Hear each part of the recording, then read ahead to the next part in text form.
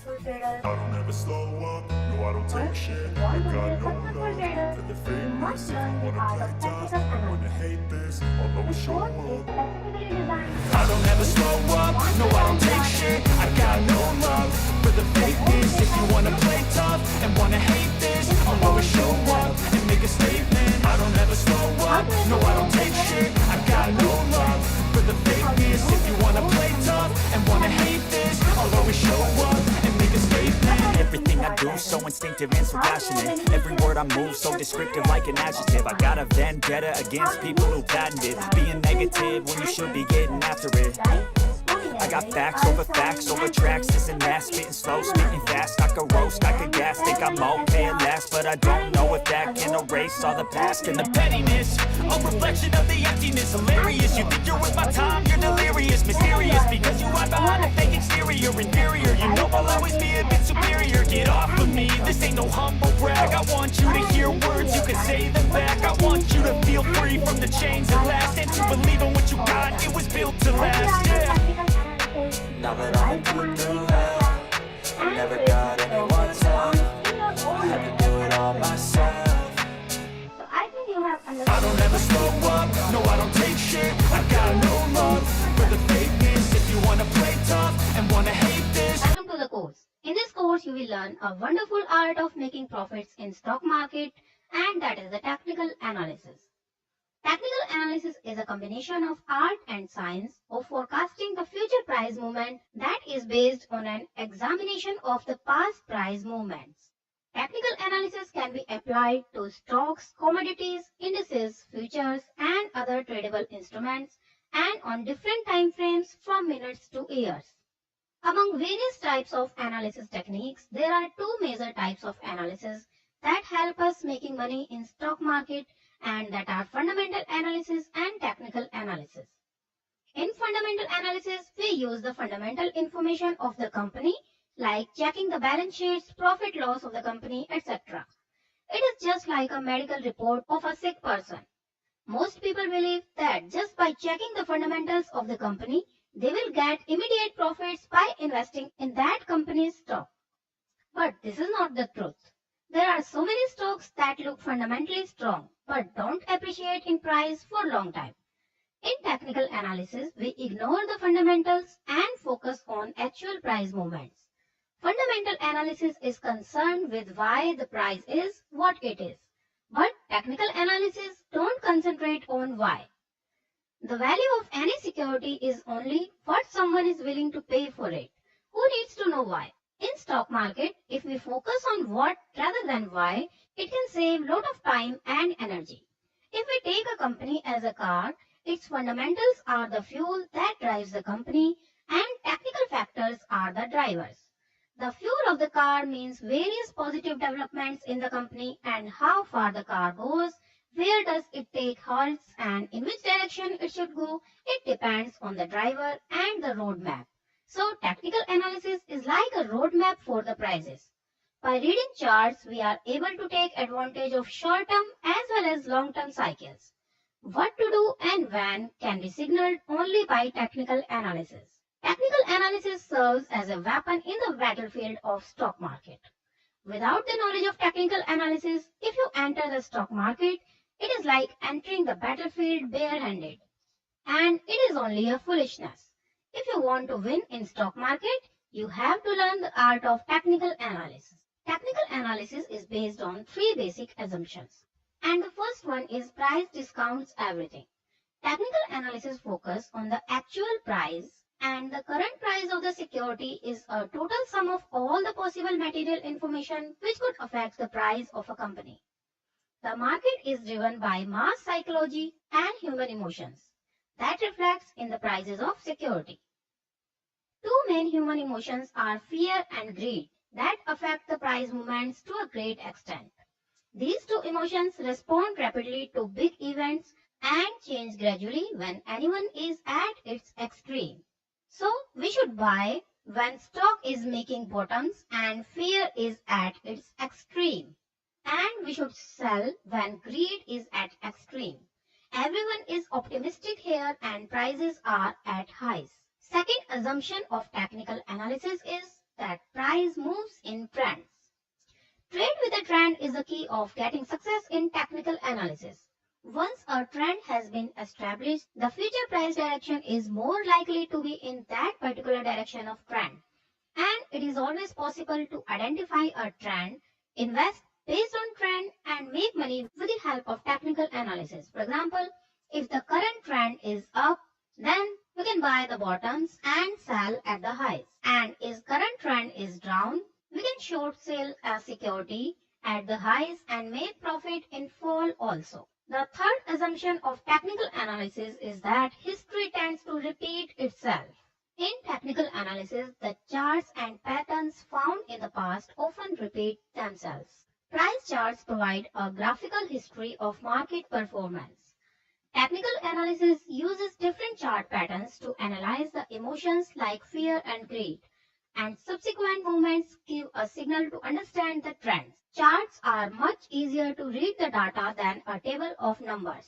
While reading charts, it is easy to identify the past history of the market reactions before and after an important event, historical volume or trading levels, relative strength of the stock, and many other signals that various indicators give us to know the best entry and exit points for our trades. So now in the upcoming lectures, we will learn how to read the charts.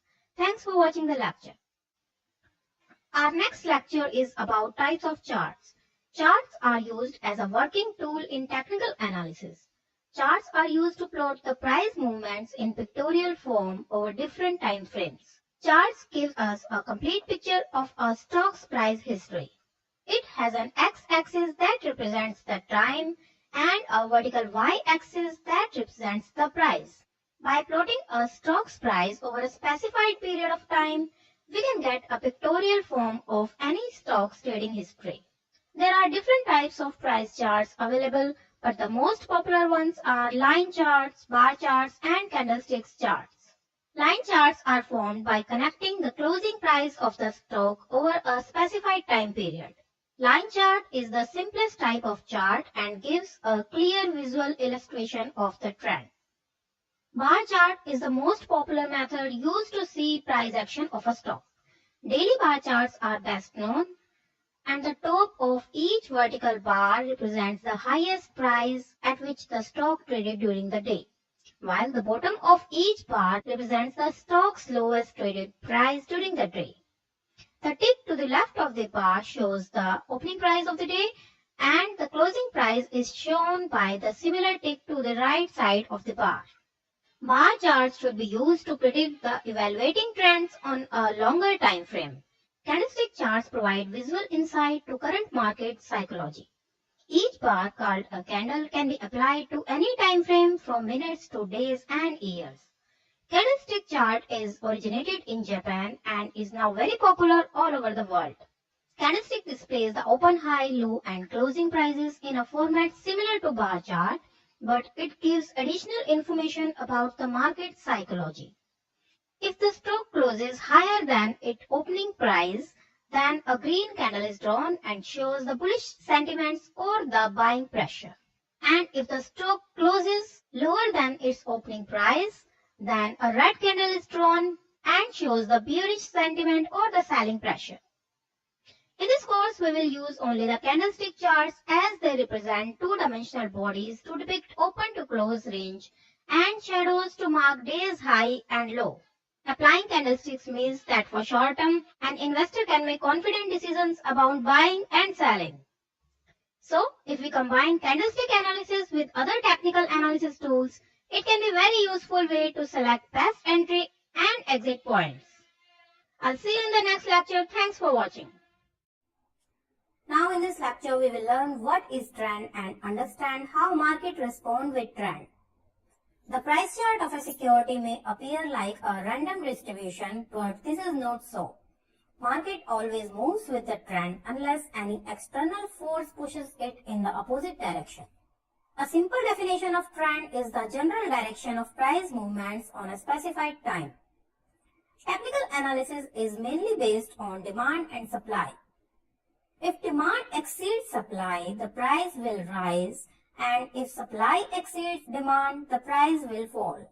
We can see these rise and fall movements on a price chart, and the overall direction of these rise and fall movements makes a trend for the prices. On the chart, these rise and falls are seen in the form of peak and trough. Each high is known as the peak or top of the swing, and each low is known as the trough or bottom of the swing. So these are the various peaks or tops, and these are the troughs or bottoms of the trend. Trends are generally of three types: uptrend, downtrend, and sideways trend. In an uptrend, peaks and troughs are higher and higher. Each top is higher than the previous one, and each bottom is higher than the previous one. Again, this is the next top, and it is higher than the previous top, and this is the next bottom, and this is higher than this level, this bottom. So, in an uptrend, we get higher tops and higher bottoms. Here, demand exceeds supply and makes the prices move higher and higher, and we say that the market is bullish. In the uptrend, we should buy because the trend pushes the price higher and higher, and we make more and more profit. In a downtrend, there are successive lower peaks and troughs. This is the top and this is the bottom. Again, this is the top and this is the bottom. But we can see this is the downtrend, and each top is lower than the previous one, and each bottom is lower than the previous one. So this top is also lower than this top, so this is also a lower top, and this bottom is lower than this bottom, so this is the lower bottom. So in a downtrend, we get lower tops and lower bottoms. Here supply is more than the demand, and we say that it is a bear phase. The prices move down lower and lower, and we can't make profit by buying stocks in a downtrend. Instead, we should withdraw from our position at the starting of the downtrend and end of the uptrend. In downtrend also, we can make money by trading, but this is possible in derivative markets only. We can sell futures and options of the stock or an index and make profit even in declining phase of the market. Besides uptrend and downtrend, there is one more trend, that is the sideways trend, or we can say that market is ranging or trendless. Here demand and supply are in balance and price movement confined between a range. These are horizontal trends and there is little movement up and down. We shouldn't trade when the trend is flat and market is in sideways trend. However, if the confined range is wide, we can take advantage of this range by buying at the bottom of the range and selling at the top of the range. In addition to the direction, trend is also defined in terms of their length. That we will learn in the next lecture. Thanks for watching the lecture. Hello everyone. In the last lecture, we discussed about the types of trends as uptrend, downtrend and sideways trend. But we always see trends within the trends. A trend which lasts for 5 to 20 years is called a secular trend. Within this mega trend, whether it is an uptrend or downtrend, we can identify different trends based on time length. And these are major trend, intermediate trend and minor trend. Major trends occur over a time frame of longer than 1 year. These are also known as long-term trends. These are the best trends for investors. Major trends can be seen easily on a weekly time frame chart. Here you can see the major trend is uptrend, then the major trend is downtrend, and then it is an uptrend. Intermediate trends occur over 1 to 3 months. These are the corrections within the major trend. Positional traders should focus on these trends, and these can be easily seen on daily time frame charts. You can see this is a weekly chart and this is the major trend. Within this major trend, there are many corrections and we call them the intermediate trends.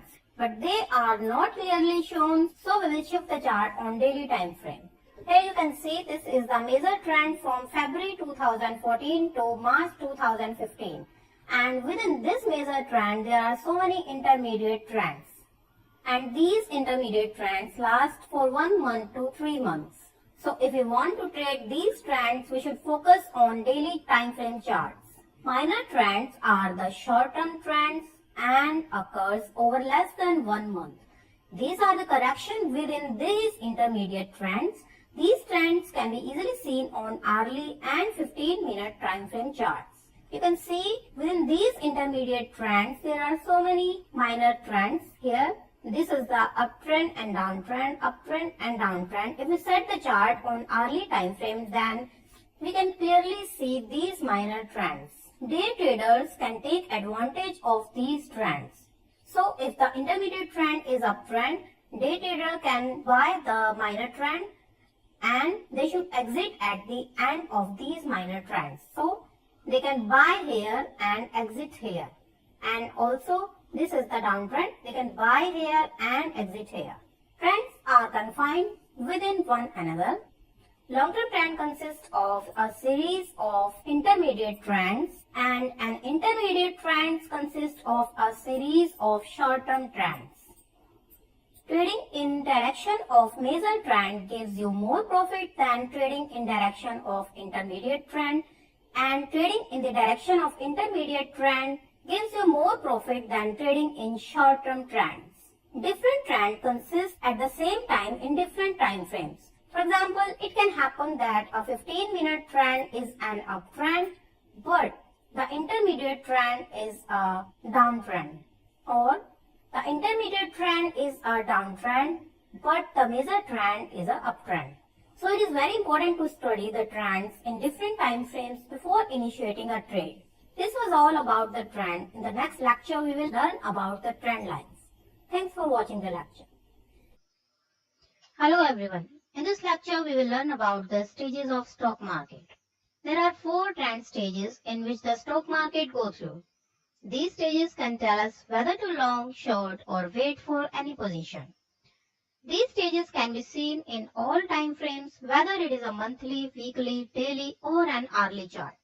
A trend starts with stage 1, that is a consolidation phase, and then stage 2 is an uptrend phase.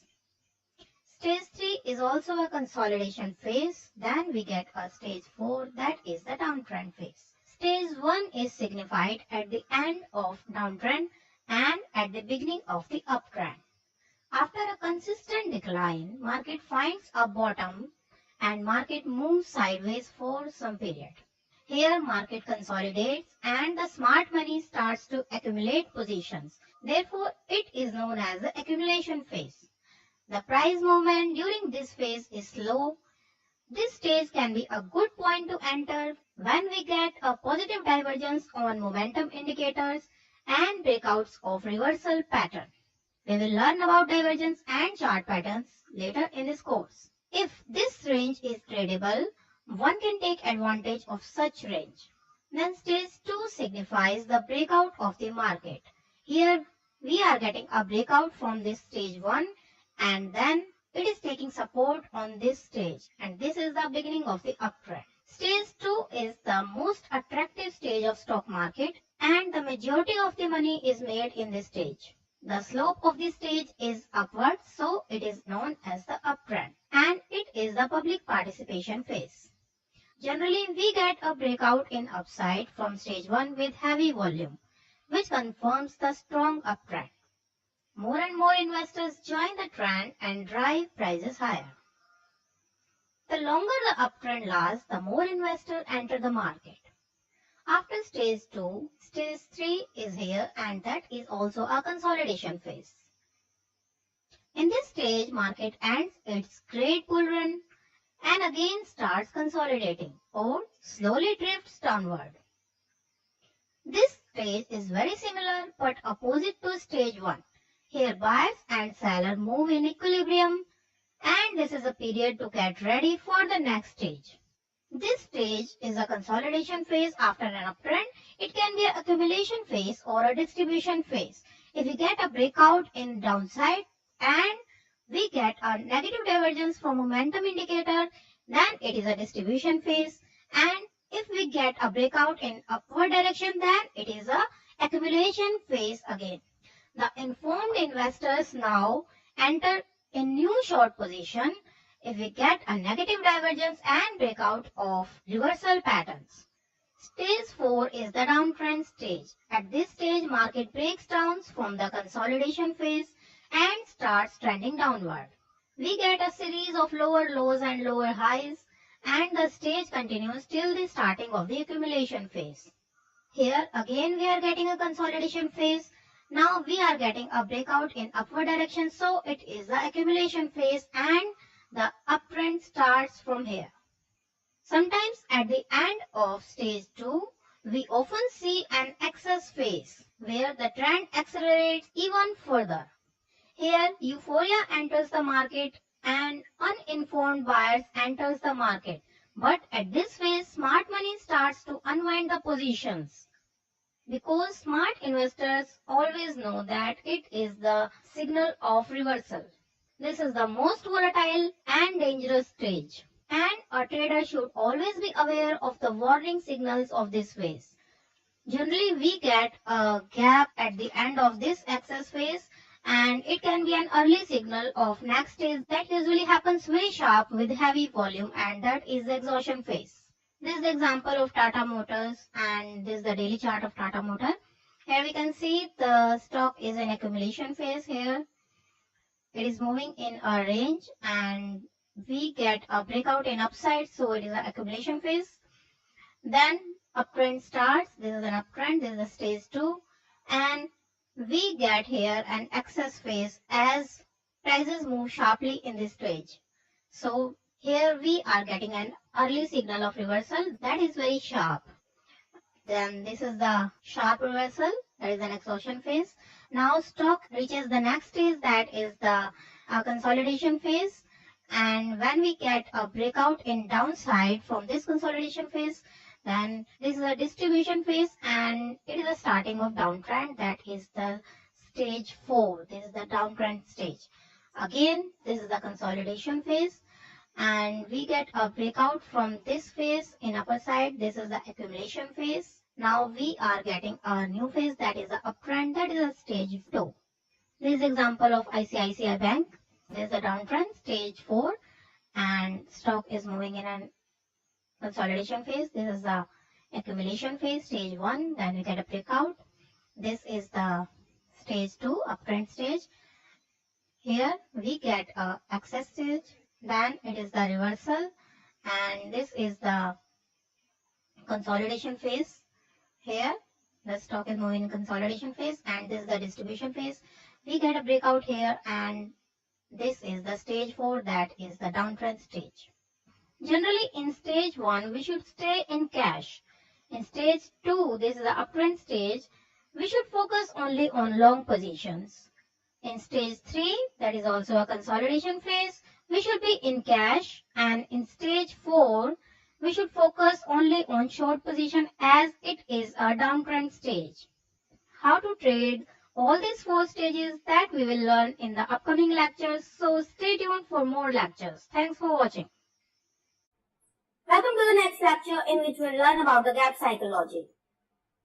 A gap is the unfilled space or area on the price chart in which there were no trades. These are the gaps where there is no trades. Normally this occurs between the close of the market on one day and the next day's open.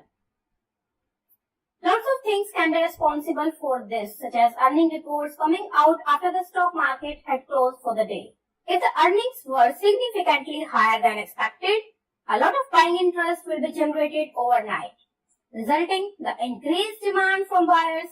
And when the market opens the next morning, the price of stock opens above the previous day's close. If the trading that day continues to trade above that price, a gap will exist in the price chart.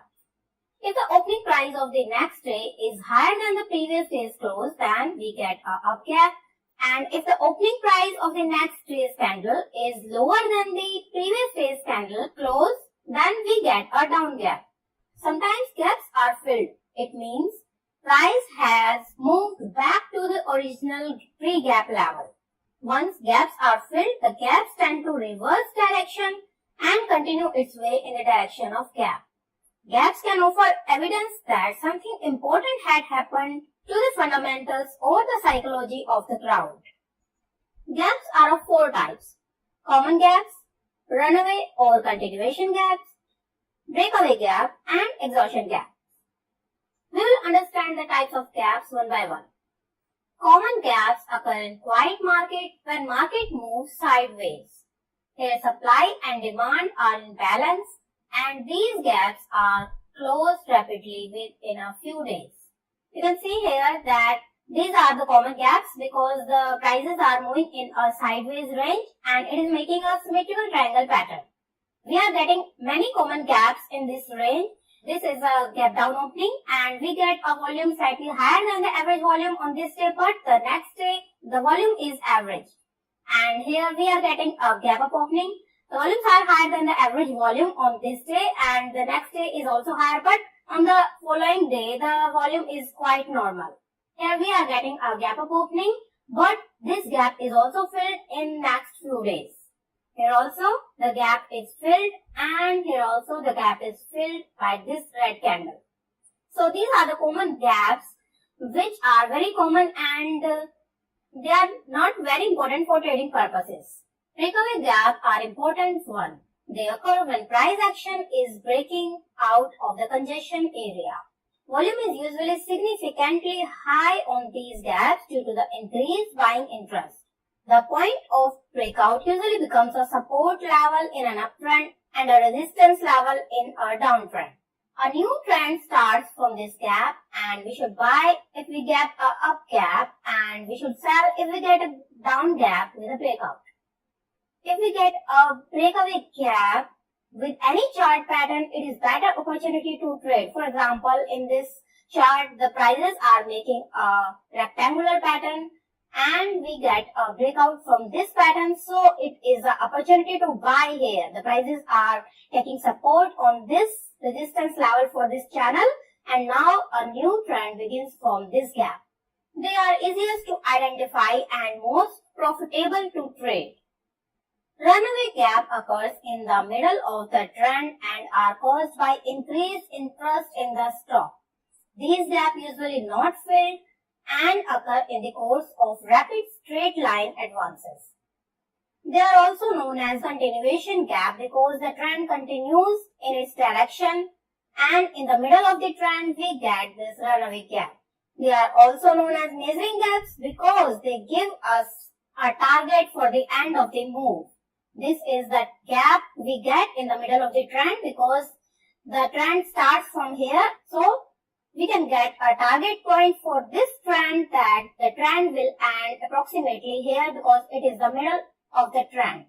A good uptrend have runaway gaps because caused by significant news events that cause new buying interest in the stock. In downtrend, these gaps occur due to increased liquidation of the stock position by the buyers. Therefore, the price continues to drop. The volume is significantly high on this gap, usually 2 or 3 times more than the average volume. Exhaustion gap occurs at the end of the move. They are highly significant. Like runaway gap, these gaps also are associated with rapid extensive advances or declines. During uptrend, it is not followed by any new higher high. And in downtrend, it is not followed by new lower lows. Volumes are crucial for recognizing these gaps. Usually volumes are low till the opening of the gap despite of continuous increase in the price. Once the exhaustion gap begins, volume spikes up significantly. Exhaustion gaps are quickly filled and price reverts their trend. During an uptrend, a bullish euphoria overcomes traders. The price gap up with huge volume and a great profit takes place by the buyers. The demand for this stock dries up and price drops suddenly and the reversal takes place with high volumes. Exhaustion gaps are most attractive and profitable to trade if price moves back into the gap area. A gap opposite to the exhaustion gap is known as island reversal gap, leaving an island behind. it is a strong signal that stock is on its way down.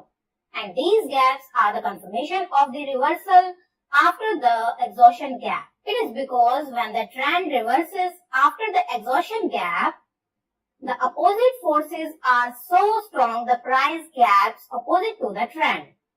In this example, the stock is in downtrend and here the stock is making a pattern that is a rising wedge pattern.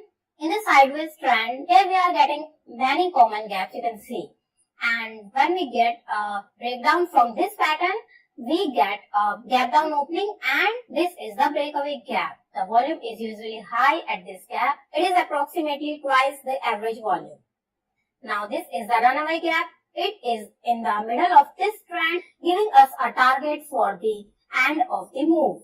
Now we are getting an exhaustion gap here and you can see the prices are getting lower and lower, but the volume is very low during this down move and it is usually less than the average volume.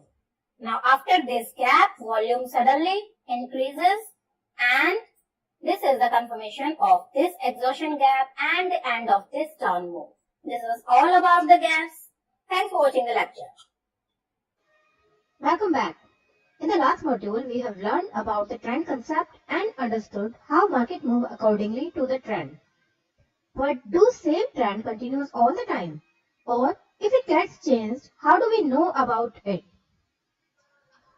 It is true that market always respond in accordance with trend and trend keeps on changing after some period of time.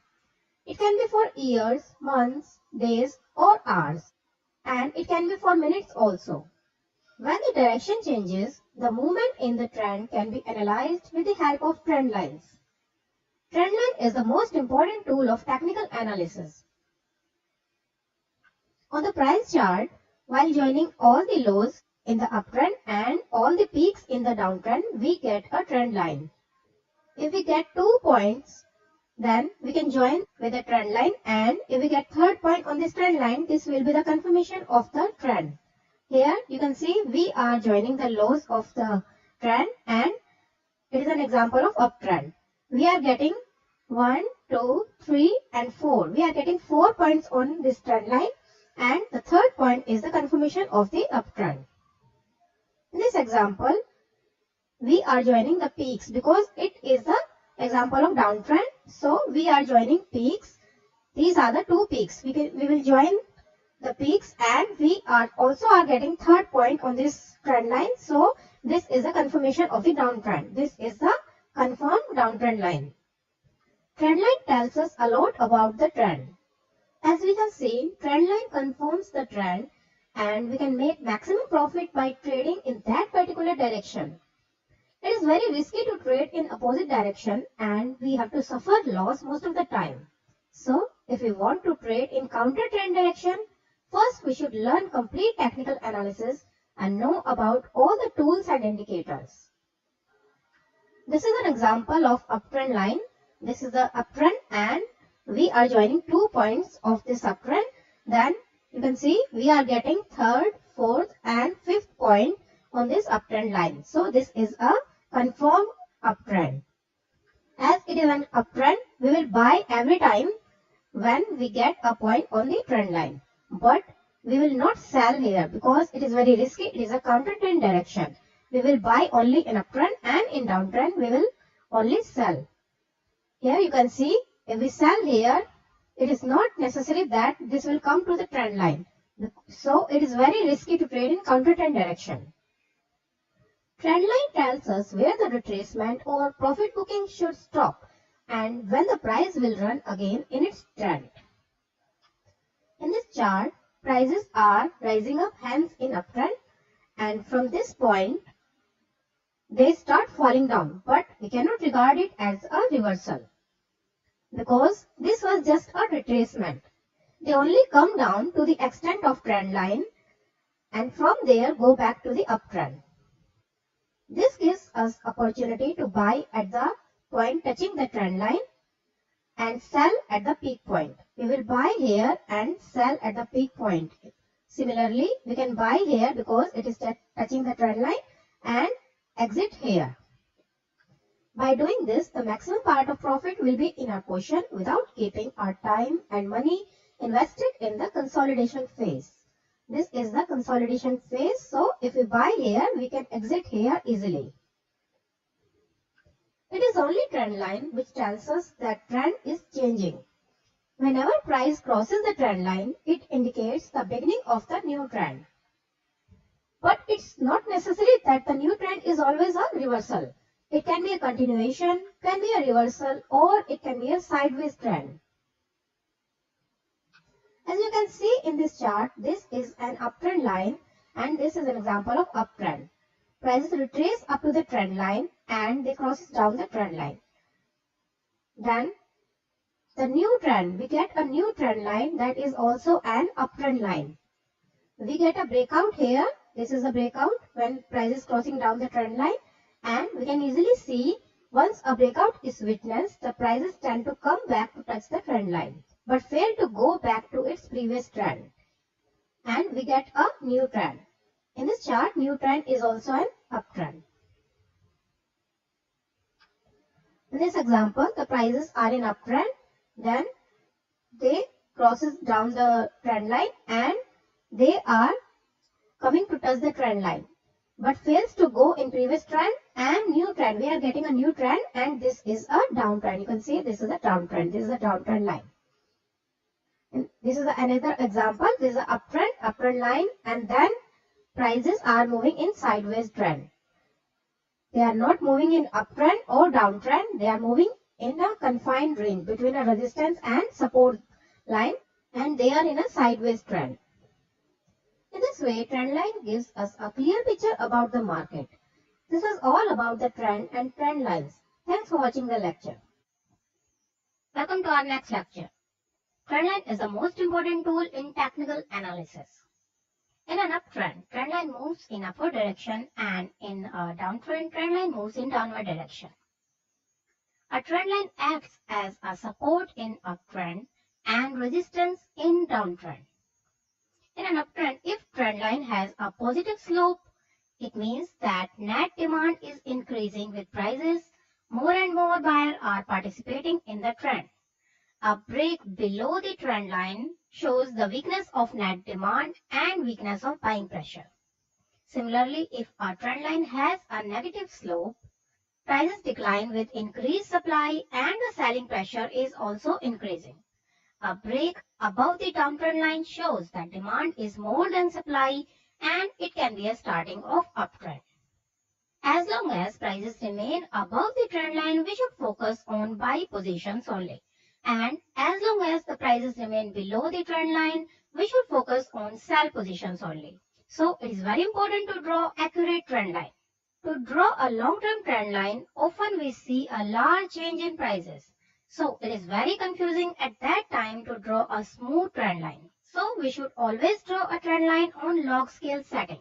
In an arithmetic scale, the prices are displayed evenly as they move on y-axis. But on a log scale, if we set the log scale, prices are displayed in percentage terms. For example, a move from $20 to $40 is $20 gain and it is a 100% gain. But a move from $100 to $120 is also a $20 gain, but it is only a 20% gain. Therefore, a move from 20 to 40 should appear much larger than a move of 100 to 120. Therefore, if we apply the log scale instead of arithmetic scale, we get a clear and smooth trend line. See, this is a weekly chart of Amazon Incorporation, and you can see that the chart is very irregular and we cannot draw a trend line because the uptrend points are not evenly placed. And if we set the chart on log scale, see how beautifully the stock is responding its uptrend line. Here we are getting 5 points on this uptrend line. This is a weekly chart. So these are the long-term points. The stock is in uptrend and here we are getting an accurate trend line. We will take one more example to understand this. This is a daily chart of DB Realty and the stock is in downtrend. If we want to draw a downtrend line for the stock, we are not getting an accurate trend line because the stock is breaking above at here at this trend line, but is not the starting of the uptrend. Instead, if we change the log scale of this stock, we are getting a very accurate trend line, you can see here. And when we get a breakout above this trend line, it is the starting of uptrend. You can see the stock is in uptrend now. Now this downtrend line is acting as a support level for the prices. The points used to draw a trend line shouldn't be too far apart or too close together. We can see the time period of previous points, then we can get a clue about the future points.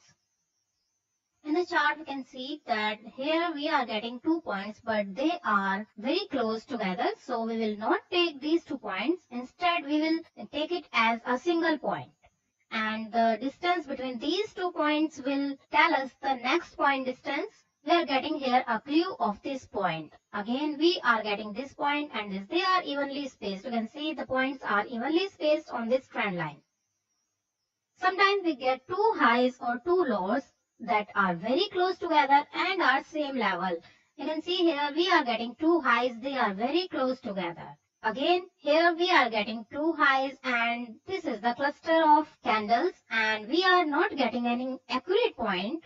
Here the prices are grouped in a range. Now in this situation, we can ignore the spikes. This is a spike, so we can ignore the spike and we can draw trend line here by choosing the first one point. This is the first one point, so we will choose this point, not this point.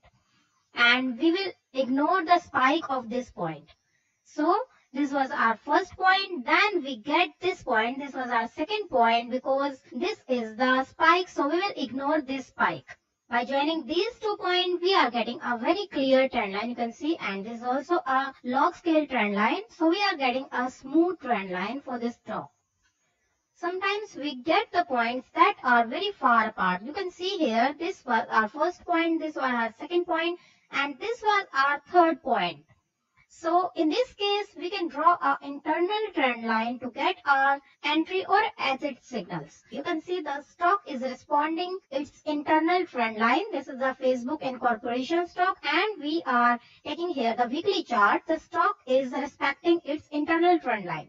So we get many opportunities to buy if we draw the internal trend line. Here we are getting first point, then we are getting second point. It is our third point, fourth, fifth, and 6th and 7th, and this was our breakout point. So we are getting here 7 points from this internal trend line and now the stock is responding its external trend line.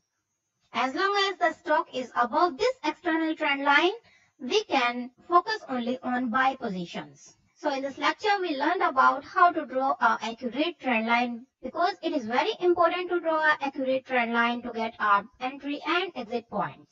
Thanks for watching the lecture. A trend line is a very important tool of technical analysis, but most people don't know how to draw a trend line. It is not necessary that we have only one trend line, but it is necessary that we should have a correct trend line. We must not force a trend line to touch our points. Rather, we should analyze the chart with respect to that trend line. To draw a trend line, first of all, we should choose a log scale setting.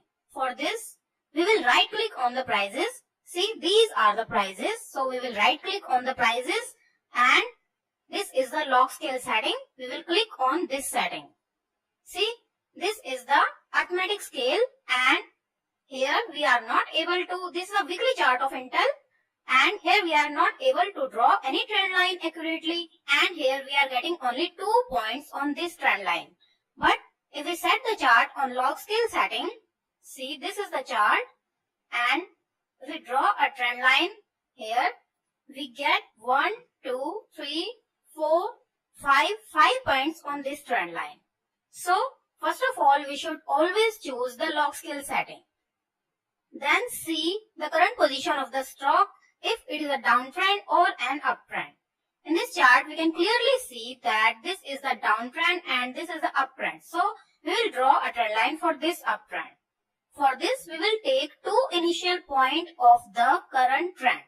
This is the uptrend. So the 2 first point of this uptrend, the first point, okay, see, in this case, we are getting 2 points on a same level. So in this situation, we will take the first point. So this is our first point and this is our second point. We will start to draw a trend line from this point to, we will join these 2 points and extend the trend line.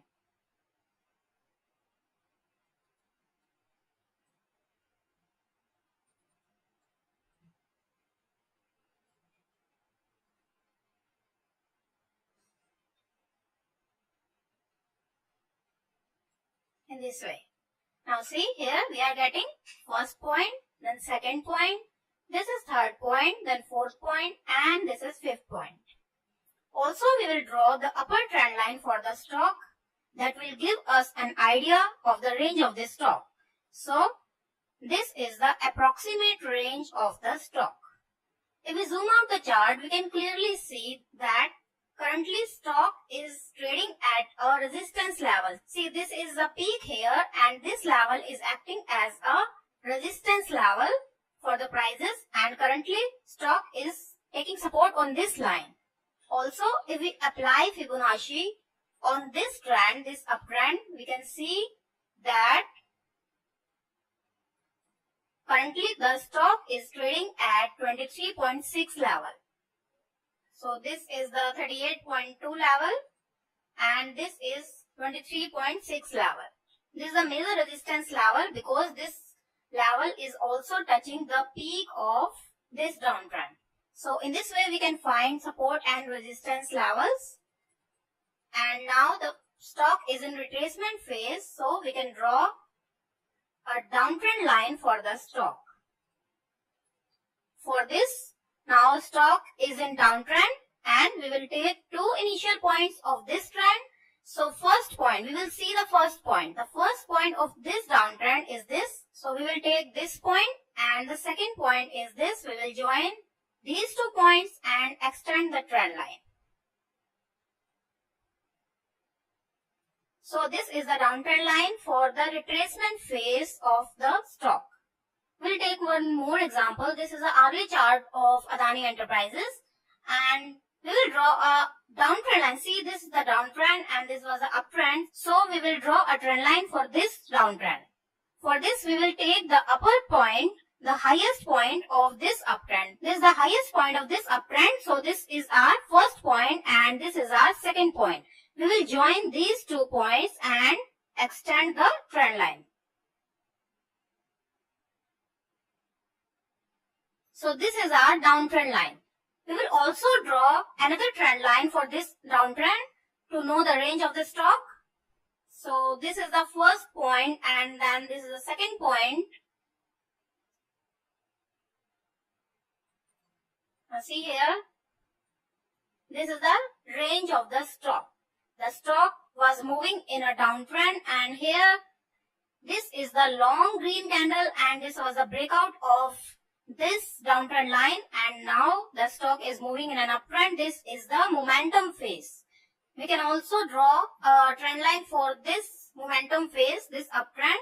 Now see, this was the uptrend line and then the stock was moving in a range because this was the resistance level that we get from here. See, this was the peak of this downtrend. So if we draw a horizontal line here touching this peak, then we can clearly see that the stock was facing a resistance level here. See, this is the daily chart of Baidu and we will take the last point of this downtrend as our first point. This is the first point and this is the second point. We will join these 2 points and extend the trend line. So this is the uptrend line for this phase and this uptrend was actually a symmetrical triangle pattern. So here we get a breakout and then stock was moving in an uptrend. Now the stock is moving in a sideways range and these are the support and resistance levels for this range. The stock is moving in a sideways range.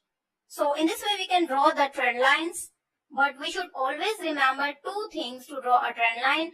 First is always choose the log scale setting, and second, always choose the initial 2 points of the trend. Thanks for watching. I'll see you in the next lecture.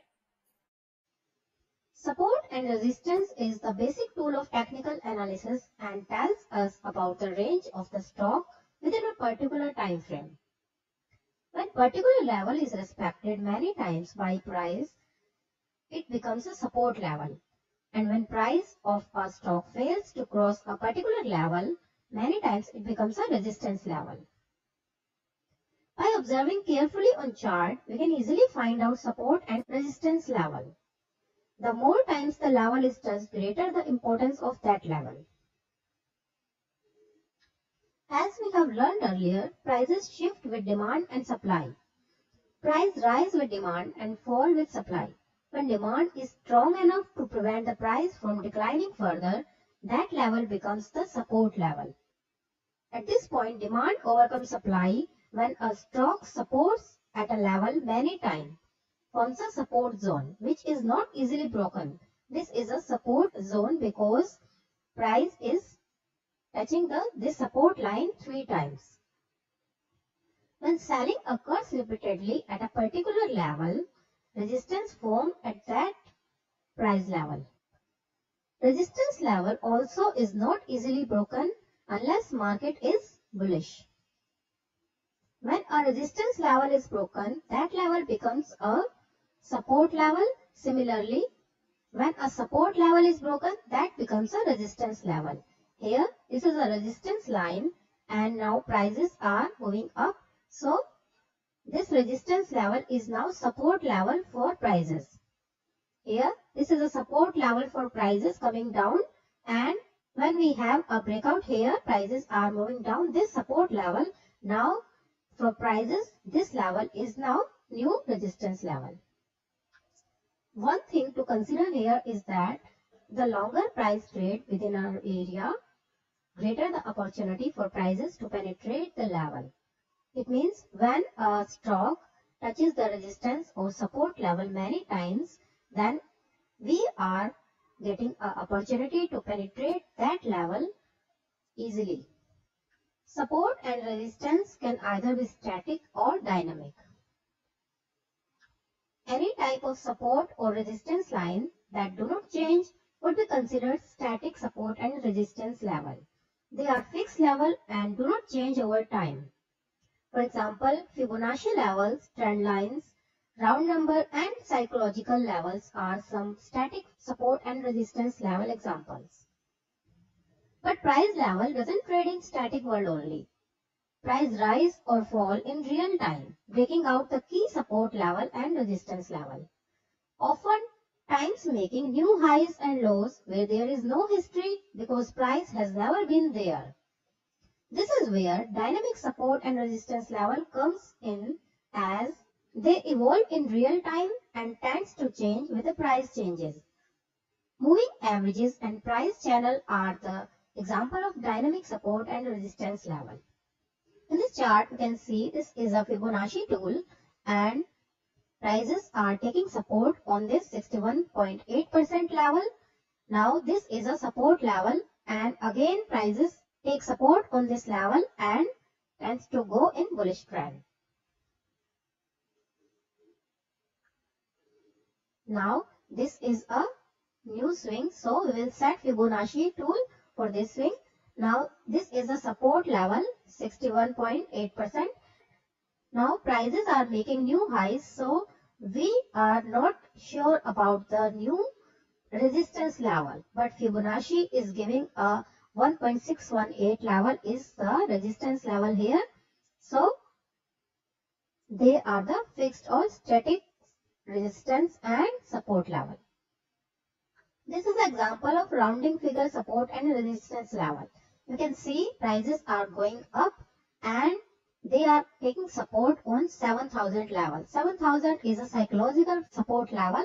Now prices are going up and 9,000 level. They are touching now 9,000 level and making a resistance level here. Then they take support on 8,000 level. This is the rounding figure support level. Here prices touch the 9,000 level 2 times. So 9000 level is acting as a resistance level here. Now we are getting a breakout at this level and prices are going in upward direction in bullish trend. This is a weekly chart of Microsoft Corporation and you can see here $24 is acting as a strong support level, and there also prices are taking support on this level because this is now a psychological level. This is a fixed support level. Again, prices are here taking resistance at this level. This is $31 and now here it is also acting as a resistance level for the prices. This $31 is now resistance level. You can see after penetrating this resistance level, it is now acting as a support level. This is a psychological support and resistance level. When prices are going higher and higher, they take support on trend line. So trend line is acting as a dynamic support level here. You can see this is a support level and it keeps on changing when prices are going higher and higher, but they also taking support on this line. In downtrend, trend line is acting as a resistance line for the prices. So prices are going lower and lower and trend line is also going lower with the prices. Trend line is acting as a resistance line for prices and after touching the trend line, prices are going again in a bullish trend. Moving average is an example of dynamic support and resistance level. In bull trend, moving average is acting as a support line. You can see every time prices touch the support line and then go back in the bull trend. Here, this is a 15-minute chart and you can see 15-period moving average is acting as a support line for prices, and in downtrend, this moving average is acting as a resistance line. This keeps on changing with a change in price, so it is an example of dynamic support and resistance level. Price channel are one more example of dynamic support and resistance level. You can see this is a bearish trend and prices are going lower and lower, and this is the price channel. This is a resistance line and this is a support line. Price channel is also going down with the prices, and in this bullish trend, price channel is going upward with the change in prices. So they are acting as a dynamic support and resistance level. In this way, support and resistance level is a very useful tool in trading, and we can master on this to finding these levels when we carefully observe the chart. I'll see you in the next lecture. Thanks for watching. Welcome back. In this lecture, we will learn how to trade support and resistance level accurately. The fundamental basis of technical analysis is that prices move with demand and supply.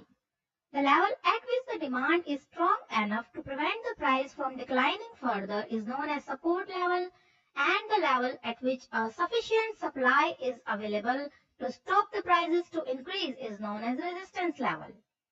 By the time the price reaches to the support level, demand overcomes supply and prices stop to fall beyond that level. But support level doesn't always hold true. And when that support level is broken, it indicates that bulls have lost over the bears. And now sellers are ready to sell at even lower prices. And willingness to sell is more than to buy. Once a support level is broken, another support level will have to be established at a lower level. And this is the another support level. Here, this was the support level, but prices penetrate this support level and this is the new support level. Alternately, as the prices move towards resistance, supply overcomes the demand and prevent the price to move upward, and a break above resistance level shows that buyers are ready to buy at even higher prices. Here, the willingness to buy is more than the selling, and we get a new resistance level. Here, this was our first resistance level, and when this level is penetrated in upside, we get a new resistance level. This is our new resistance level. You can see here, once this resistance level is broken, now this is the support level for the prices, and we get a new resistance level here. The logic behind support and resistance is that bulls buy when prices are too low and bears sell when prices are too high. Therefore, bulls increase the price by increasing the demand and bear decrease the price by increasing the supply. At support level, demand overcomes the supply, and at resistance level, supply overcomes the demand. It is very common that support and resistance are often thought of as absolute price levels. But in reality, support and resistance levels are not exact prices, but rather price zones. For example, if a resistance level is 100, then it is a price zone around 100 that is the actual resistance.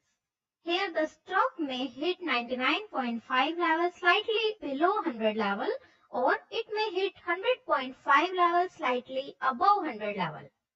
Similarly, if a support level is $50, then it may hit that level accurately or it may penetrate slightly below that level. There also prices are penetrating this level, so we cannot trade accurately that level. Rather, we should trade the support zone or the resistance zone. If we trade support and resistance zones instead of support and resistance levels, then it will give us a better trading opportunity. The clue for determining how much the prices are tested by is how quickly or slowly prices move into that resistance or support zone. For example, if the zone hits very quickly with a large momentum, then it is more likely to breach that level. And if price moves slowly to that zone with low momentum, then they may only hit that level. Here prices are moving slowly to this resistance level and we can see momentum is slightly lower than this peak. So prices are just touching this level and retraced up to this support line. But in this case, momentum is high with respect to its last peak, so we can get a clue here that prices can breach this level slightly above this level and then they may retrace up to the support line. In this way, we can trade support and resistance levels accurately if we focus on support and resistance zones rather than the levels. This was all about the support and resistance. Thanks for watching the lecture. Hey, welcome back everyone. In this lecture, we will talk about candlesticks. So, candlesticks were discovered in Japan and are one of the most efficient ways to stock trading. So, this is a candle. Let me add wicks to it. And yeah, so this is a green candle. So, there are basically two types of candles, a green one and a red one. I mean, the color can be changed in different patterns and different like charting platforms, and you can even change your color. But the most basic one are the green and red. So the green one says that the price opened at this level where the candle is starting, and it closed at this level where the candle is like it is on the top. So this is the green candle, and if we draw a red candle here, let me do that for you. So if we draw a red candle here, so a red candle says that the price opened at this level and it closed at this level. So a green one says that the price moved up and a red one says that the price moved down. So this was all about the candle opening and closing. Now let's talk about other things. So we have this whole thing is a candle body. And this thing right here, these two parts, these are the wicks of the candle. So what do these mean? Let us assume that this is a 10, this is a 5, this is a 1, and this is a 15.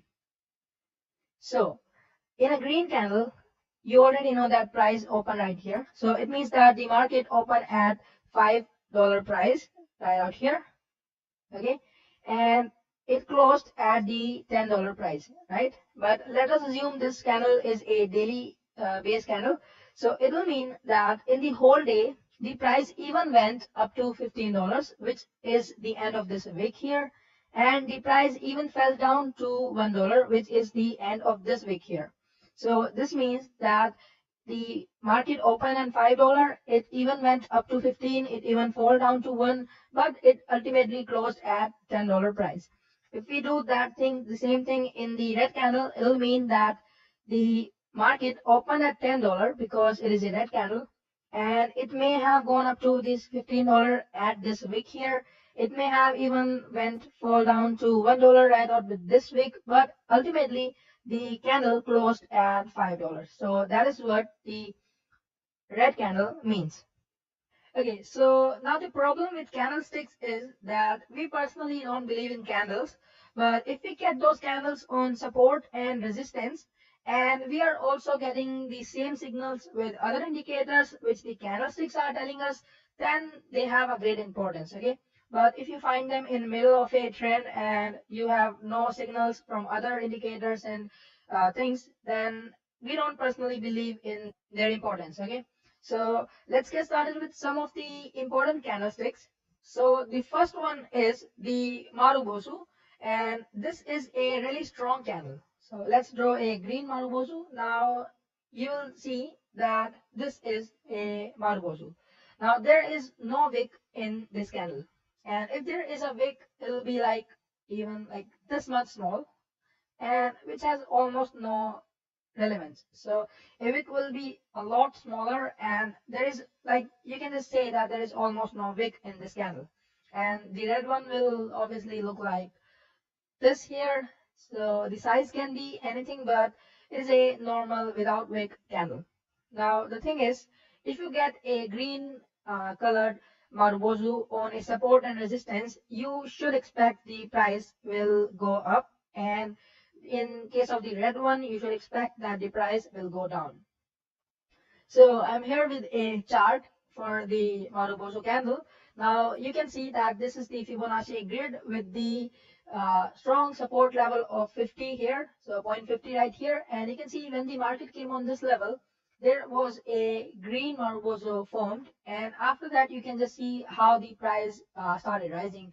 You can see it is still rising and then it is just going up.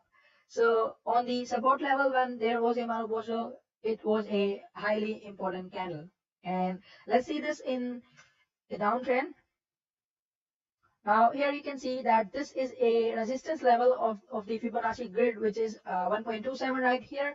So on this level, we got the red colored Marubozu, and after that you can just see the other three candles successively were also red. So this was also an indication that the price should fall, and it fall to this level.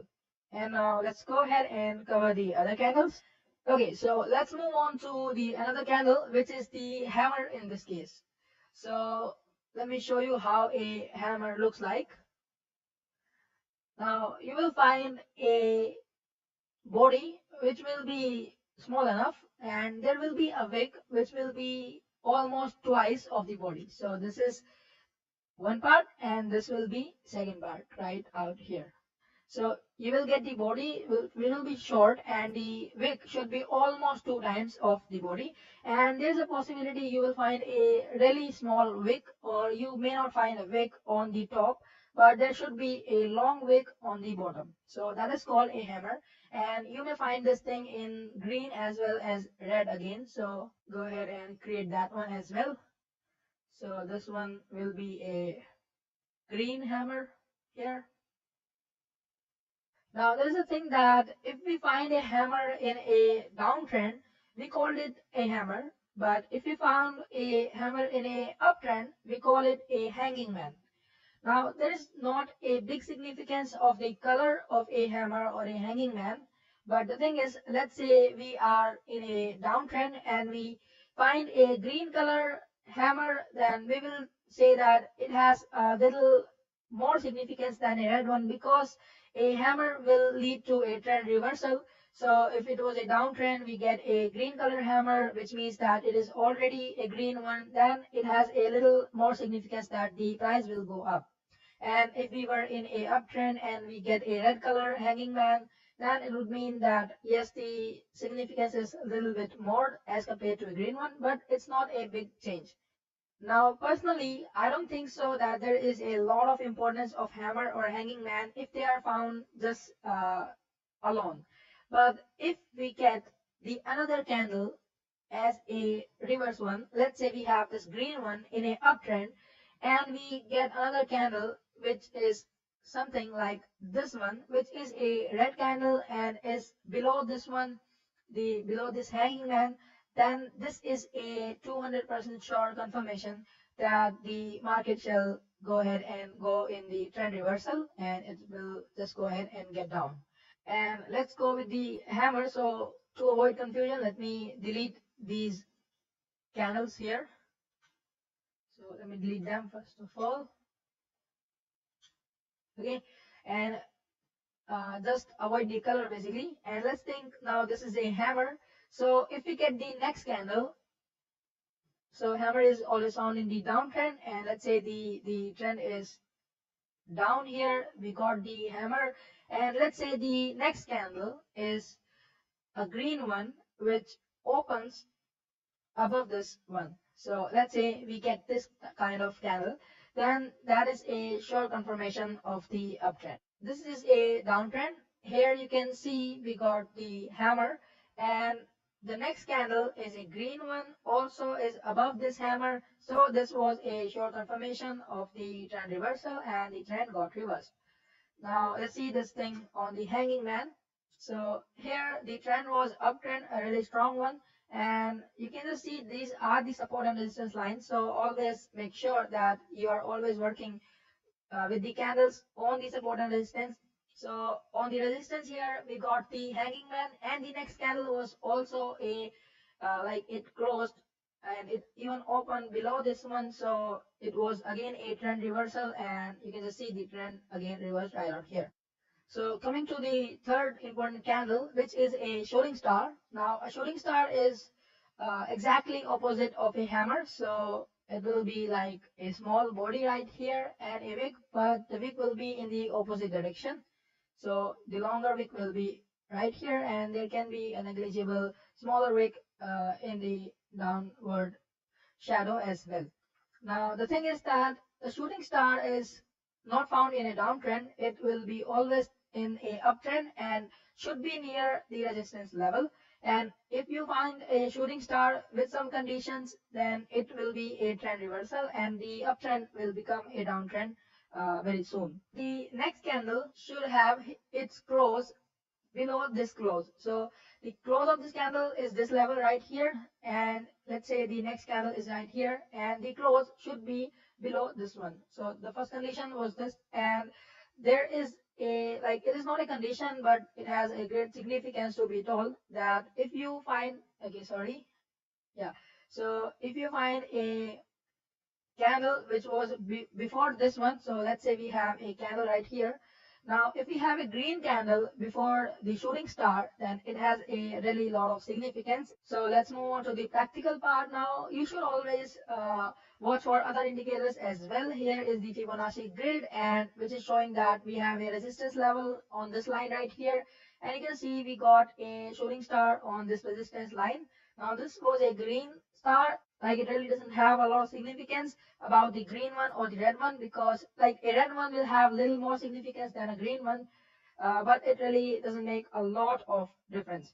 So we have this thing. Now we got a shooting star here, and the low of next candle was below the first one, and the first candle of this one was also a green one. So here all the conditions got satisfied, and the trend changed into a downtrend right out here. Here is another example. Now this is again a resistance level here, and you will see that this uptrend became a downtrend right here when we got this red colored shooting star having a green candle in the previous one, and the next candle's low was below this first one. So all the conditions got satisfied, and this became a downtrend out there. Okay, the final one is a doji, and a doji is a really small candle. So you will find that the open and close is almost very near, or it can be even the same. So the open and close will be really near, and it really doesn't matter what the wicks are. So the wicks can be these, or the wicks can be even this, or the wicks can be even this much big. So it really doesn't make a lot of difference with the wicks, but the body should have the opening and closing price very close to each other. Okay, so I just came up with a red color doji. Now there is almost no color basically, so it, like, the opening and closing is too like too near, so it really doesn't make a color, so you will not even be able to notice the color, and it really doesn't have any significance on the doji. Now a doji means uncertainty. So let's say we have a uptrend going on, everyone is buying and it is a strong uptrend, and we get a doji right out here. So let's say we got a doji here. So what will happen is, it means that there became a uncertainty. So all the bulls were buying and buying, and now they got the doji. So like they got all uncertain. So which means that the trend may reverse. So a doji is a really strong reversal here, and it has a great significance when it is found on the resistance levels in uptrend. It is also true for the downtrend. So you may even get the doji in the downtrend, and it has the significance in downtrend as well. So let's say we got the doji here, and it means that everyone was selling, and now we have got a doji, which means a uncertainty in the market. So the trend shall reverse and it will lead to a uptrend. Now I would recommend that go ahead and wait for the next candle for the confirmation. So it will be the similar like the previous ones. So let's say it is a uptrend, we got a doji. Now if the next candle it has a low of, like the low of doji was above the low of next candle, so the low of this candle is below the previous one, it will lead to a confirmation and the price shall fall and the trend will reverse. Same is true for the downtrend as well. So if we got a candle right here whose closing is above the closing of the doji, so the price closed here, and in this case the price is closing here, then this is again a confirmation for the up.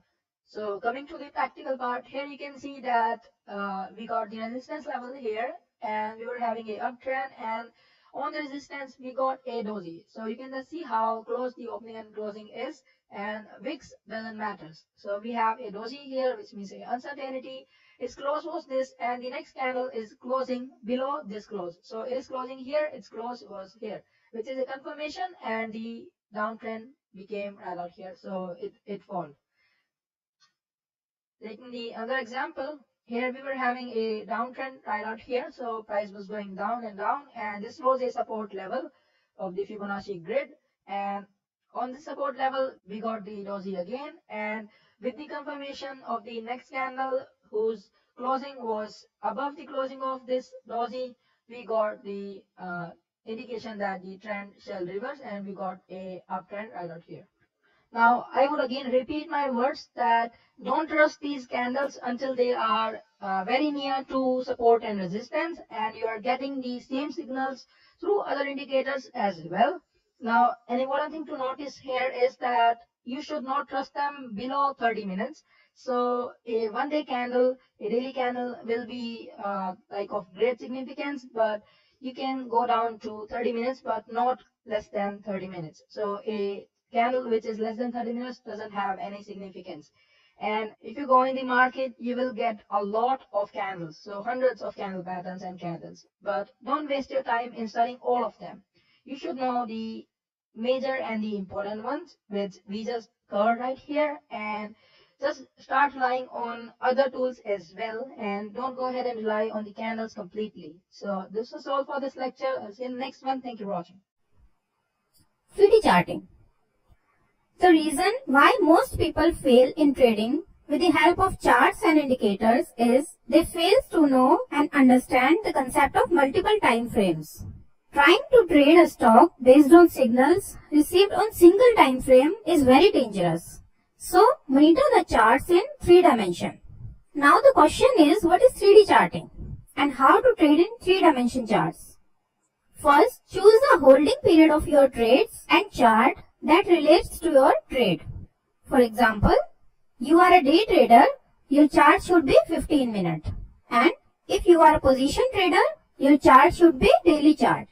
And if you are an investor, your chart should be daily chart to weekly chart. Now find one segment above and one segment below the time frame of your chart. For example, if you are an intraday trader, your focus should be on 15 minutes chart. But you should also watch 5 minutes charts and 60 minutes chart. Here 15 minutes chart is center of focus and 60 minutes chart is used to check major support and resistance levels. And 5-minute chart is used to find low risk entry points. For position trader, we will use 1 hour chart, daily chart and weekly chart. Our focus should be on daily charts, but weekly chart will tell us the major support and resistance level, and 1 hour chart will tell us our entry point. For investor, there are daily charts, weekly charts and monthly charts. We will focus on weekly charts but also watch the monthly and daily chart. Monthly chart will tell us resistance and support level, that is our buying and selling limits, and daily charts will tell us the entry points. In this way, 3D chart is very important in trading. Now we will understand this 3D charting by an example. This is the example of Infosys, and if we set the chart at weekly chart, suppose you are investing money in this chart, you are an investor, then you will focus on weekly chart. By seeing this chart, you can draw a trend line by this way. This is the trend line, and now you can see the stock is going in upward direction. So this is an uptrend. We can buy this stock and invest our money in this stock. Then we will set the 1 month range for knowing the support and resistance level. This is the 1 month chart. We will find out the support and resistance line. We just draw horizontal ray to all the resistance lines. This is the resistance line touching 3 times the peaks, 1 and 2 and 3. We will draw one more horizontal ray, and this is the support line. We will use one more line, this line. This is also one more line. Now this last peak we will use. So by monthly chart, we use resistance and support line. We will set on daily chart also.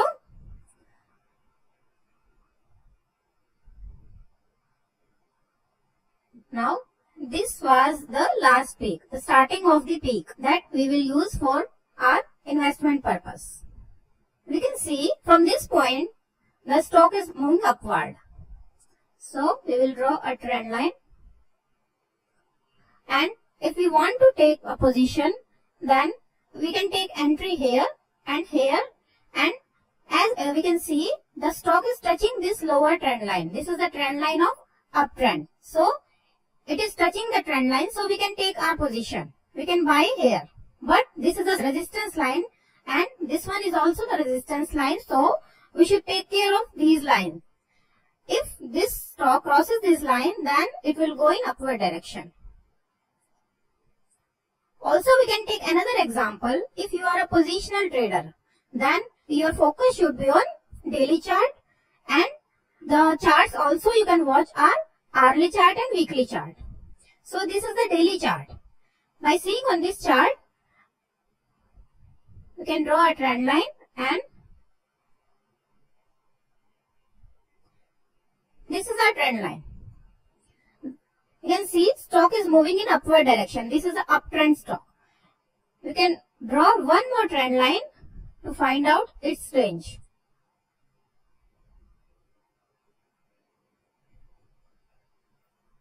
This is the range of this stock. Okay, and this is the 1 day chart. Now we will set for weekly chart to know support and resistance level. This is the weekly chart, and we are taking this example here. We can draw horizontal rails for resistance and support level. As this is the one resistance, and we can draw one more line here, as this is also a resistance, lower resistance line, this one, and this is a support line. Now we can see a weekly chart will give us resistance and support lines. So this is very useful for us. Now we will set the time frame for 1 hour for entering the trade. This is the 1 hour chart, and we will watch how to trade in this stock, where to enter.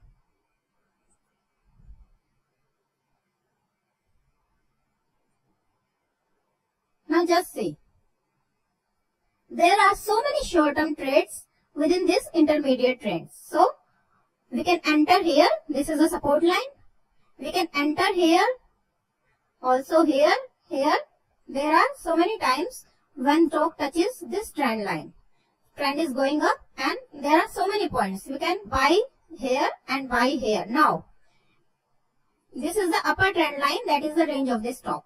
Now we will see the stock is touching the upper trend line. It means it will fall down to this lower line. So we shouldn't buy this stock at this level. This will be dangerous for us. We will buy the stock when it will come down to this support line. Then we will buy this stock. In this way, 3D dimension helps us to know the support and resistance level, and they tells us to know where to enter in the stock and where to exit. Now we will learn about technical indicators. The study of technical analysis is done with the help of various indicators, which are important technical tools. Helps us to know the momentum, trend, volatility, and range of market or a stock. There are many indicators in market which serve different purposes, but we will focus on the popular ones. But before using these indicators, make sure that with a few selected indicators, we are able to do a proper study of the technical analysis. Because so many indicators using simultaneously can confuse us in taking accurate decision. We should use a selected set of indicators in combination so that we initiate a clear position or trade. There is no one indicator that is suited to all market conditions. Indicators are very useful to predict the future trend, to alert before the reversal, and to confirm the trend. Most indicators are categorized into two groups: leading indicators and lagging indicators. Leading indicators generally lead the prices, means prices follow the movement of such indicators. The main benefit of these indicators is to get signal of early entry and exit. Lagging indicators are also known as trend following indicators. They are more suitable in trading market and not effective in sideways market. The main benefit of lagging indicators is the ability to catch a move and remain in a move. But the drawback of lagging indicators is that they signal late. Both leading and lagging indicators perform different functions. Some indicators are used to know momentum, some indicate trend, and there are indicators that can show us the strength of the trend. And some indicators can help us to get trend reversal signals. So, knowing the use of technical indicators is very important to get success in technical analysis. In the upcoming modules, we will know and learn about these technical indicators, that is lagging indicators and leading indicators. Now we will learn one more charting style, that is Heikin-Ashi charting style. Among all charts, candlestick charts is the best and fastest way to understand the conditions of the markets and the psychological situation of the market. But Heikin-Ashi chart that came after the candlestick chart is one of the several different achievements of the Japanese traders, because Heikin-Ashi charts even are easier than candlesticks to understand. Heikin-Ashi can be translated as average pace, and it is sort of an indicator that makes the price chart to look smoother. Most of the times we get a great deal of reversal signals that didn't lead anywhere. And if we keep acting on every single signal, we will end up our money and very soon close the trades. Here we can see we are getting 3 false signals with candlestick pattern, and these are the bullish signal. After this signal, the market is ranging, and after this bullish signal of candlestick, market also ranging. This is the bullish candlestick pattern, but we can see after making a slight up move, market is totally in sharp fall. This is also a bearish pattern, that is bearish engulfing pattern, but you can see market is getting a nice uptrend after this signal. So this is also a false signal. This was also a bearish candlestick pattern, but prices are going in upward direction. This is also a false signal. And in this chart also we are getting many false signals with general candlestick patterns. So here a good strategy requires not to follow every signal but to skip those false signals by using Heikin-Ashi charts. Heikin-Ashi charts look like the candlestick charts, but the method of calculations and plotting of the candlesticks on the Heikin-Ashi chart is different. In candlestick charts, each candle shows 4 different prices: open, close, high and low. In green candle, this is open, close, high and low. Here each candlestick is independent and has no relationship with the previous or next candlestick. But in Heikin-Ashi chart, each candlestick is calculated and plotted using some information from the previous candlestick. The open price in Heikin-Ashi candlestick is the average of the open and close price of the previous candlestick. The close price in Heikin-Ashi candlestick is the average of open, close, high and low prices. High price is chosen from one of the high open and close price of which has the highest value, and the low price in a Heikin-Ashi candlestick is chosen from one of the low open and close price of which has the lowest value.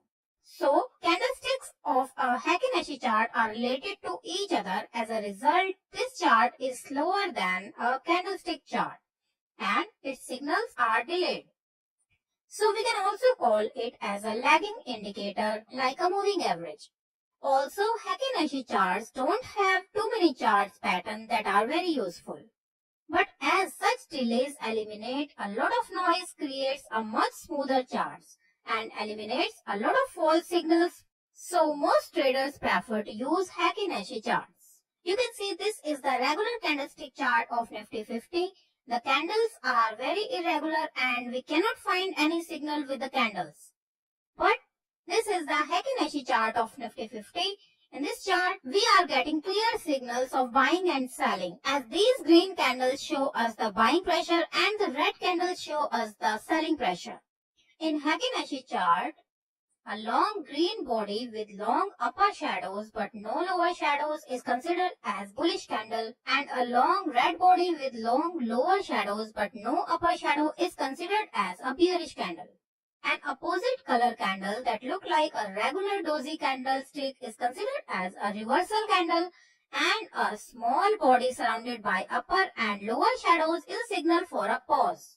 First of all, we should find out the direction of our trade by using some tool or indicator. For example, we can draw a trend line. We can use RSI, moving average or MACD, any indicator that we will learn later in this course.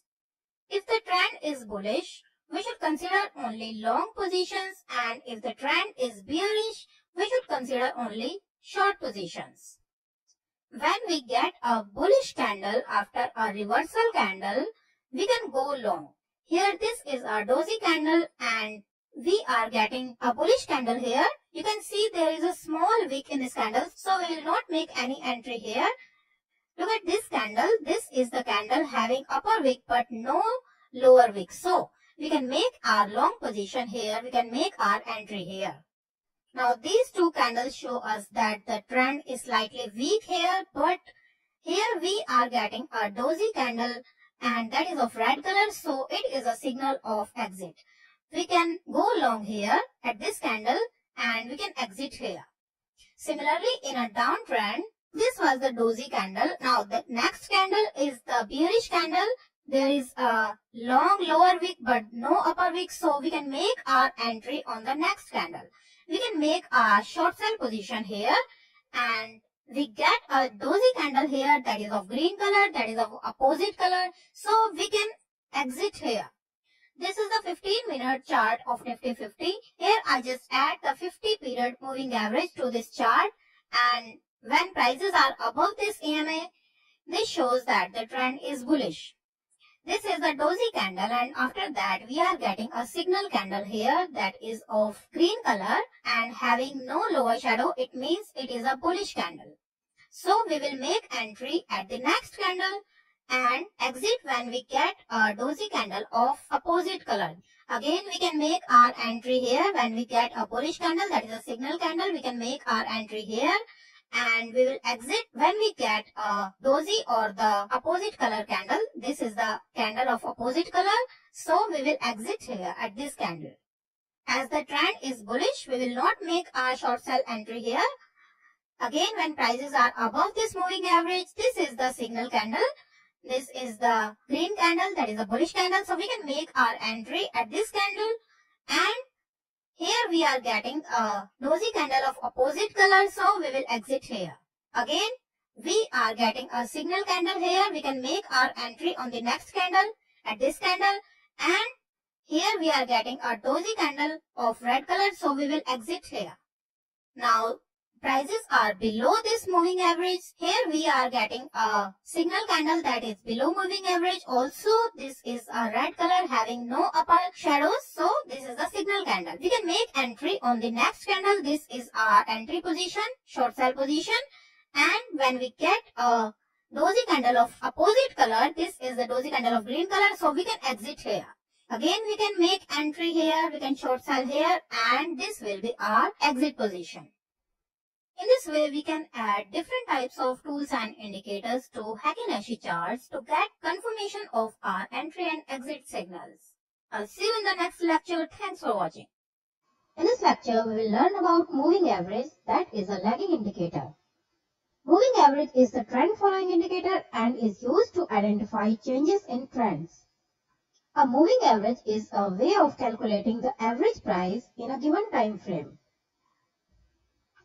Moving averages are used in trending market and they are ineffective in ranging market. So, use this indicator only when the stock is trending.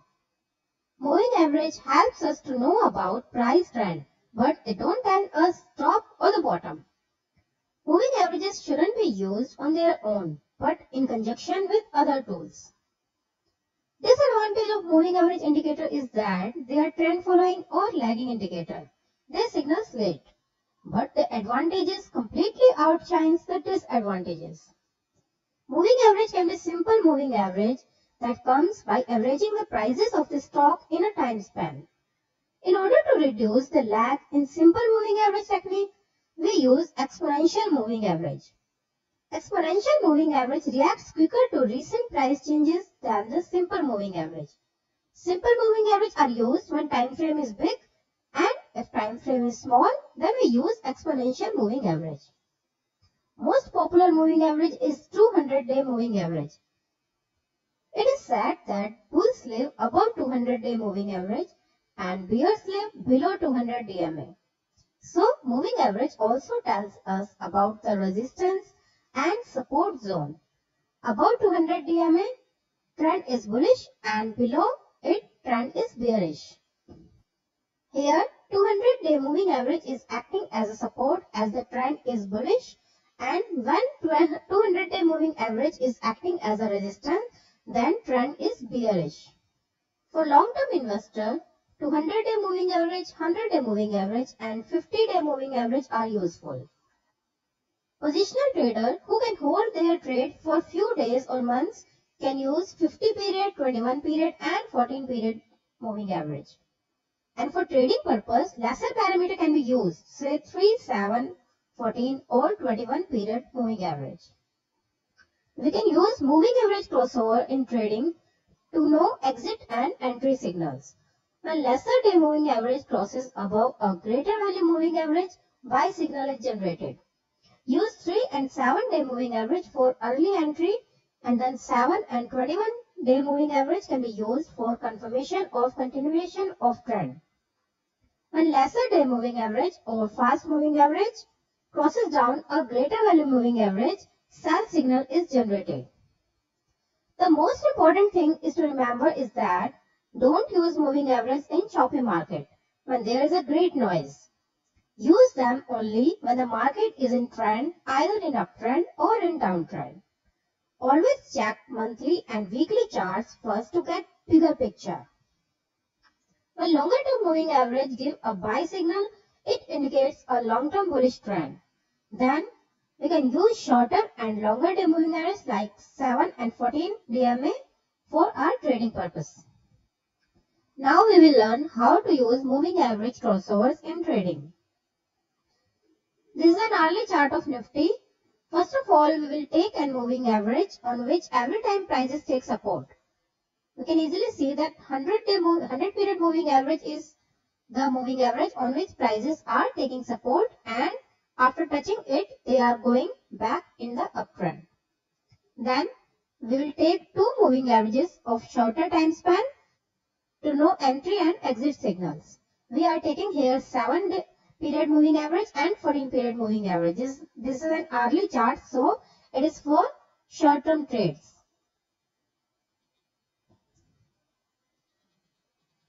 Let me zoom in the chart to get a clear picture. Now see. See here. This red line is the support line, and now prices are coming to touch this line, and here we are getting a bullish crossover. This pink line is the 7-hour moving average or the faster moving average, and this black line is the 14-hour moving average. This is the slower moving average. So when faster moving average is above this slower moving average, then we get a buying signal. Here we are getting a buying signal, and when this pink moving average is below this black moving average, this is a bearish crossover. So we will buy here and exit here. Again, prices are going down to touch this support line, this 100 period moving average, and we are getting a bullish crossover here. Now this pink line is above this black line. So we are getting a bullish crossover and we are getting a buying signal. We will buy here, and here when pink line is crossing down this black line, we are getting a bearish crossover, so we will exit here. By buying here, we can exit here. In downtrend now, this red line, this 100 period moving average is acting as a support line for the prices. So this is a bearish phase for the prices, and prices are in downtrend. Now when prices touch this resistance line and going back to the bearish phase in downtrend, we are getting a bearish crossover here. This pink line is below this black line. It means faster moving average is below the slower moving average. We are getting a bearish signal. As it is a downtrend, we will sell. We will take only short sell signal, and we will avoid all the buying signal. Here we will sell, and when this pink line is above this black line, we will exit here. By selling here, we will exit here. Again, prices are coming to touch this resistance line, and they are going back to the bearish trend.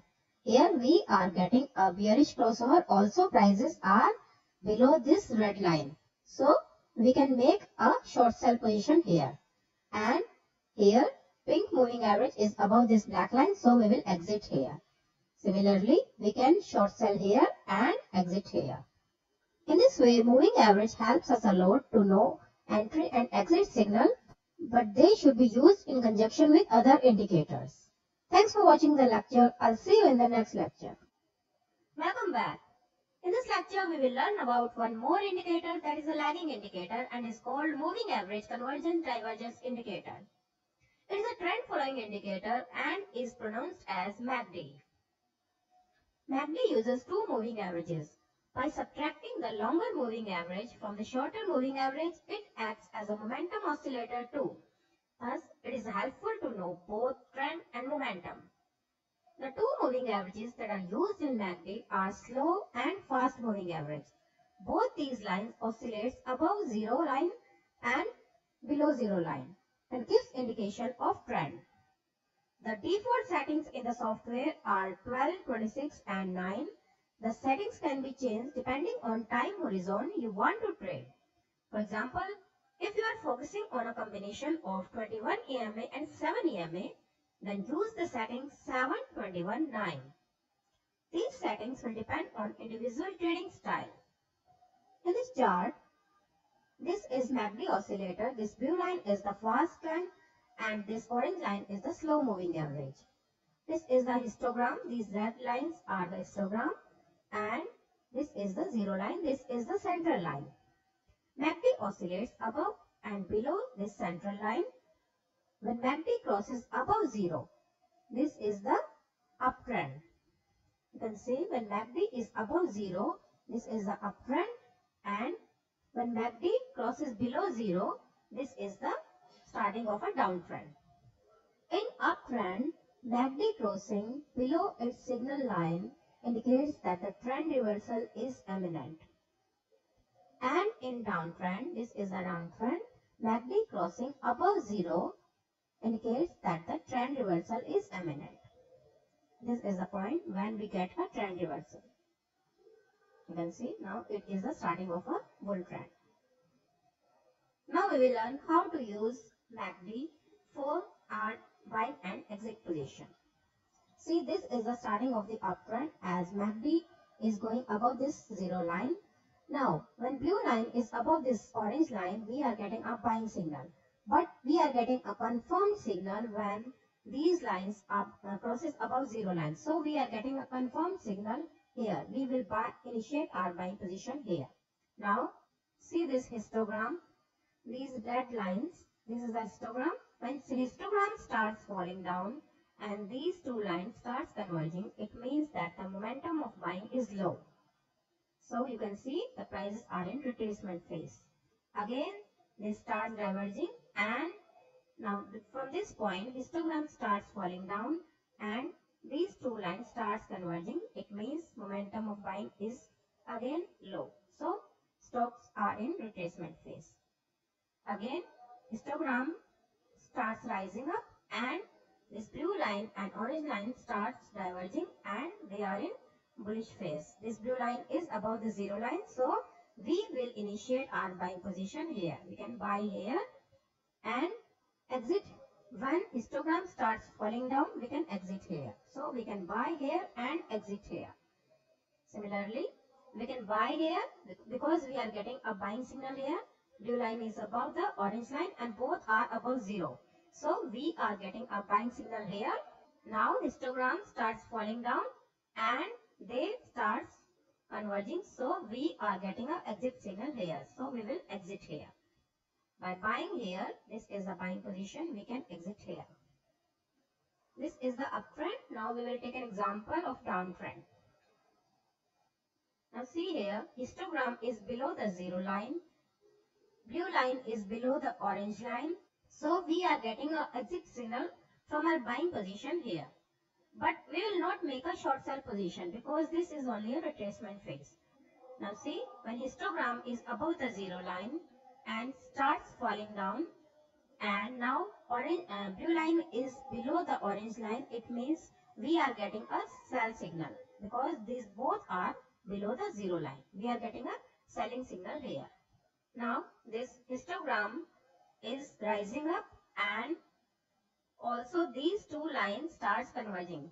From this point, these two lines starts converging. It means the momentum of selling is slow now. We will exit our position here. Now see, blue line is above this orange line and histogram starts rising and it is above 0. So it is a pullback rally in downtrend. This is a downtrend because this two line is below the 0 line, but this is a pullback rally. So we will exit from our position here, but we will not make any buying position here.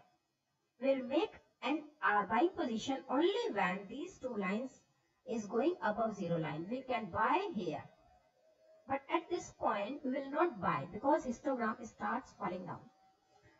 Here histogram is below 0, but histogram is rising up, so we will make our buying position when these both line is going above 0 line.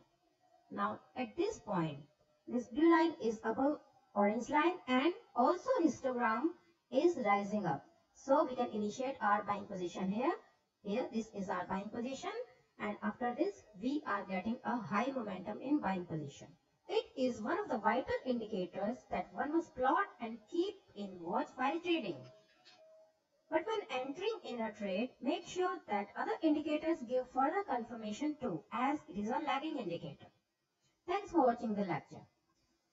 RSI is a popular and widely used indicator. RSI is a price following oscillator, and as the name indicates, it measures the relative strength of the stock. Most analysts use RSI amongst other set of indicators they use, and it is one of my favorite indicators. RSI oscillates between 0 and 100 level. Its important levels are 70, 60, 50, 40 and 30. 14-day RSI is a popular one. It is mainly used for checking momentum and oversold overbought range. Here one important thing to remember is that use of RSI in ranging market is different and in trending market is different. So before analyzing a chart based on RSI, first we must get clarity on the trend in place or whether the market is in range or not. If we make mistake in doing this, we will make mistake in interpreting that particular indicator. RSI is used to know overbought and oversold levels that emerge in short-term cycle of a long-term trending market. When RSI is above 70 levels, the stock is considered overbought. And when RSI is below 30 levels, the stock is considered as oversold. RSI tells us whether the stock is uptrending or trending down. When RSI remains above 50, the stock shows overall bullish trend. And when RSI remains below 50, the stock is in bearish trend. RSI helps us to take early entry and exit by showing divergence signals that happen between RSI and price. When RSI after going below 30 levels manages to give a positive breakout above 30 level, one can initiate a buy position. And when RSI breaks below 70 after retracing from above 70 levels, one should exit from a trade. RSI is used to know momentum. Though not primarily designed for it, RSI can indicate increase in momentum in trending market by remaining above or below certain levels for longer period. In ranging market, when RSI goes below 30 and takes support at 30, it gives an opportunity to buy. But in trending market, one must not make haste and try to buy the bottoms, and RSI can remain below 30 level for a long period. In this situation, we do not get chance to exit on rise and we can get stuck in a position for long time. We must never buy or sell based on illusion that the stock is available cheap. When RSI remains below 30, bottoms can be established at a lot lower level than our expectation. Now we will take an example and understand how RSI helps us in trading. This is the hourly chart of Nifty and here are so many uptrends and downtrends. This is uptrend. We are getting a trend line here. Now see, RSI is in oversold range and now it crosses above 30 level. Now it crosses above 50 level. This is a confirmation signal. We will buy here. We will make our buy position here. This is our buying position. Now RSI is going to overbought range. This is the overbought range and this is the oversold range. Below 30 is oversold and below 70 is overbought range. RSI is going in overbought range and when RSI crosses down this 70 level, then we will exit from our buying position. We will buy here and exit here. Again, when RSI is crossing above 50 level, this is the 50 level, we will buy our position. We will buy here and RSI now is in overbought range and crosses down this 70 level. So we will exit here. We will buy here and exit here. Similarly, this is the downtrend and RSI is taking support as at 70 level. It is not going in overbought range because now it is the starting of a downtrend, short-term downtrend. At this level, RSI is going below 50 level, so we can make our short sell position here. We can sell here. Now RSI is in oversold range and after coming in oversold range, RSI is going above 30 level. So we will exit here. We will sell here and exit here. In ranging market, when RSI crosses 70 or faces resistance near 70 or 60, we can sell. And when RSI crosses down 30 or takes support near 30 or 40, we can buy. But in trending markets, when RSI crosses above 70, it's like a car going into the fifth gear. The momentum at this time is strong and one side sharp up move can be seen. As long as RSI doesn't go below 70 and faces resistance of 70 again, we can keep long. It is advised that RSI crosses above 30 You should wait for the confirmation signal that we get when RSI is above 50. Now here market is moving in a range between two lines. This is the resistance line, this is the support line. So we can make use of RSI here when prices are touching 70 level. They are going in overbought range and now facing resistance 70 level. Many times we can sell here, and now RSI is going in oversold range and now again facing this level second time, so we can buy here. This will be our buying position. Again RSI is going at 70 level and facing resistance 3 times here. You can see facing resistance 3 times, so we can sell here. So every time when we get a resistance near 70, we can sell, and every time when we get support at 30, we can buy. This was the case when market was in sideways trend, but now market is in trend. This is trending market, bull trend, and RSI is in overbought range. Here RSI is in overbought range for a long time because the momentum is high here. So we will not make any short sell position when RSI is in overbought range because this is a bull trend market. RSI is a very useful tool, but like other indicators, RSI is also prone to providing false signals. So price analysis is still needed with the use of RSI. Thanks for watching the lecture. Stochastic oscillator is a momentum indicator used to find out support and resistance. Stochastic is also used to know overbought and oversold levels of a stock or index. The stochastic oscillator is displayed as two lines, that is K line and D line. We will see this in chart. This is a stochastic oscillator, and if we set the settings, then see this is the K line and D line. D line is a moving average of K line. The indicator oscillates between 0 and 100. This is 0, 9 and 100. So it oscillates between 0 and 100.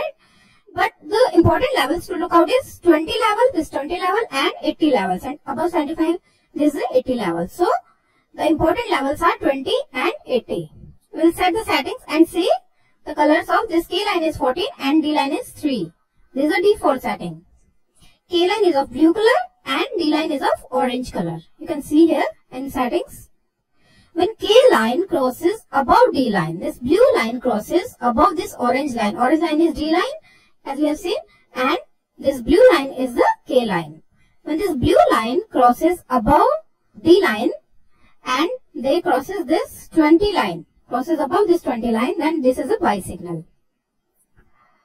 And also we can buy when oscillator falls below 20. It falls below 20 and then rises above 20.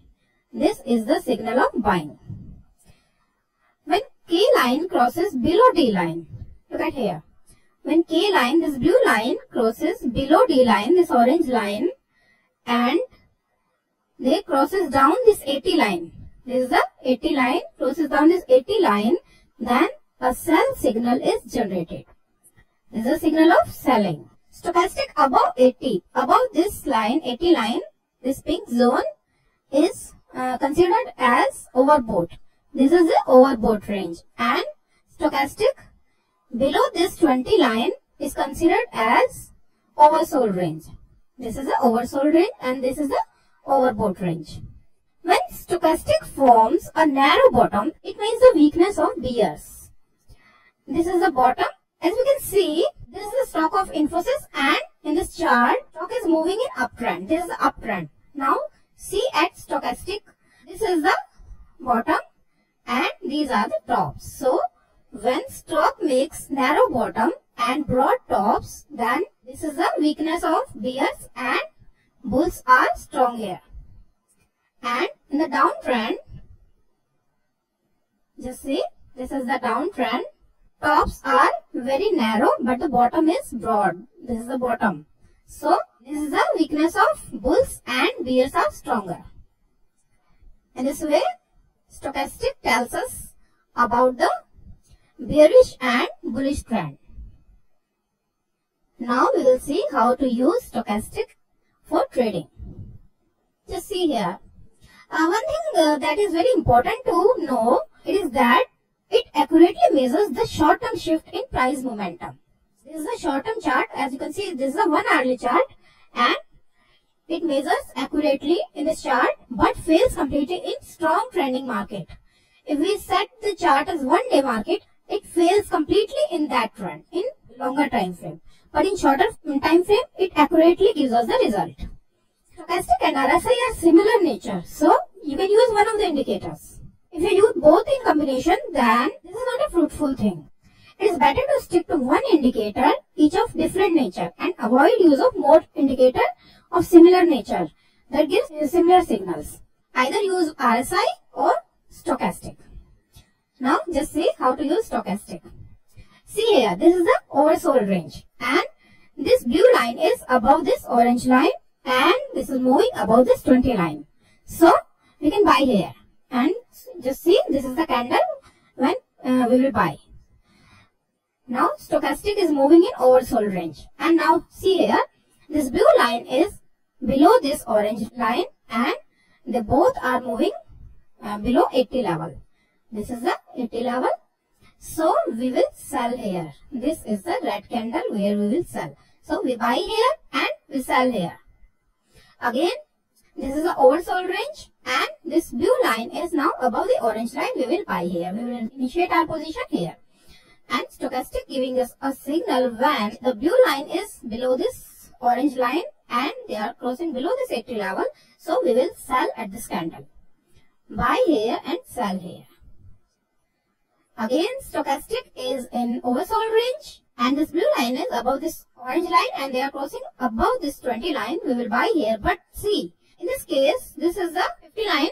So, okay, one thing more I want to tell you, that above 50, if these moving averages, this K line and D line is above 50, then the stock is in bullish mode, and below 50, it is in bearish mode. So, in this case, when this blue line is above this 80 line, this orange line, and they are crossing above 20, we will initiate our position, but from 50 level, it is not going to overbought range and come back from 50 level. So, we will sell here at 50 level. Again, we will buy when this blue line is above orange line, but this time we will buy when this crosses the 50 line. It crosses above this 50 line, we will buy here. And see, this is a candle when we will again buy. In this way, you can see stochastic gives us accurate results in not in trending market, but is when the market is in range. See, this is the position when market is in range. This is the price of a stock, that is 967, and the low, the support line is 922. So the stock is moving in this range 967 to 922. So in this position, this is the ranging market, and stochastic gives us very accurate results. If we draw the resistance line and support line, this is the resistance line, and now we will draw a support line. This is the support line, you can see. So the stock is moving in this range, that is the upper limit and lower limit. Now see, we will buy here, and this is the first candle. We will buy here when touching the support line and sell here. This is the candle when we will sell. This is the candle touching this resistance line. Again, this is the oversold range, and we get signal here. So we will buy here. We will buy at this candle. You can see this is the candle.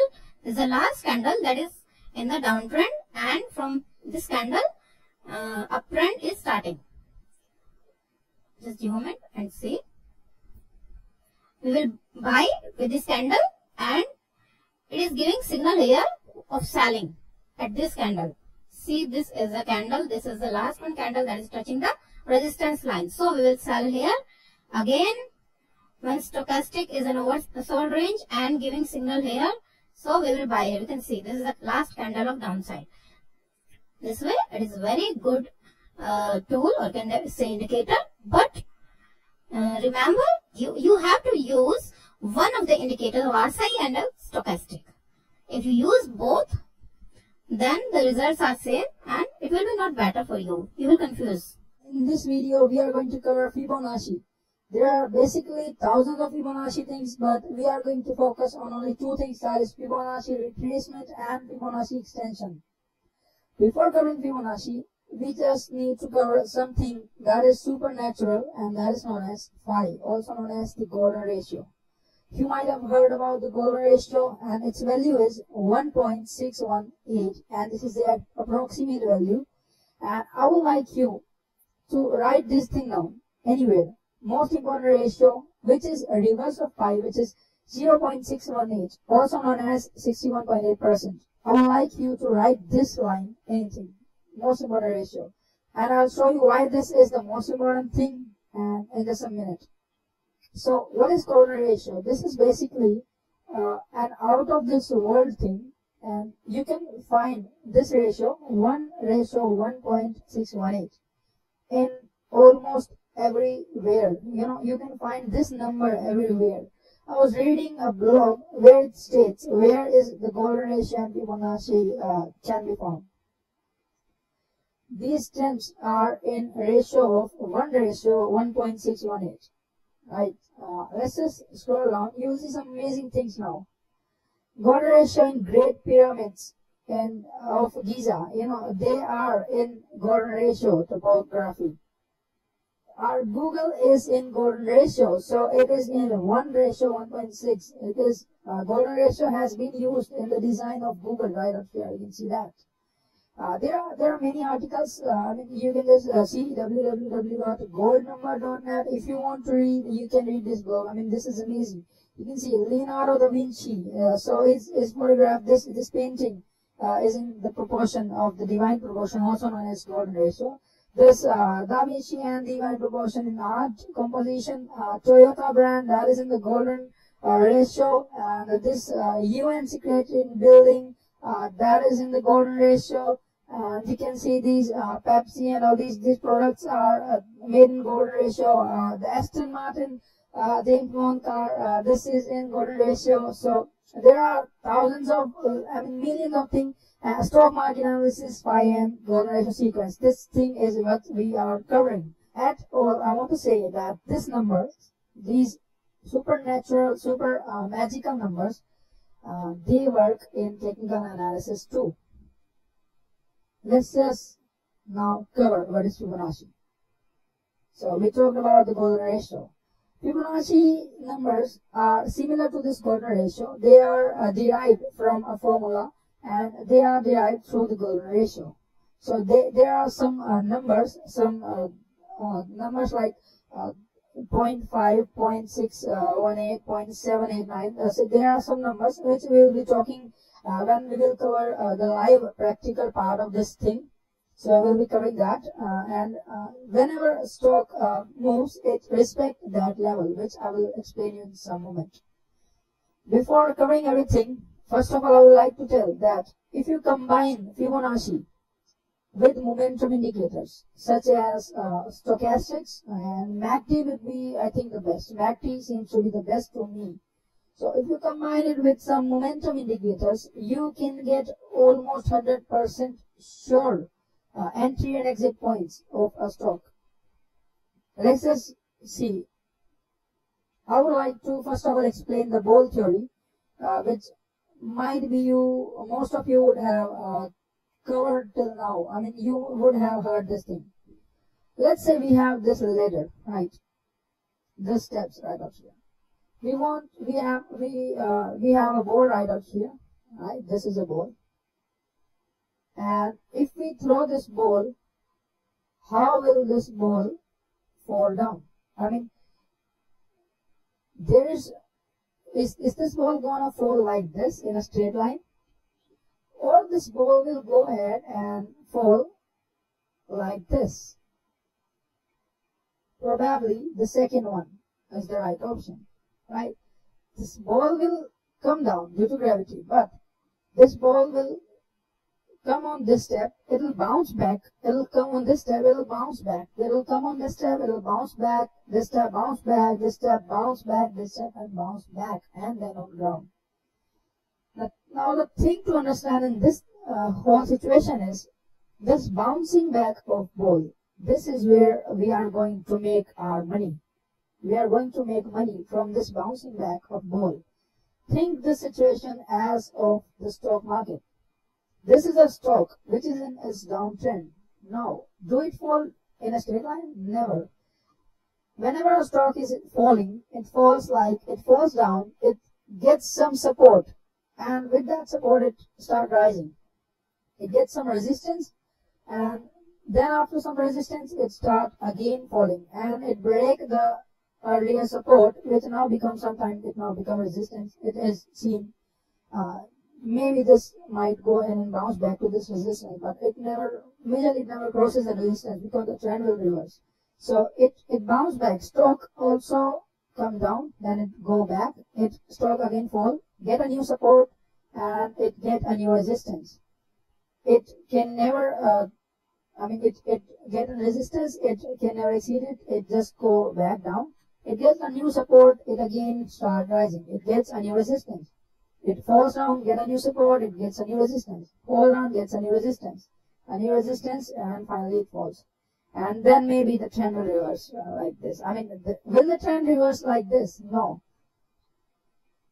Okay.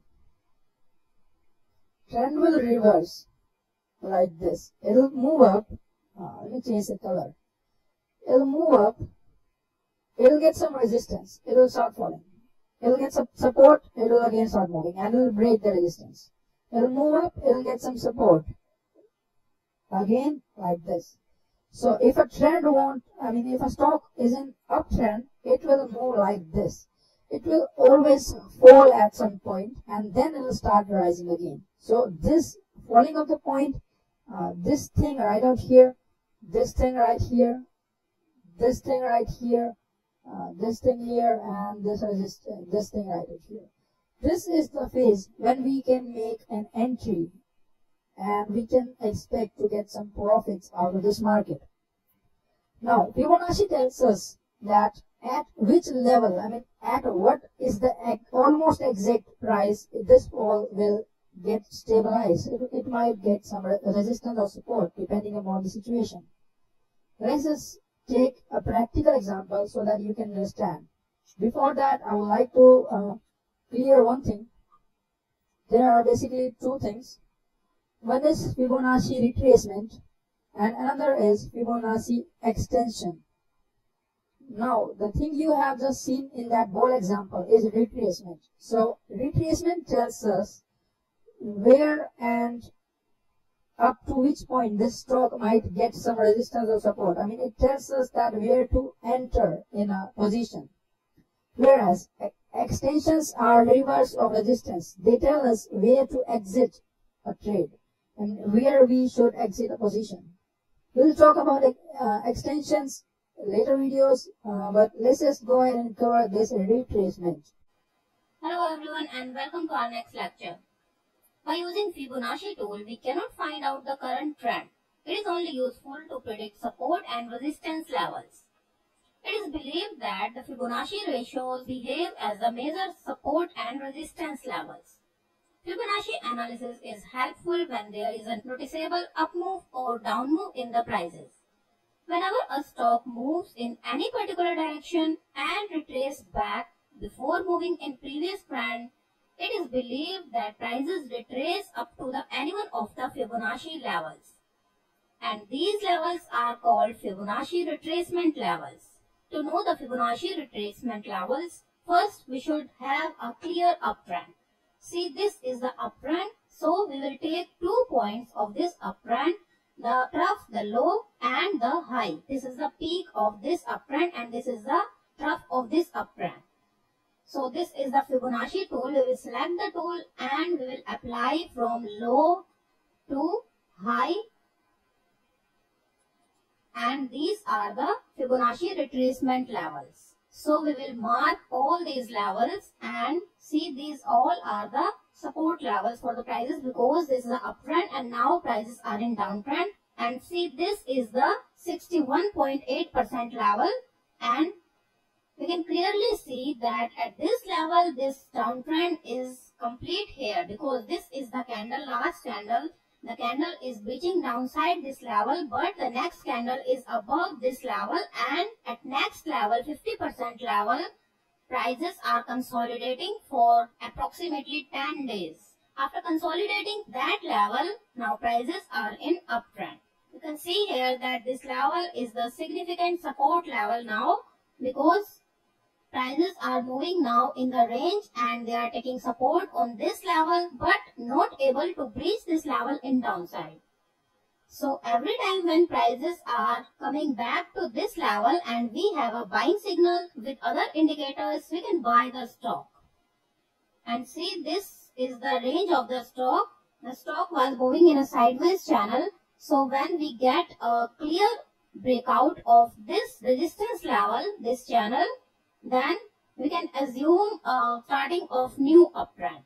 Now stock is moving at high and we don't have any resistance level in upside, so we will use the Fibonacci extensions to know the resistance levels. For this, we will simply reverse the Fibonacci tool. This was the high of the swing and this is the low of the swing. We will just reverse this tool, means we will reversing the points of Fibonacci tool.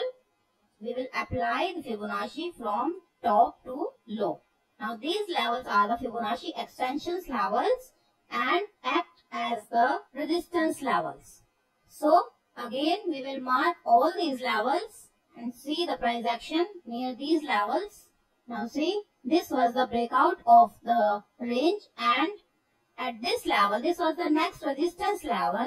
Prices are just touching this level and take some time to cross this level in upside, and then prices are taking support on this level. Now this resistance level is the support level for the prices, and after taking support on this level, now prices are touching the next resistance level. This is the next resistance level, next Fibonacci extension level. The second time when prices test this resistance level, they are not able to hold this level and fall down, but this peak level is now the support level for the prices. So they are consolidating at this level and again testing this resistance level, then breach this level in upside, and see, this was the next resistance level of Fibonacci extension, and now they are taking support on this level.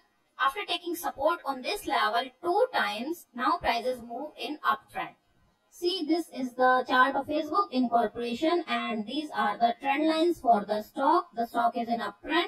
So this was the correction phase and it is not the downtrend on daily chart. So we will set the chart on hourly time frame so that we can assume this correction as a short-term downtrend.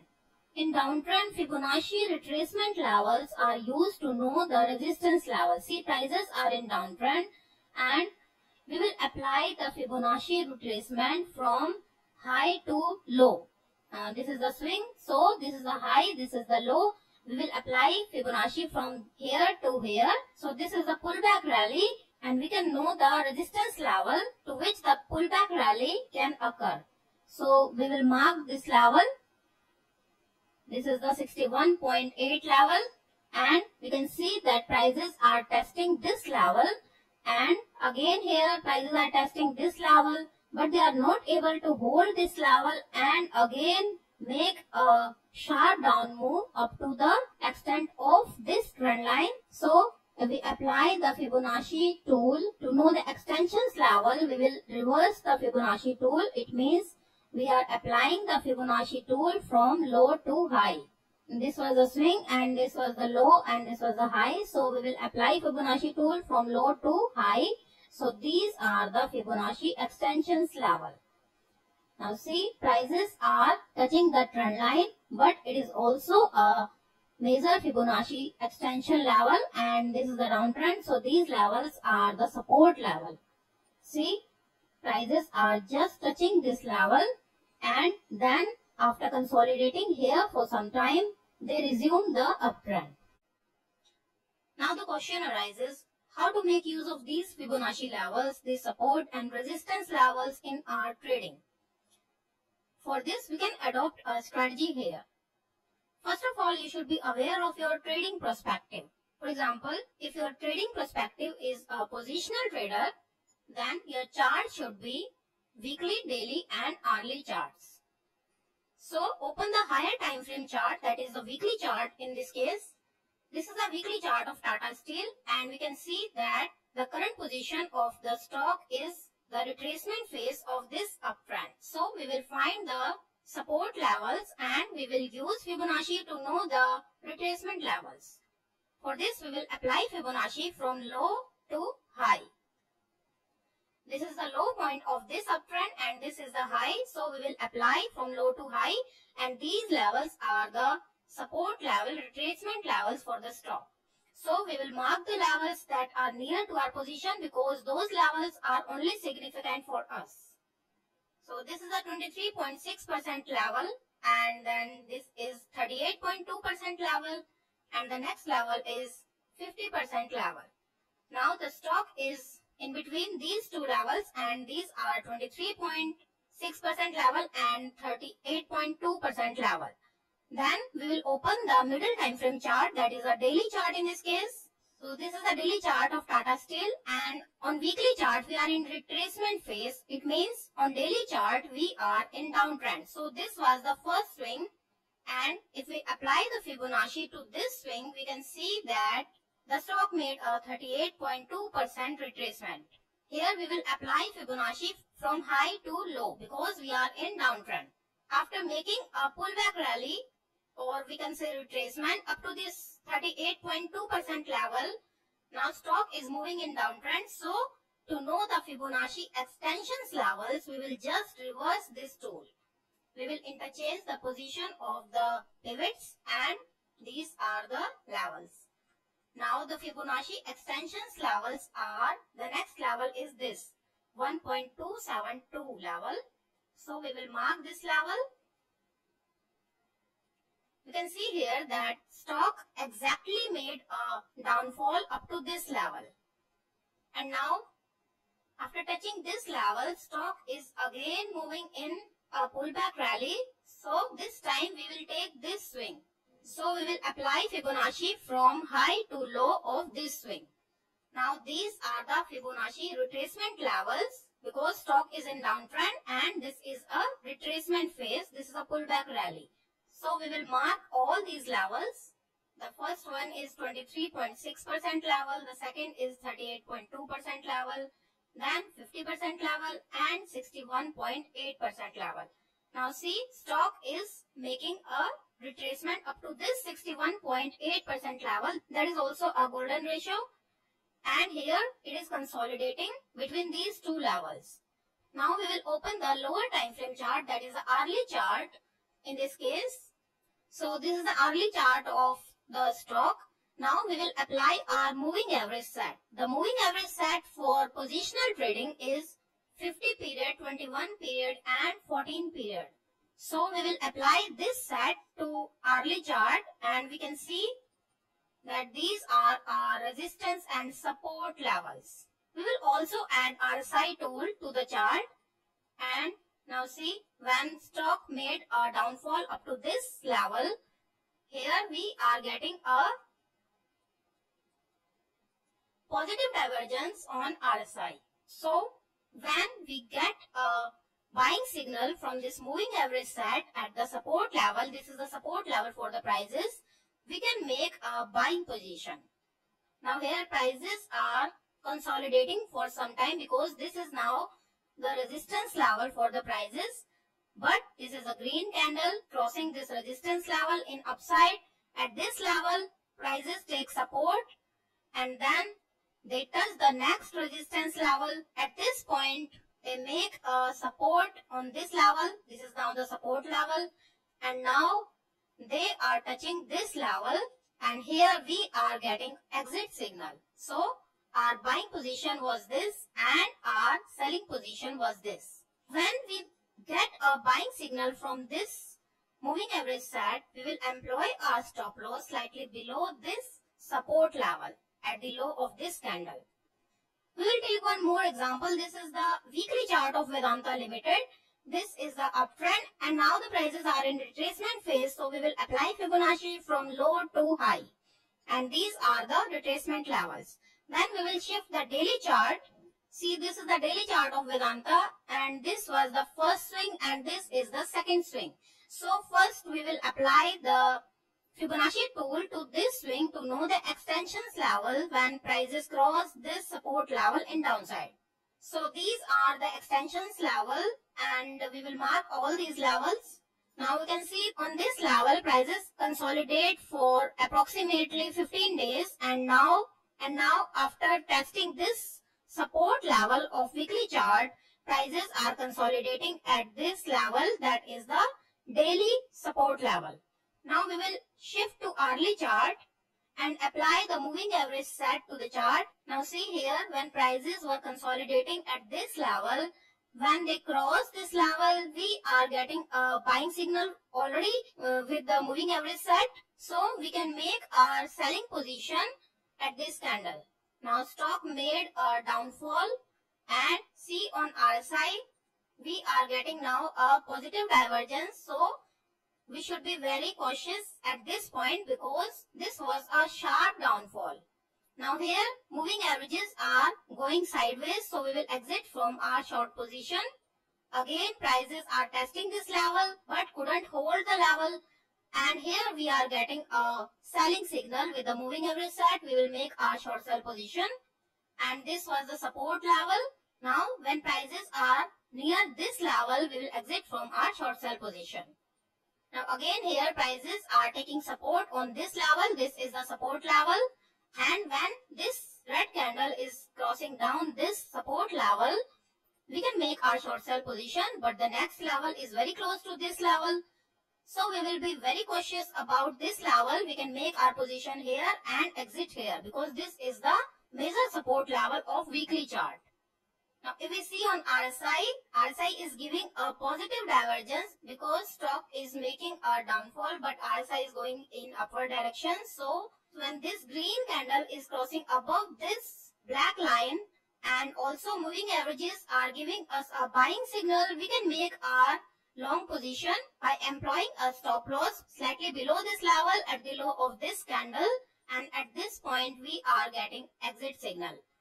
Prices are again making a support on this line, and this is a green candle crossing above the support line in upside.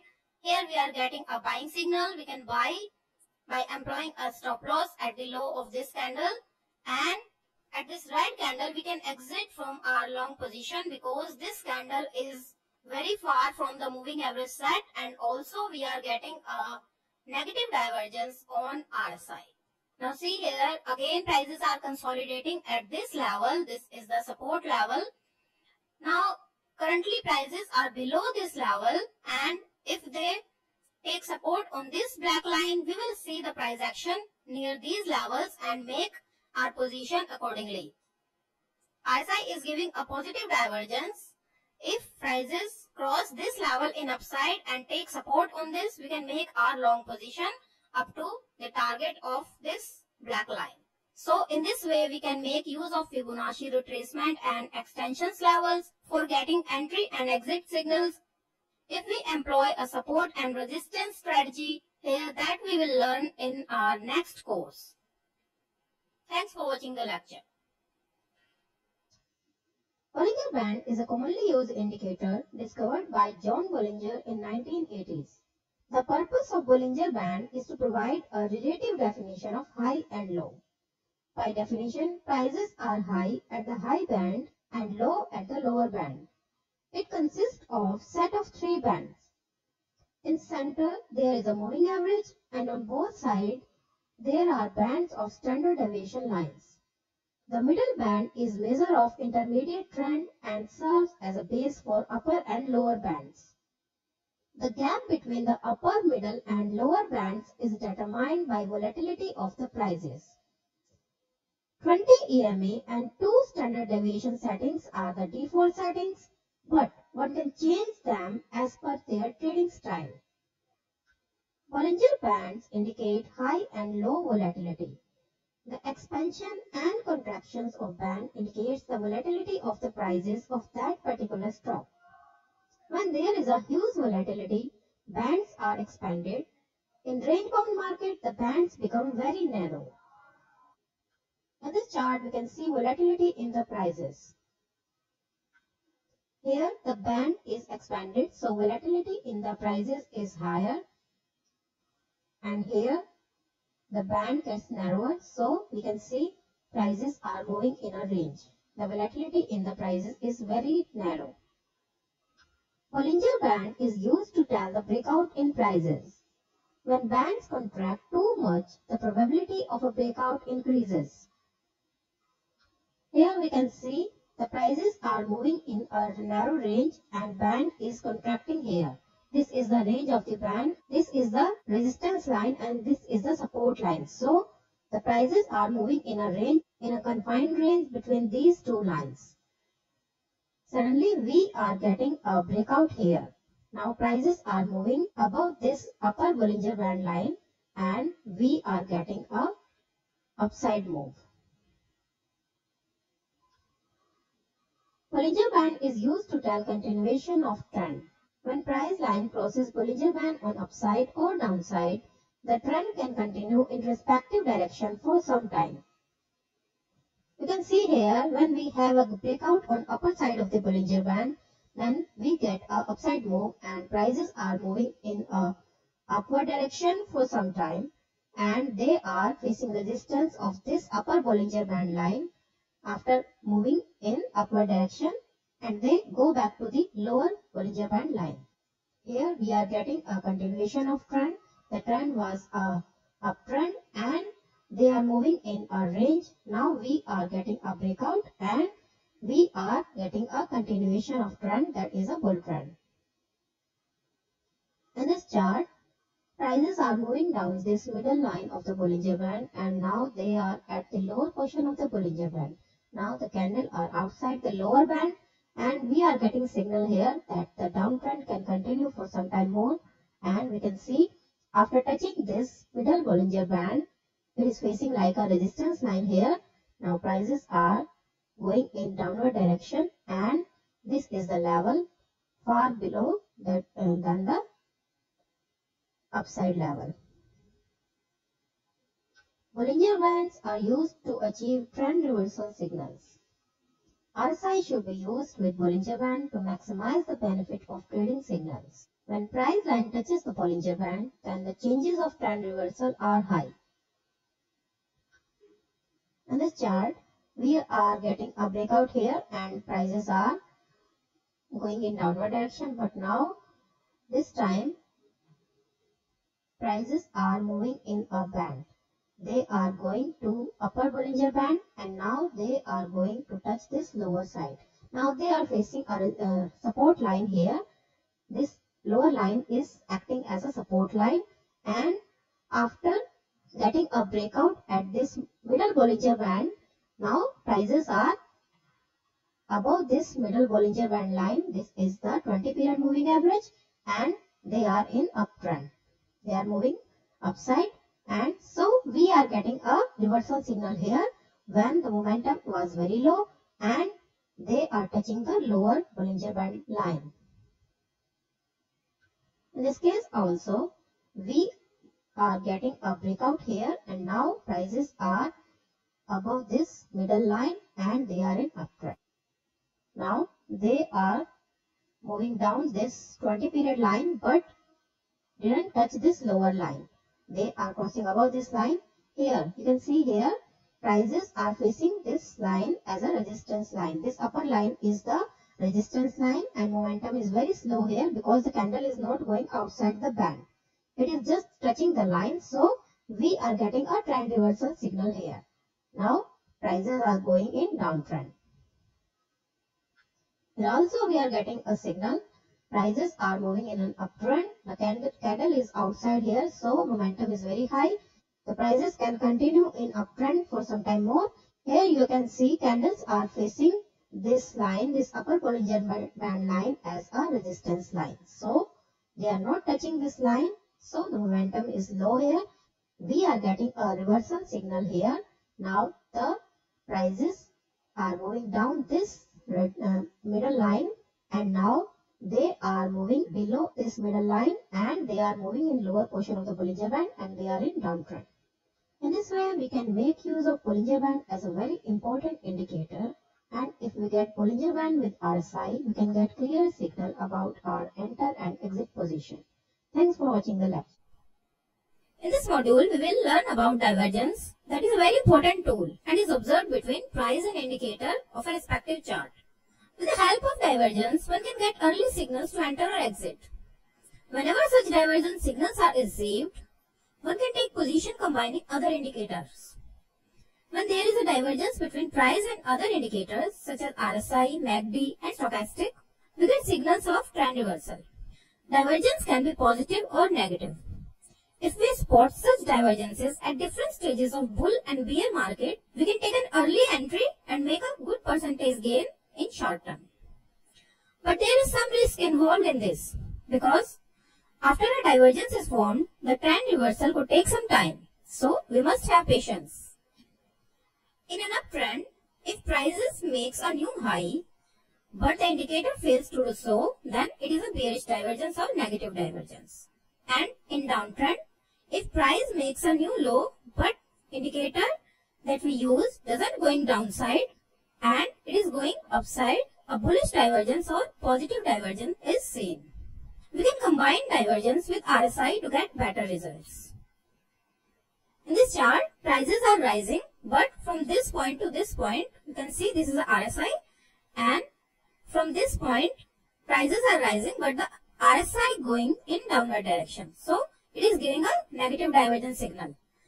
Then you can see prices fall down from this point. So, we get a signal here that prices will fall down and we can exit from our position here. Now, in this chart, the prices are in downtrend and they are falling down. But from this point, see, this point, this is the point, we get a positive divergence. Prices are falling down, but RSI is going in upward direction. So, from this point, prices rise in upward direction. You can see, this is the downtrend and now this is the uptrend.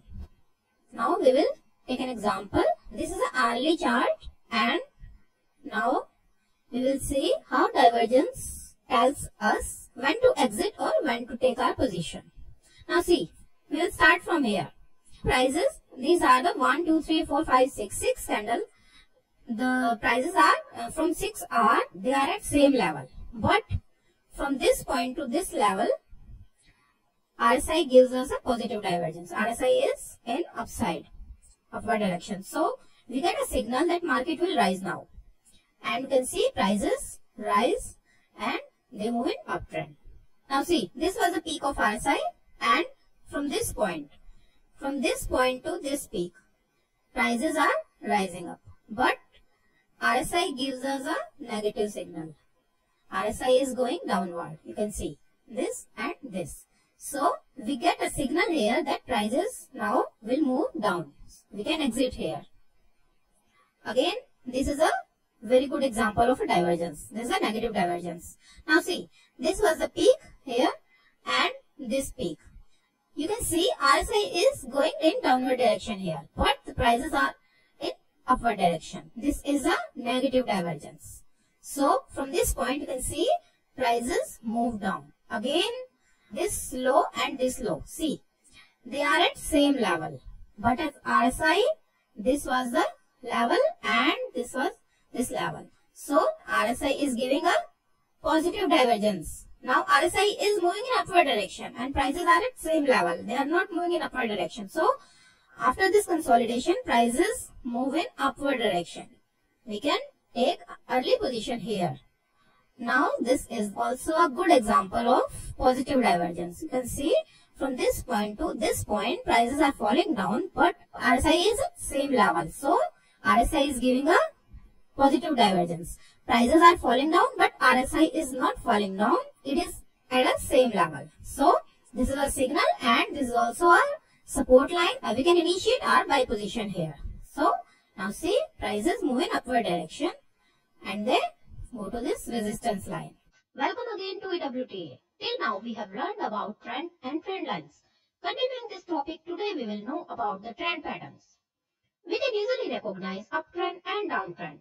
But when the market is in sideways trend, do we know about the future trend?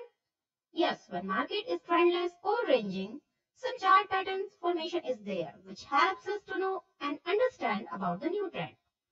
Chart patterns show buying and selling in the pictorial form so that we can take decision about the future trend. According accordingly trade in that particular direction. They can be used on short-term and long-term time frame both. The data can be intraday, daily, weekly or monthly, and the patterns can be as short as one day or as long as many years.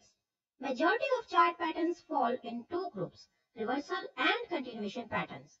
In this part, we will cover only reversal patterns. Reversal patterns give us the indication of change of trend. When the direction of trend changes as from uptrend to downtrend or downtrend to uptrend, these patterns can be seen in the chart. Our first reversal pattern is head and shoulder pattern.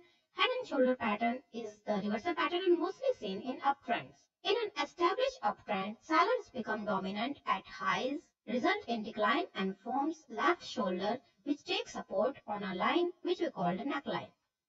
Buyers try to push the prices and resumes buying, which takes the stock or market to new highs, forming head. This is the head formation, but it also takes support on neckline. This is the same line as a support line, and head is also taking support on this neckline. As market rallies once more, but fails to move above the previous high, and once again tests the neckline. This is the right shoulder formation. You can see here that the peak of the right shoulder is below the peak of the head formation. It should always lower than the head's high. When the prices falls below neckline, the prices are now trying to cross down this neckline and they also trying to cross this neckline but fails. Then the downtrend extends. We can make a short sell position at the breaching point of this neckline. When prices cross this neckline in downward direction, we can make our short sell position and we can employ a stop loss at the peak of this right shoulder. If we get the high volume on this breakout, then the pattern is confirmed and we can surely make our short sell position here. In this example, prices are in uptrend and this peak is taking support on a line. Then a head formation is there. The peak of the head is always higher than the peak of the left shoulder. It is also taking support on the same line which we call the neckline. Now it is the formation of left shoulder, and when we get a breakout on this neckline in downward direction, we can make a short sell position here. Here we can see the prices are also trying to touch this neckline, or they are trying to cross this neckline in upward direction but they fails. It means it is the end of this uptrend and a reversal of this downtrend. So we can make our short sell position here with a stop loss at the peak of this right shoulder. Points to remember here are most head and shoulder pattern are not as perfect symmetrical as shown in this figure. Many head and shoulder pattern consist of either multiple left shoulder or multiple right shoulder. In this chart, we can see there are two shoulder here and they both are taking support on this neckline. Also, there are two shoulder, right shoulder here. They both are taking support on this same neckline. Instead of being horizontal, the neckline might be sloping a little up or down. But if the neckline is up sloping, make sure that the lowest point of the right shoulder must be lower than the top of the left shoulder. It means if this neckline is slightly sloping up in this way, then the support of this right shoulder should be lower than the top of this left shoulder. Inverted head and shoulder pattern is simply the inverse of head and shoulder top formation. This formation too consists of a left shoulder, a head and right shoulder, but it suggests a trend reversal from down to up, and it is commonly seen in downtrend at the end of the downtrend. The left shoulder is formed usually at the end of an extensive decline. At the end of the left shoulder, there is a small rally and this rally usually occurs on low volumes. The head is then formed and finally the right shoulder is formed by a rally. A neckline can be drawn across the top of the left shoulder, head and right shoulder. This is the resistance line and we can call it neckline. An upside breach of this neckline on a rally from the right shoulder is a final confirmation and completes the head and shoulder bottom formation. And this is a signal to buy. The pattern signals the end of the downtrend and starting of the uptrend. So we can buy here when this right shoulder top is breached this resistance line in upward direction. But one should remember buy when the neckline is breached on the closing basis only. It means that the candle should close above this resistance line on the daily basis. This is the example of inverted head and shoulder pattern. This is the downtrend. Prices are in downtrend, and the top of the left shoulder, and this is the head formation, top of the head and the top of this right shoulder, they are resisting this line, which we call the neckline. When we get a breakout of this neckline in the upward direction, we can make our buy position here. The low of the head should be lower than the low of this left shoulder and this right shoulder. The volume at the breakout should be higher than the average, and this is the confirmation of this pattern. Rising wedge. This pattern indicates the starting of the bear or downtrend. The series of higher highs and higher lows keeps the trend bullish, which can confuse us about the future trend. We can simplify the matter when the pattern is on finishing trade. Most of the indicators are overbought and negative divergence can be seen. We will learn about the indicators and divergence in the upcoming modules. The rising wedge pattern begins wide at the bottom and contracts at the top. We can see this is the starting of the rising wedge pattern, and it is wide at the starting, and this contracts at the end of the pattern. When we get breakout on this lower trend line in downward direction, we can make our short sell position if we get negative divergence on RSI. This is the example of rising wedge pattern. The prices are in uptrend, and here they are making higher tops and higher bottoms. So if we get a breakout on this trend line and with higher volume, and also we get a negative divergence at here at this point, we can make a short sell position. It is the confirmation of the end of this uptrend and starting of the downtrend. Falling wedge is a bullish pattern seen in a downtrend. It is an indication of uptrend. Patterns begins wide at the top and contracts at the low. Positive breakout is seen when the resistance formed by this upper trend line of the wedge is broken. If we get a breakout at this upper trend line in upward direction, we can make our buy position here. It is a confirmation of the end of this downtrend.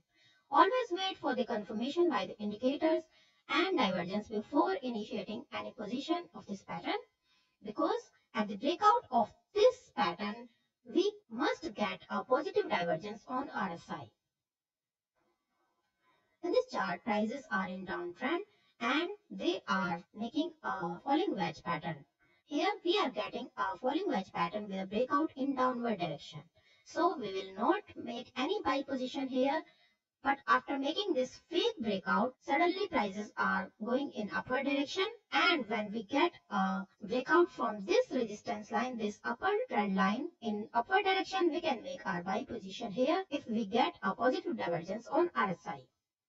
Double bottom pattern can be seen in short term as well as long term time frame. A bottom is formed and then pullback resumes, which can continue till it faces a major resistance line. After touching the upper resistance line, prices fall back to the previous low and rise again to upper limit. This time prices cross the upper limit and breakout takes place. A W-like formation is completed and prices move in uptrend. This is the example of double bottom pattern. Prices are in downtrend and take support on a line. After taking support, prices are going to touch this resistance line, and again a rally occurs and we get a breakout on this resistance line in upper trend line in upward direction. When we get a breakout in upward direction from this line, we can make our buy position here with a stop loss at the low of this candle. Double top pattern is a bearish pattern and can be seen before the starting of a downtrend. In an established uptrend, when the last peak is formed, this is the last peak, and the next peak fails to cross the old one. This is the second peak, and this is at the same level of the first peak. The low of these peaks are taking support on the same support line, and when we get a breakdown from this support line in the downward direction, we can make our short sell position. The letter M-like formation is there, and the pattern is completed when we get a breakout in downside at this support line, which we call the neckline. Between the double top and double bottom pattern, a gap of minimum 3 to 4 weeks can be considered, and never assume the formation of a double top pattern until the neckline is actually breached, because in an uptrend each new rally after reaction could appear to be making a double top. The two tops must be separated by a deep and long reaction. If the two peaks are close together in time, then it signifies consolidation rather than reversal. Volume during the rise of the second peak must be lower than that during the rise of the first peak. This is the example of double top pattern. Prices are in uptrend and the both peaks are taking support on the same support line, which you call the neckline. Here we get a breakout on this neckline in downward direction. Prices are touching this neckline and trying to cross it in upward direction, but they fail. So we can make our short sell position here with a stop loss at the top of this right peak. Broadening triangle pattern appear much more frequently at tops than at bottoms. They are assumed as the top reversal pattern and have bearish implication. A broadening triangle pattern is a powerful reversal chart pattern which occurs frequently in the later part of an overextended bull rally. It consists of three successive peaks, each higher than the previous one. The peaks can be 3 or 4 in some cases. The peaks are higher than the other and lows are lower than the other. When we get a breakout on lower trend line, we can make a short sell position with the stop loss at the top of this last peak. Here the prices are in uptrend and we are getting a broadening triangle pattern at the top of the bull trend. As we can see, the peaks are higher than the other peak and they are making lower bottoms.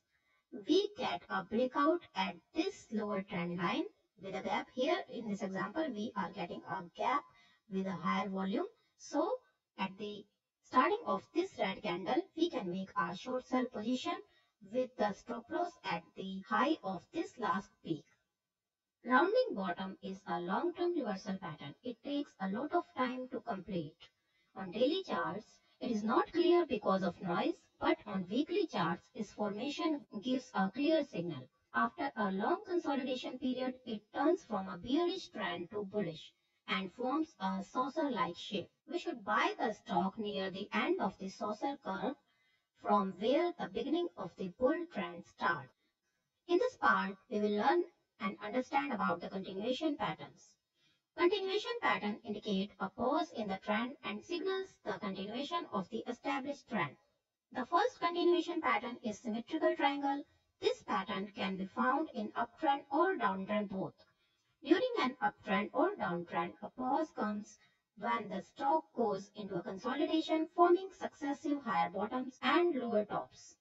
Volume generally decreases to the completion of the triangle. At one stage, volume dries up and range is almost absent.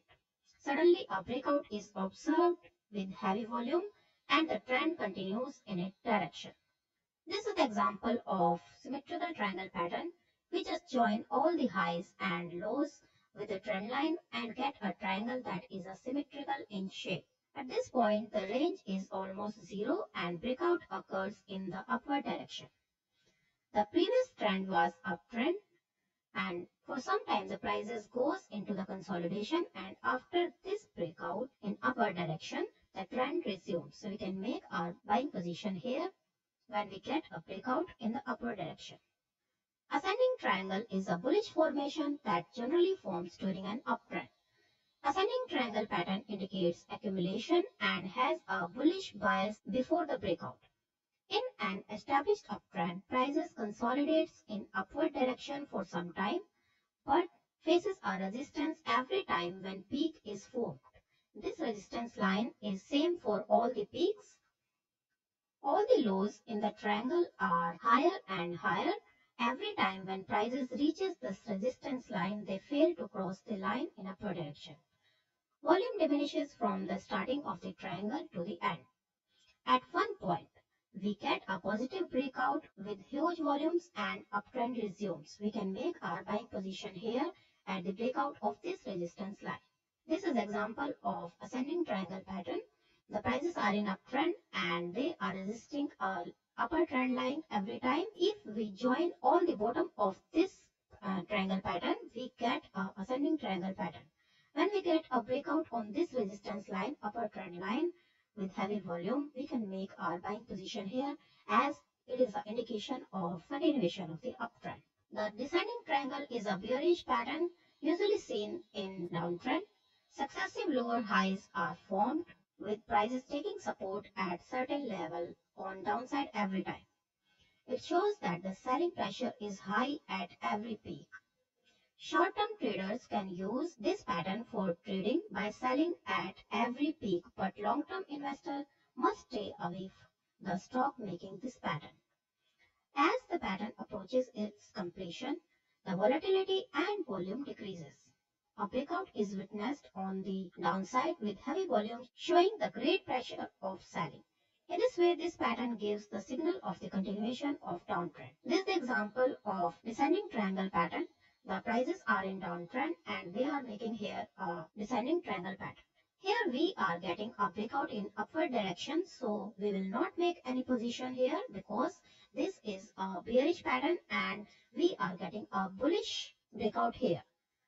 When prices cross this lower trend line, here we can make our short sell position because this is the bearish continuation pattern, and after getting this breakout at this lower trend line, we can make a short sell position as the prices resumes the downtrend.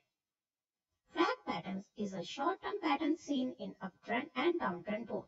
The prices mark a small consolidation and preceded by a sharp advance or decline. Flag patterns slope a little, and if not, then it is a rectangle pattern. It is sloping, so it is a flag pattern. If the pattern is horizontal, then it is a rectangular pattern. If the established trend is up, then flag would slope down, and if the established trend is down, then the flag should slope up. A breakout is achieved with great volumes in the opposite direction of the flag. This is the flag pattern in uptrend, so flag pattern is sloping down. The flag pattern is in downward direction. We will get a breakout in upward direction. And we can make our buying position here when prices break this upper trend line.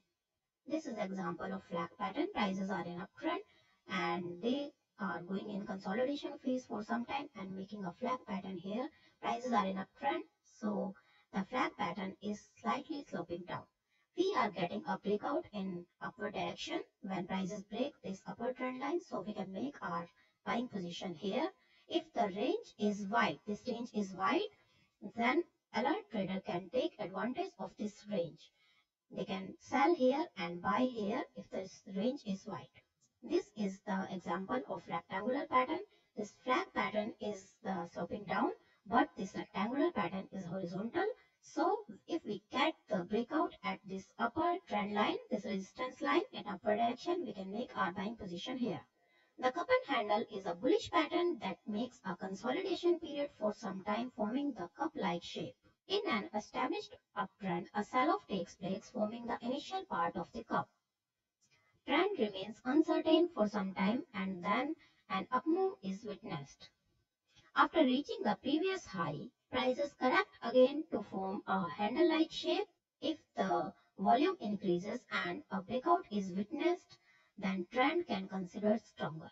This is the example of cup and handle pattern. The trend is uptrend and for some time prices are going in consolidation phase. The sell-off is taken place here, forming a cup-like shape. This is a cup-like shape, and then we get a handle here.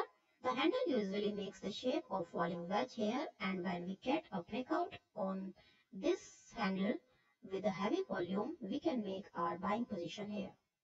Falling wedge is a continuation pattern and is a bullish pattern.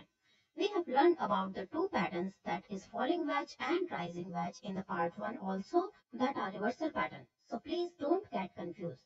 We can differentiate between the patterns with the help of trends.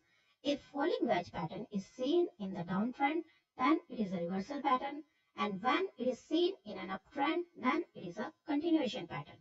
Moreover, during reversal patterns, these two patterns shows the overbought and oversold range of oscillator, but in continuation pattern, there is nothing like that. In an uptrend, stock gets in consolidation, forming the wedge sloping down.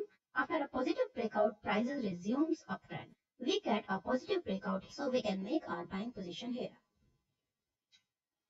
This is the example of falling wedge. Prices are in uptrend and they are making a falling wedge pattern sloping down. We get a breakout here with a gap. In this example, we are getting a gap here, so it is the confirmation of the continuation of this pattern, this uptrend. We can make our buying position at the opening of this candle. Rising wedge pattern is a bearish continuation pattern. After a heavy sell-off, prices rise for some time, making higher highs and higher lows, but contracting. They are contracting at the end of this pattern, and breakout occurs at the lower wedge and trend extends itself. The prices are in downtrend and for some time they are giving a pullback rally. At the contraction of this pattern, we are getting a breakout at the lower trend line, this support line. So we are getting a breakout here. We can make our short sell position here. Welcome back. In this lecture, we will learn how to employ a stop loss. We trade or invest in stock market with an expectation of profit. But if our decision go wrong, we must have the ability to exit from such position in time. Stop loss is that important factor, or you can say tool, which helps us to exit from a wrong trade. When market crashes suddenly, due to panic, most of us face decision paralysis, and prices of our holding fall sharply in front of our eyes. That's why, before we face with such circumstances, we must follow the stop loss and exit the position in time.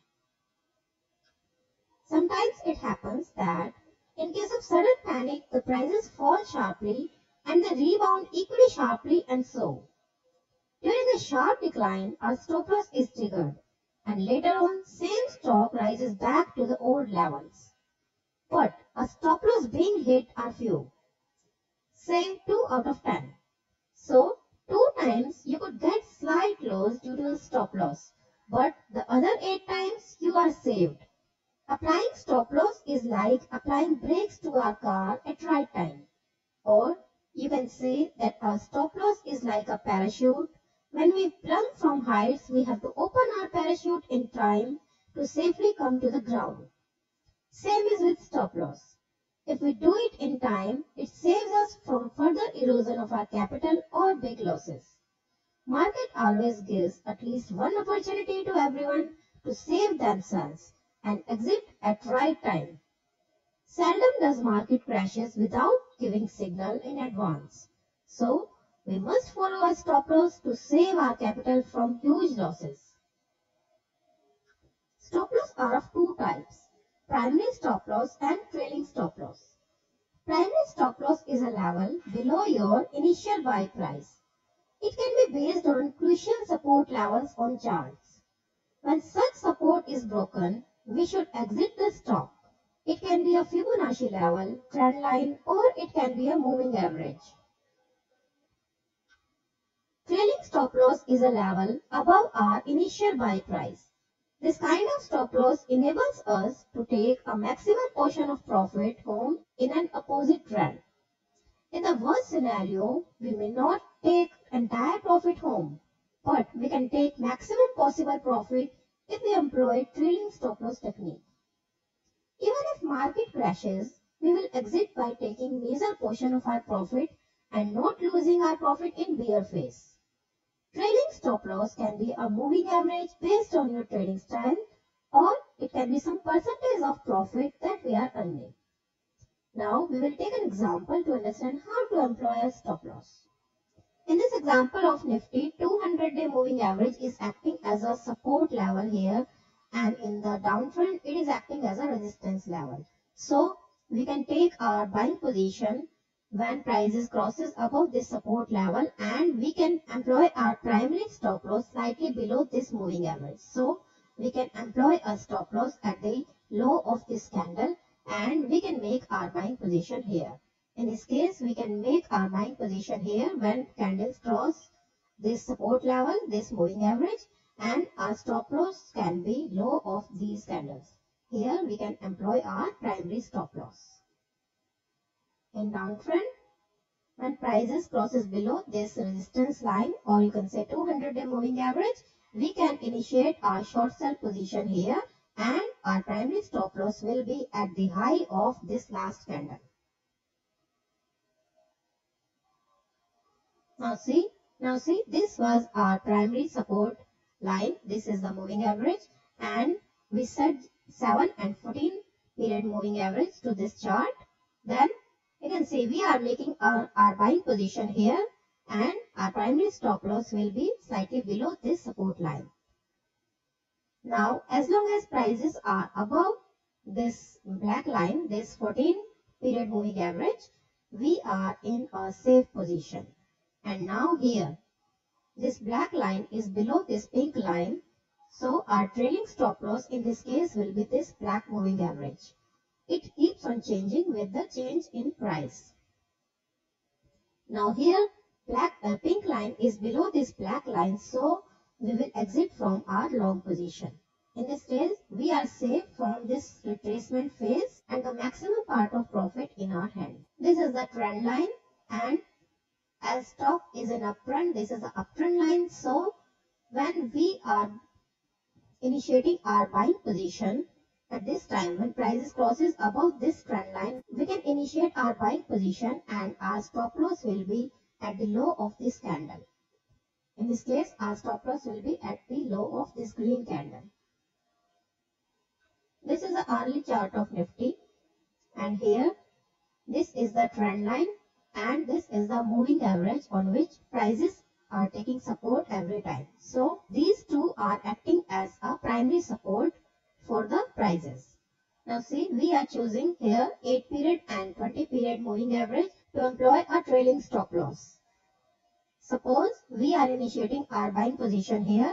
This black line is above the red line, and here when black line is below this red line is our trailing stop loss, and now our stop loss get hit. So we will exit our buying position here.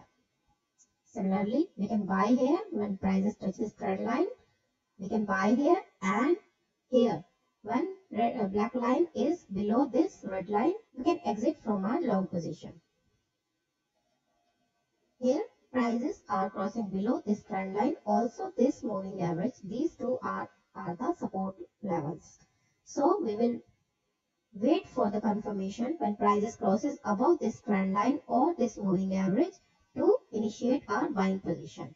But if you want to trade for 15-minute charts for intraday trading, then we will see how to employ our primary and trailing stop loss.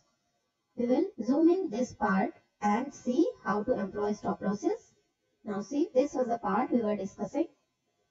This was the trend line, and this is the 15-minute chart. Now these are the Fibonacci levels. This is the Fibonacci tool, and we can see prices are crossing down this trend line, and now they are touching this 50% Fibonacci level. By touching this, after touching this level, prices are going in upward direction, but this is a moving average resistance line now, because prices are lower this trend line, so it is behaving as a resistance line. Again, they are falling to the level of this 61.8% level, but they are not reaching this level and they are going in upward direction. So we can employ our primary stop loss at this level, 61.8 level, and we will initiate our buying position, intraday position, when prices crosses this 50 level. This will be our confirmed position. We will employ a primary stop loss at 61.8 level. Now this is our buying position. These red, pink and this brown line are short-term moving average. So we will keep our trailing stop loss at this brown moving average because it is the slow moving average. Now prices are above this brown moving average and it is behaving as a trailing stop loss. Prices are crossing this green moving average, that is a 200 period moving average. This is 15-minute chart, so this is the 200 period moving average for a 15-minute chart. Now prices are above this moving average, so they can cross this trend line also. But now This trend line is behaving as a resistance line now because prices are lower than this trend line. This trend line is behaving as a resistance line here and here, but this pink line is above this brown line at this point. See, this pink line is below this brown line, and also the prices are touching this trend line. They are moving down this trend line. After going above this trend line, they are moving down. So we will exit from our buying position here. For intraday trade, we will initiate our buying position at this level. This was the 50% level, and we will exit here. We will make our another buying position when prices crosses this trend line, crosses above this trend line. See, this time prices crosses above this trend line and they are coming out of this Bollinger Band. So it is a confirmed signal of our buying position. We will make our buying position here, and at this time our primary stop loss will be slightly lower than this trend line. We can make our primary stop loss at the low of this red candle. Now this brown line is our trailing stop loss, and we can hold our long position as long as prices are above this brown line and this pink line is above this brown line. At this point you can see RSI is also above 50 level and RSI is crossing above this 70 level. So it is in the overbought range. As long as it is in the overbought range, we can hold our long position and we will exit when RSI crosses down this 70 level. In this way, we can employ our stop loss, and it is like a safety net. When trade goes opposite, most of our profit will be safe. Stock market is not a place for time pass. If you are not going to take your profit home, then what is the use of investing in this market? Just think about it.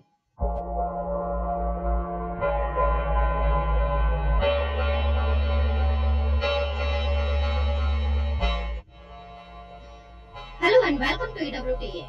This is our first update, and in this lecture we will do a live analysis of Apple Incorporations. The stock symbol is AAPL from Nasdaq, which is an American stock exchange. In this analysis, we are here to find answer of three most important questions, which are when to buy, how long to hold, and when to sell. To answer these questions, I will walk you through a step-by-step approach towards how to trade the stocks. So let's get started. This is the Apple Incorporation stock, and the first step is to analyze the stock on long-term basis. So we'll set the chart on monthly time frame. Now just see, the stock is continuously rising up from 2007, hence in uptrend. In the second step, we will plot the support and resistance trend line, that is the lower trend line and the upper trend line, and try to find out the range of this stock. We'll take the lower trend line. This is the lower trend line. Now we'll plot the upper trend line.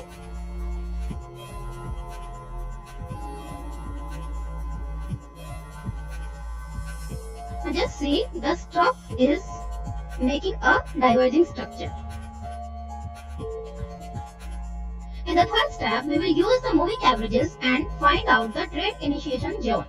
That is, the moving average on which every swing of the trend takes support every time of retracement. For this, we will choose the moving average.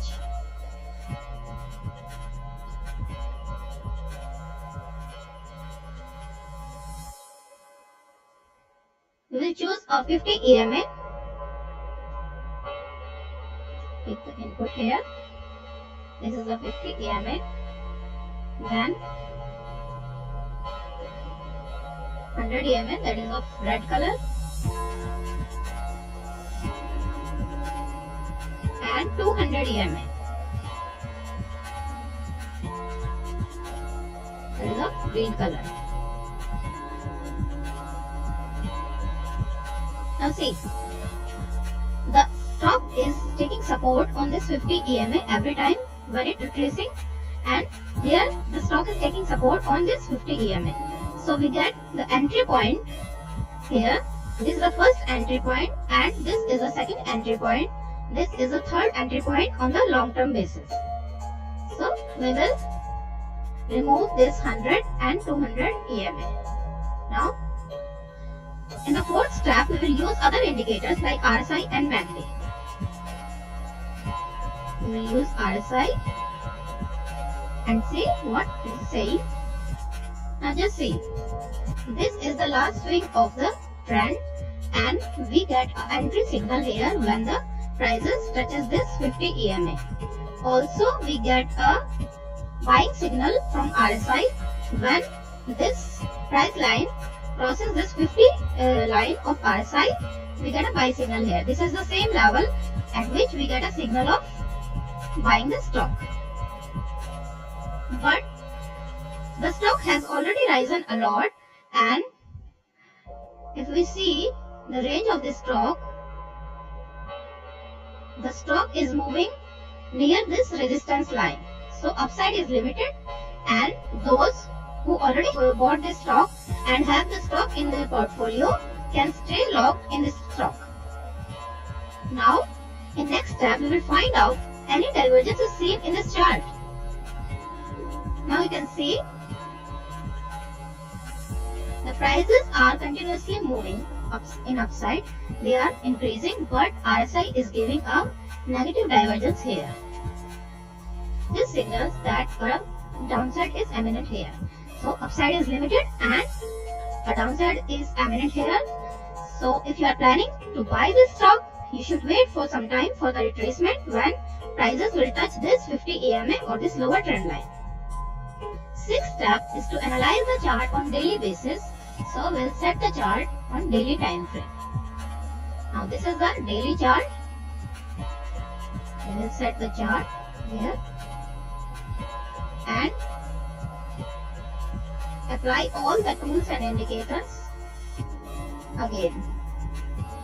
Now this is the 50 EMA. We can have a one more EMA of input 100 day.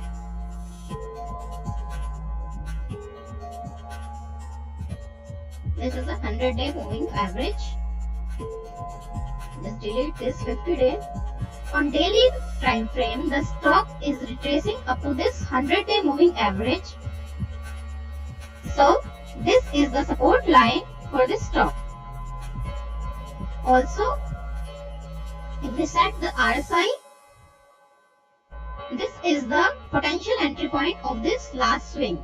So we get a signal of buying here when this stock touches this 100-day moving average, and at this point we get a buying signal on RSI also when this line crosses above this 50 line.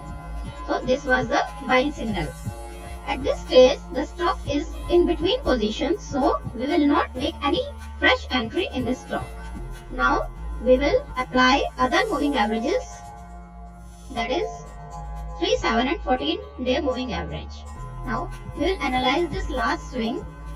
Now see, when we get the signal of buying here, this is the signal of buying at this point. This is the RSI signal and all these three moving average. This red line is the 3 EMA and this green line is the 7 EMA and this pink line is the 14 EMA. So you can see the red and green line just crosses above this pink line, then we get a buying signal here. As long as this red and green line is above this pink line, we will stay locked in this stock. At this point now, just watch, this red line is crossing down this green line, but they are above this pink line. So if you are an aggressive trader, you can make fresh entry here when this red line will cross above this green line. Now I would like to conclude the position of this stock. In first situation, it can happen that this red line will also cross this pink line, and after that this green line will also cross this pink line. In that case, we will not make any fresh entry in this stock. In second situation, it can happen that this red line will cross above this green line and they both are above this pink line. So if you are an aggressive trader, you can make a fresh entry in this stock. But as I told earlier, I will not suggest you to trade the stock at this point. to make any new position because RSI is giving us a negative divergence here. The stock is rising, the prices are increasing, but RSI is giving a negative divergence. So you should not make any fresh entry here. You can enter the stock only when it retraces up to this 100 EMA. That will be your new entry point. So guys, let me do a conclusion for you. The first step is to get on a longer time period, such as months or weeks. In this case, we are on months. The second thing you want to do is plot the trend lines so that you can see how the stock is performing. You can just see the stock is in uptrend, as well as there is a divergence signal, which is a divergence structure going on. You can just see on this area the stock is too much limited, whereas these are going wider and wider. This is just diversifying itself. So the stock is having a divergence structure right up here. The third step is to apply moving averages to get dynamic support and resistance. So we have got the static support and resistance by plotting the trend lines, but we want the dynamic support and resistance as well. So we plot all the moving averages whichever suits this stock. So in this case 1500 and 200, and you can clearly see that 50-day moving average, which is 50-month exponential moving average, is acting as a dynamic support to this stock right up here. Step 4 is to add other indicators whichever you feel will work. Now this is an uptrend, so I would like to use the RSI, and in RSI you can just see, if you just see right here, stock is rising, but RSI is giving a negative divergence signal here, which means that the stock might fall. Step 5 is move to a smaller time frame. Right now I am on a daily basis time frame, 1 day time frame. Step 6 is again use all the EMAs to find the dynamic support and resistance. In this case, EMA 100 is acting as the dynamic support here. Now the last step which comes into the play is to apply all the other indicators and moving averages that can work. In this case, we have just used the EMAs which were suitable, which are 3, 7 and 14. We have already studied this, which is the moving average and which are the moving averages you need to use in which time frame. So if you are not able to judge this, go back and study the moving average concept, the module again, so you will just know which moving average is to be used in which case. In this case, we need to use 3, 7 and 14 moving average on a daily basis, and you can clearly see that the fastest moving average which we have right here is the red one, which is the 3-day moving average, has already crossed the green one, which is the middle one, which is the 7-day moving average. So it has already crossed the green one, and if tomorrow on 21st August 2017, if this red moving average also crosses down this pink one, which is the slowest one which we have, the 14-day moving average, if this red moving average crosses down the pink one as well, and the green one also crosses down the pink one as well, and the last thing, RSI is below down 50 level, that position at that time you should exit from the long position which you may hold. If you have any positions made in the stock earlier, just exit that at that time. If both of these moving averages are down, the slowest one as well as the RSI is at 50, that is down 50. Another thing that can go tomorrow is if this slowest moving average, which is currently down the 7-day moving average, so if this red line, which is already down the green line, comes above, again it comes above the green line, okay, so the figure will be, this red line will be on the top, then below that the green line will be there, and then the pink line will be at the base. So the fastest moving average should be above other two moving averages.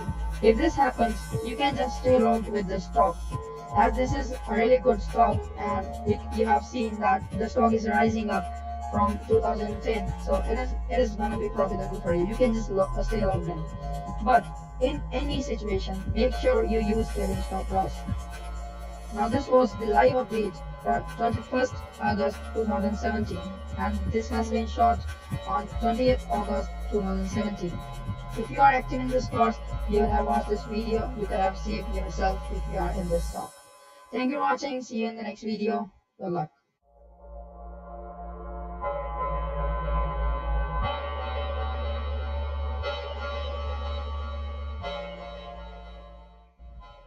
Welcome back. This is my second update, and today we will analyze one more stock, that is Microsoft Corporation from Nasdaq. Today we will apply all the tools and indicators that we have learned in this course and try to predict the future movement of this stock so that we can initiate our trade position accordingly. The essence of learning of technical analysis is to earn with stock market. We are here not only to learn the technical analysis, but also to take action accordingly in trading and make profit in the best and safest way. This live analysis is here to practice the whole study of this course and to take decisions for opening and closing of the positions.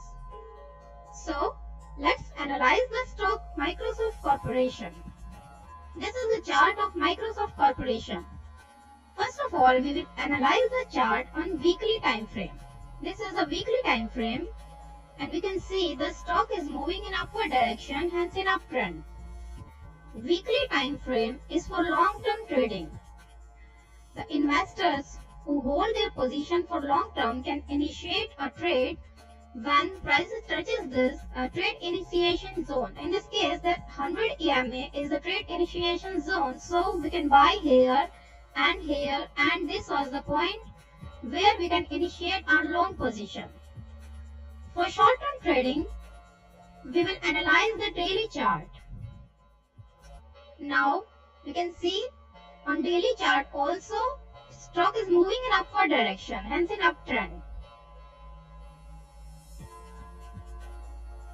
Now we can see the stock was in uptrend, and this was the cup and handle pattern.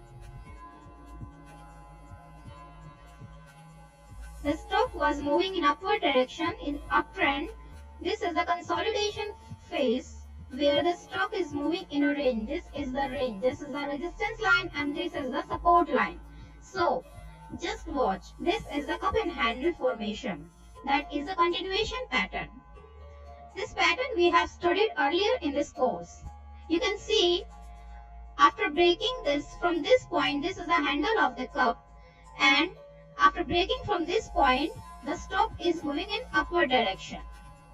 This was the cup and handle formation, and then you can see the stock is moving in uptrend. Now we will try to find out the trade initiation zone on the daily time frame. So in this case, on daily time frame, 50 EMA, this is the 50 EMA. 50 EMA is the trade initiation zone, or you can say we can initiate our long position whenever prices touches this 50 EMA. They retrace to 50 EMA and then they rise again. So we can initiate our long position for short-term trading on these points when the prices touches this 50 EMA. Now we just draw the trend line of this uptrend. This was the trend line, and we can see this was the cup and handle formation, and this was the trend line, that is an upward direction. The stock is moving in upward direction. We can also initiate our long position whenever prices touches this trend line. These was our entry points. This was first entry point, then second and third, fourth. This was fifth, then sixth and seventh. There were 7 continuous points on this trend line. So we had 7 points, 7 long position points to initiate our position. Now we will analyze this last portion of this chart. This last portion. Just watch. This was the last entry point.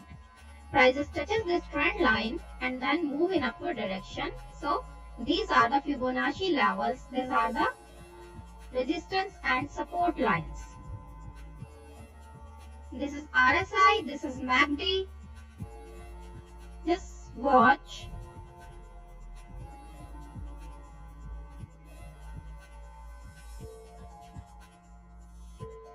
See here, prices retrace and touch this trend line, then these three moving averages, this 3, 7 and 14 moving average is giving us a signal of buying. You can easily see this is a signal of buying at the rate 69.50.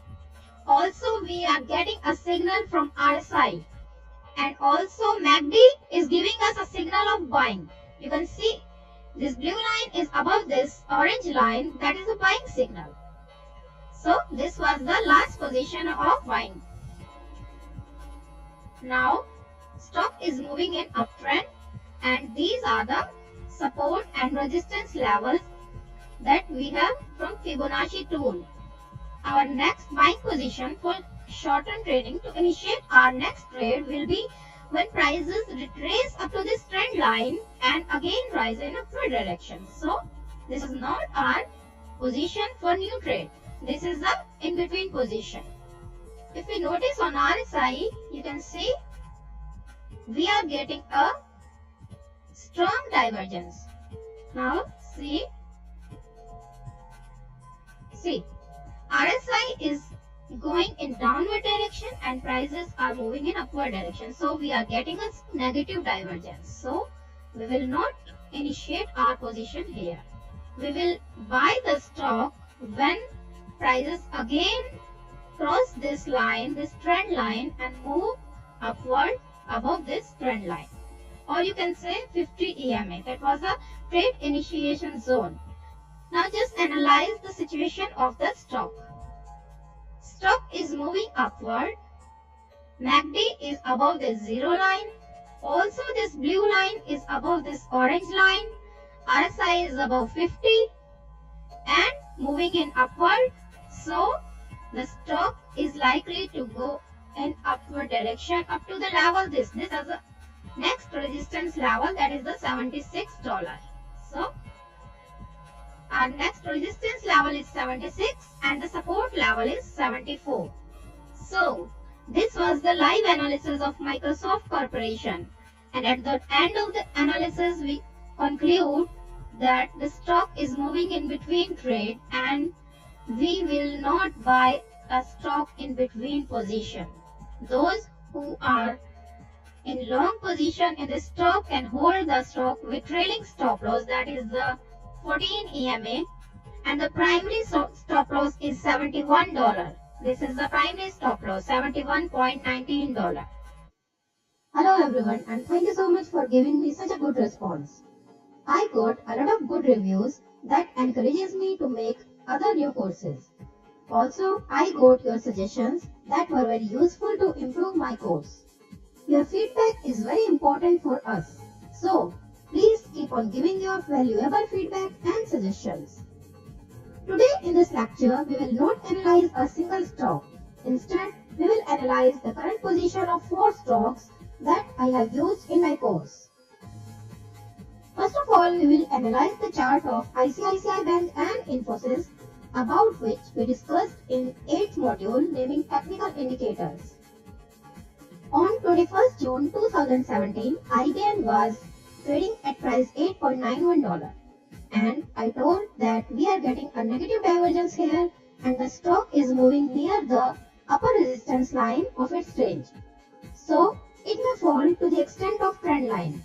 Then only we can buy the stock. This was our last position of the chart. Now we will analyze the current position of this chart. This is IBM chart and this was our last position. Now we will analyze the portion after that date. So I will zoom in the chart.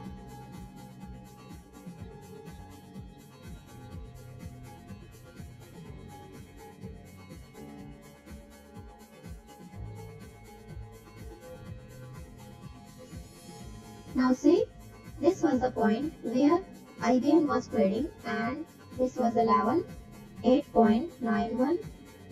This was the candle.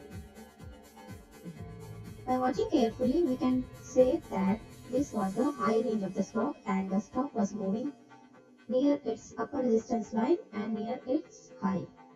This was the all-time high of the stock and we are getting a negative divergence here. Also we can see we are getting a head and shoulder pattern here, short time head and shoulder pattern, and this was the neckline of this head and shoulder pattern. This was the neckline, and after the breakout, stock is falling to the extent of trend line. Also, it achieves the head and shoulder target level. This was the head and shoulder length and this was the target. So it achieves the head and shoulder target. Then it crosses above the trend line and it rises again. So this was our ultimate buying position. This was not the buying position and this was our buying position. Now the stock is again moving near this resistance lines and we are getting a negative divergence here. Again we are getting a negative divergence. It is the negative divergence. So we will not buy here. Again when it will touch the lower trend line, that is the support line, we can buy this stock. Our second stock was Infosys. It was in short term uptrend and we could buy the stock because it was touching the trend line, lower trend line. So it was our buying position. Now we will analyze the current position of this chart. It was 20th June 2017. This was our last chart and this was our position 20th June, and here we could buy the stock because it was touching the trend line, support line, and after that the stock is moving in a uptrend, in an uptrend, short-term uptrend. After touching this level, this was the resistance level 15.94. So this is our horizontal line and this is the support line. If we zoom out the chart, you can see now the stock is moving in a range. This is the range of the stock. The stock is moving in these two lines. This is the upper line, resistance line, and this is the support line. The stock is moving in a range. This was the short-term uptrend. Now, after touching this resistance line, the stock is touching the support line and it is going in an uptrend, and here it's the resistance line. We draw the short-term trend line. We can see the stock is in short-term uptrend. But as it is near its resistance line, we will not buy the stock. It can come back to the extent of trend line, or after touching this line, it can come back to the support line. You can see here RSI, as the stock is in range, RSI is not going in oversold range and overbought range. So we can make use of RSI in this range. Whenever RSI is touching or facing resistance, the 70 line, we can sell the stock. And when RSI is touching this 30 level, we can buy the stock. In my first live analysis of Apple Incorporation on 20th August, I said not to buy the stock at that level because it was an in-between trade and there was also a negative divergence on RSI. This was our last chart. This was the chart and this was the in-between position as the stock is moving near its resistance line. This was the resistance line. Now we will analyze the current position of the chart. This is Apple Incorporation chart and this was our last position on 21st of August. Let me zoom in the chart and now we will analyze the situation of the chart. This was our point and we were here at $157.12. You will see after touching the $165 level, the stock fall down to the extent of trend line. This was the trend line and this is moving average, 100 period moving average. The stock retraced up to the trend line and this moving average. If we calculate the fall,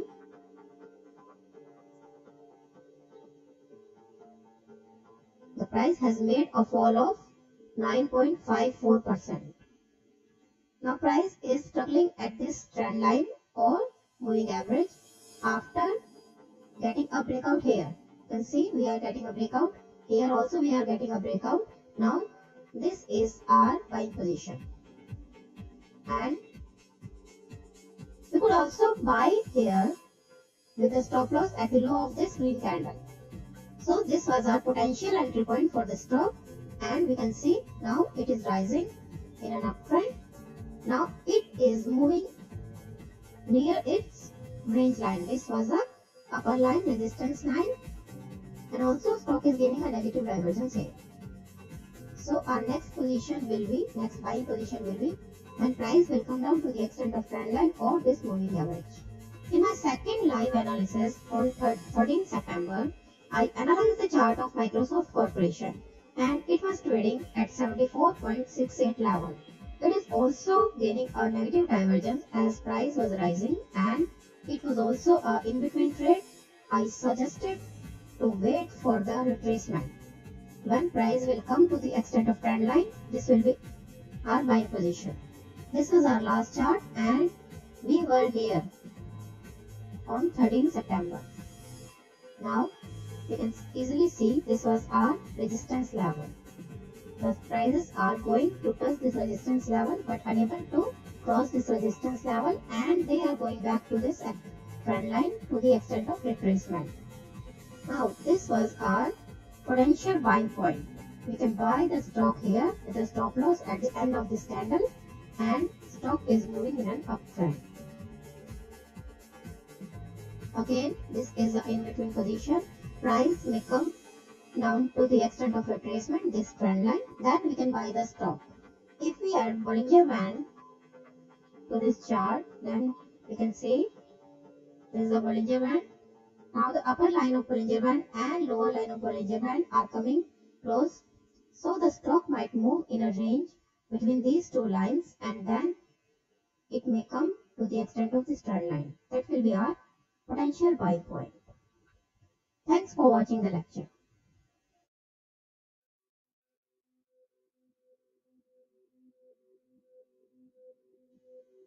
Hello everyone and welcome again to EWTA.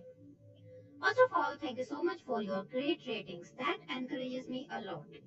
Today I got a 5-star review on my second course from one of my students in which he was saying that he made a 58% return in a single day by selling Nifty as he adopted one of my trading strategies. I was really glad to see his review and ultimately got an idea of making a live analysis on Nifty 50. Because Nifty is not a single stock. It is an index made up of 50 blue chip companies, and every movement in Nifty always has a big impact on those stocks' movement. So in this live analysis today we will analyze the chart of Nifty and try to predict the future movement of Nifty on long term as well as short term basis. First of all, we will analyze the weekly chart of Nifty to see the long term movement of Nifty. This is the weekly chart of Nifty, and as you can see, Nifty is in uptrend and it is respecting its 200-week moving average every time. Let me zoom in the chart. Now see, this was the last ultimate buying point of Nifty when prices retrace up to the extent of this 200-week moving average. Here, this was our last swing, and if we apply the Fibonacci grid to this swing,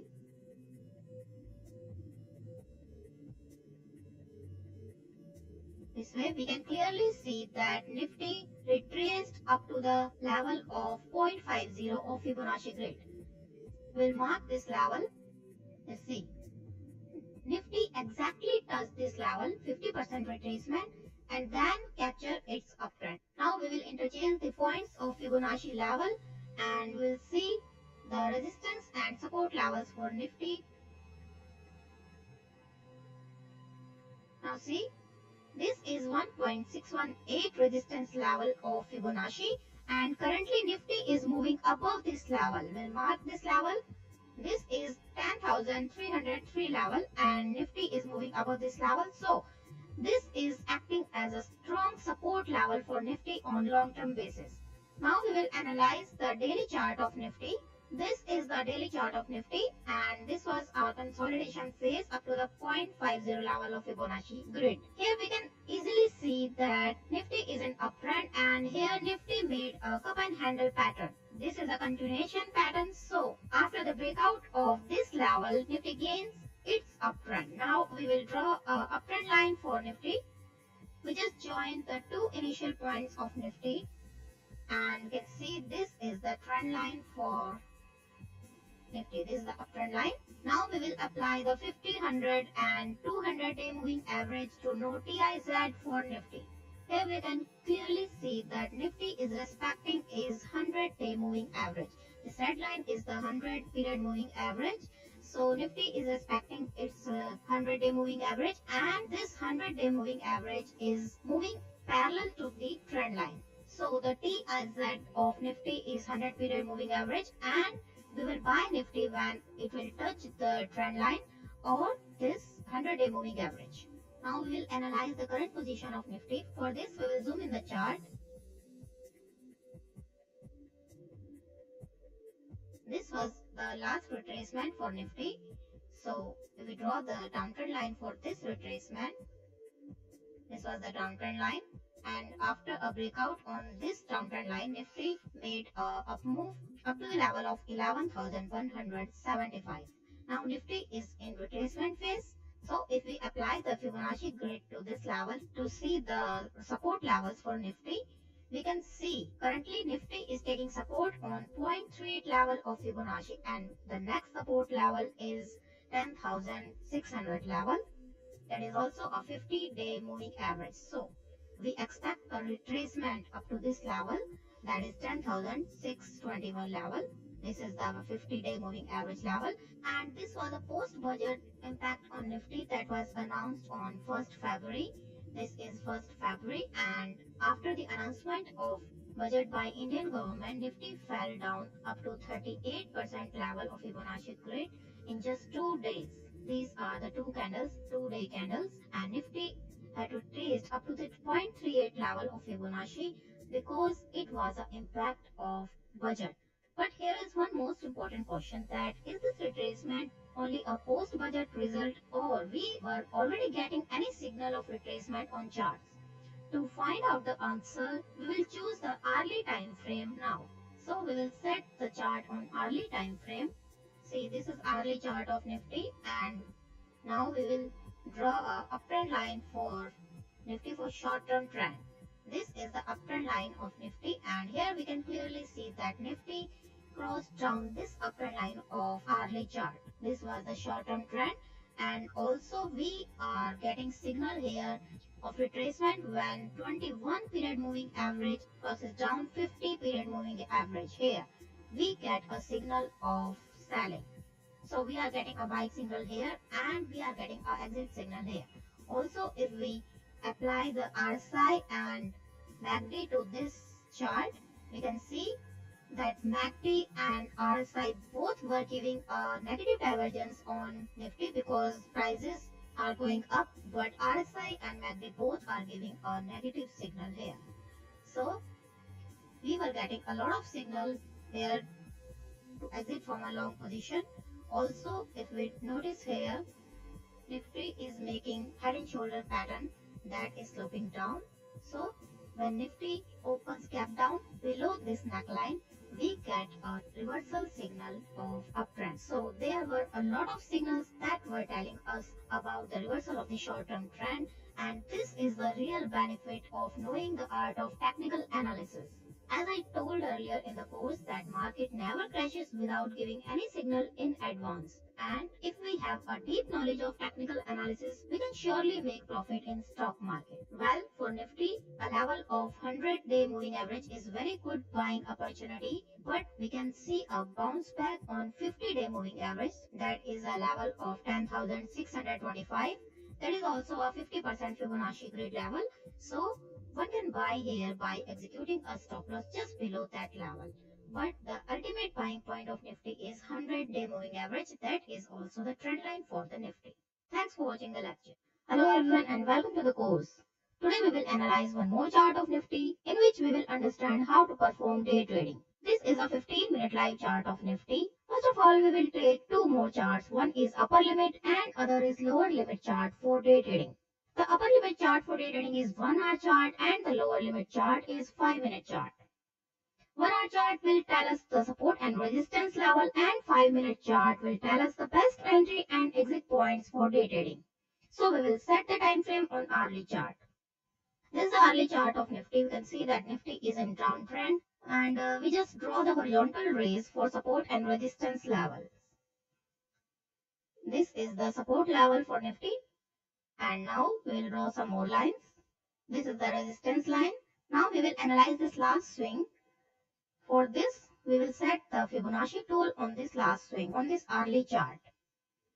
As Nifty is in downtrend, so we'll apply the Fibonacci tool from the peak of this swing to the trough.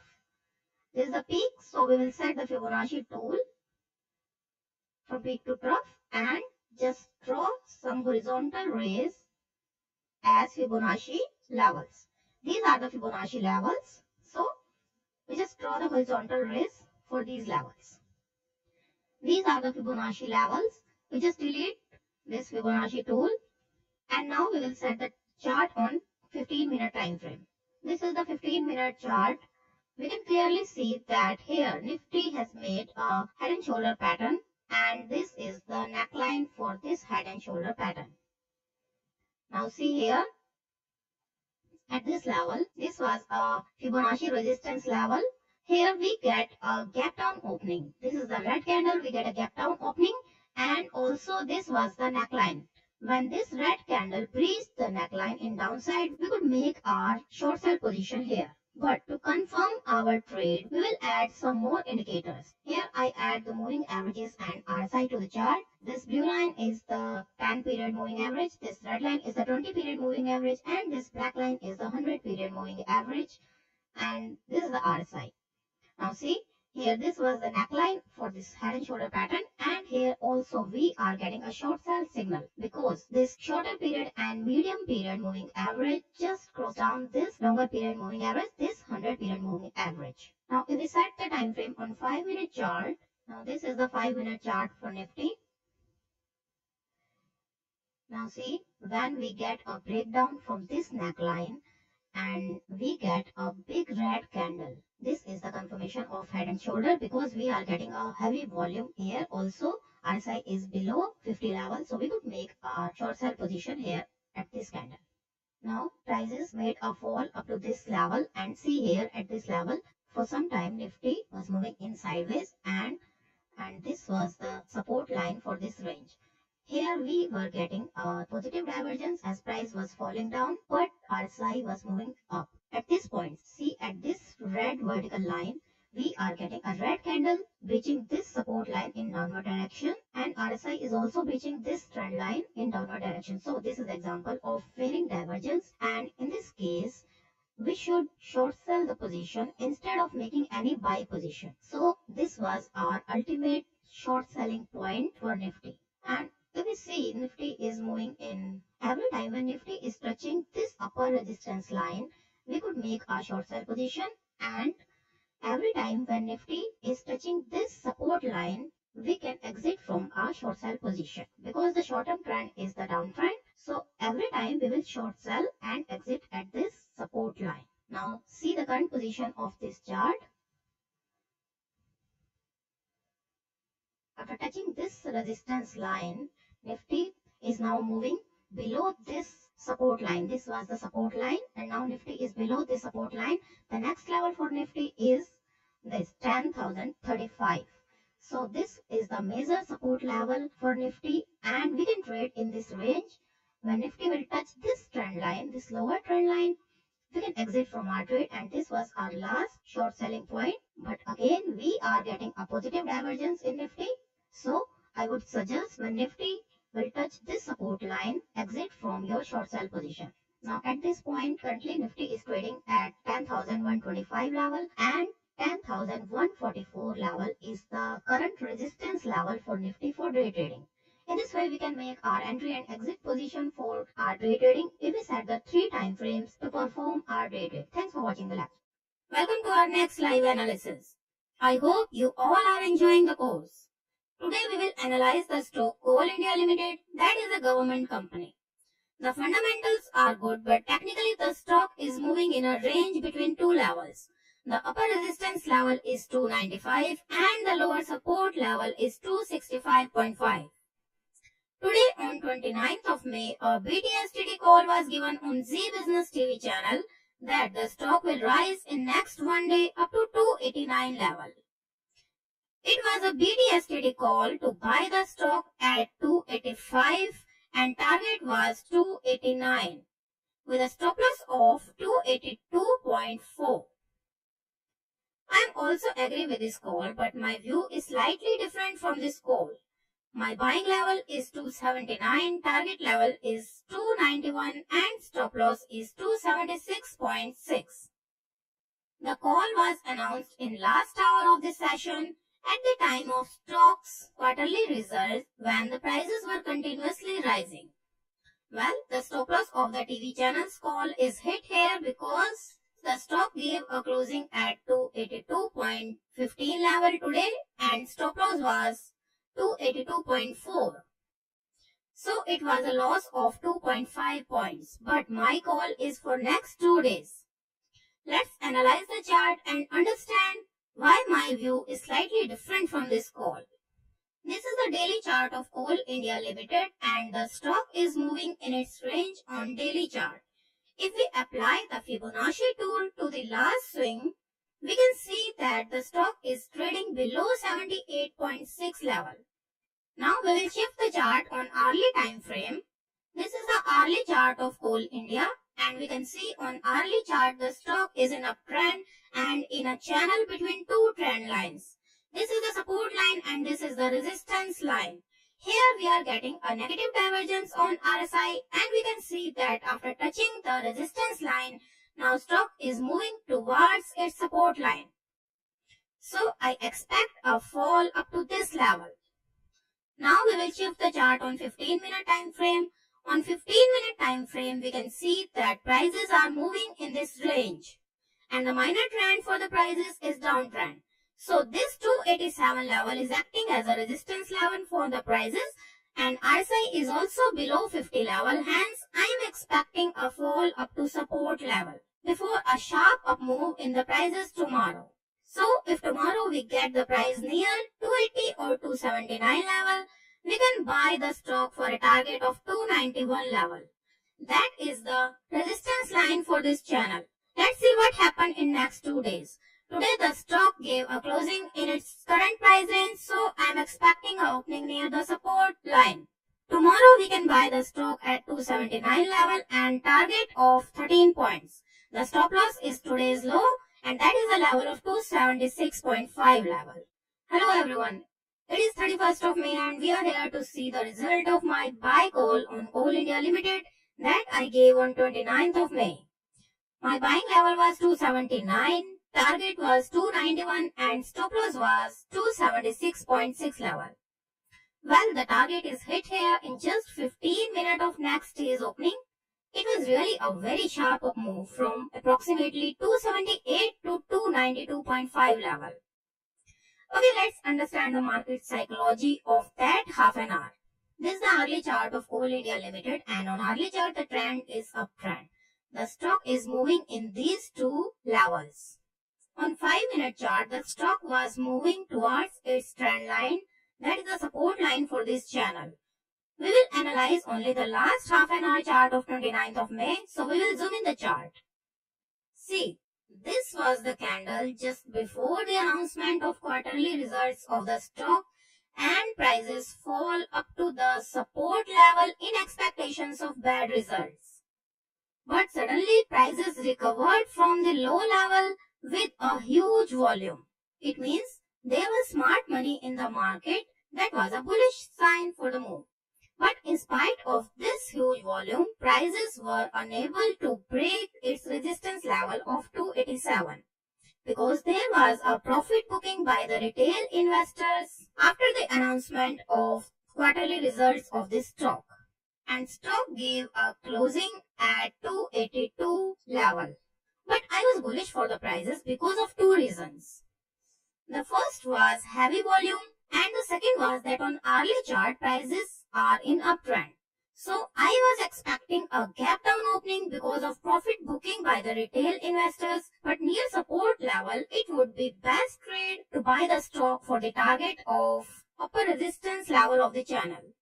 The stop loss was 276.6 level because it was the day's low as well as it was a 50% Fibonacci level on daily chart. Market opened gap down on 30th May And after a sharp up move on 30th May, the prices traded in a range but gave a closing above 78.6 level of Fibonacci tool. This is the 78% level on daily chart and prices gave a closing above this level. This was also a bullish signal. And today on 31st of May, the stock gave a very sharp up move in just 5 minutes of opening up to 303 level. Now, the next resistance level for the prices is 305 and 318 level. This 318 level is the major resistance level for the prices on daily chart. So, I'm not expecting a rise above this level, and now the support level for the prices is 287 level. See you in the next live analysis. Thanks for watching the lecture.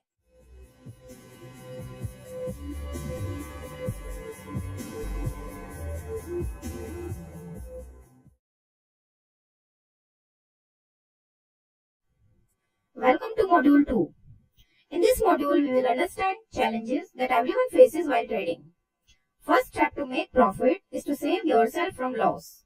So, if you want to make money from trading, we should be aware of some mistakes that we generally make while doing it. Most important thing in trading is to stay disciplined, whether it is short-term trading or long-term trading. Never open or close your position until you have confirmed signal. People generally get wrong feeling about the market while watching the current scenario and predicting the future. Rather, the correct approach in reality is to properly analyze the situation and understand what is going on. When you make such predictions, you should always have some solid reason behind that. Let's take an example. You want to trade a stock and its price is $5. In the next minute, it goes to $6, then $7, and next minute goes to $10. Now, would you like to buy this stock? Your answer will be probably yes. And why not? Because it is rising and you can make so much profit from it. The real problem in this situation is when you buy this stock at 15 and in the next minute it falls down to $12. In the next minute it falls down to $11, then $10 and then $9. What will you do in this situation? Majority of people will say that I didn't expect it that it will fall and I have suffered this loss to $6. Let me just close my position and save myself from more loss. Now, there are two things to learn from this situation. First is, never open up your position at wrong time, which was in the middle of the trend in this case. Second thing is, never close your position at wrong time due to fear as you did in this position. It was okay to close the position if you are confirmed that price is going to fall more and more. For this, you should analyze the position and who knows that stock might start rising from the next minute. There is one more problem with people that whenever they sit in front of the system, they can't stop themselves to do some trades. And this inducement leads them to heavy disasters. Generally, the situation is that we just close our position without taking maximum possible returns. When we have taken a huge risk, why do we get back with some small rewards? Minimum risk to reward ratio is 1:1. So, if you are taking a risk of $100, you should expect a minimum profit of $100 too. This is another huge problem with most of us face. Let's say you are getting a profit of $50. And if you remember the last case, we have taken a risk of $100. Now, you are thinking that you will wait for this $50 profit to become a minimum of $100. Because it is the minimum you should expect for taking that risk. Now, at this particular point of time, you are correct. You should rightly wait for the amount which you deserve for taking that risk. But the problem is that the things always don't go the way they should. Let's assume in the next minute, this $50 profit become a $10 loss. Now, whenever you will do a trade, there is a great possibility that this loss will affect you and you will always withdraw from your position earlier. Now, just imagine This thing can also go in vice versa, when that $50 becomes $200 profit. Let's assume that you are doing a new trade and new same $100 risk and same $100 profit uh, you should be expected. Now let's say you are getting that $100 profit, but the problem this time is you will not be willing to close your position due to your last trade when you got $200 profit. Even if you are getting some indication that you can suffer loss, but you will not close your position and you will try to get same amount of profit which you got in the last trade. Only the people who have gained control over their fear and greed emotions can think rationally. Generally, it is seen that many traders trade to get inclined to do majority of trades as bull trades or bear trades. They become either bulls or bears and tend to stick to it, irrespective of the market conditions. If we want to succeed in trading in stock market, we can't stick to one kind of trade, as we have to change our outlook along with the changing trend and follow different strategies in different market conditions. Our trade should always be in the direction of the trend. In case of bull trend, instead of focusing on selling at high, we must focus more on buying at support after a positive trigger is achieved. This was all about the mistakes that we commonly make while trading. In the next module, we will learn about the trend concept.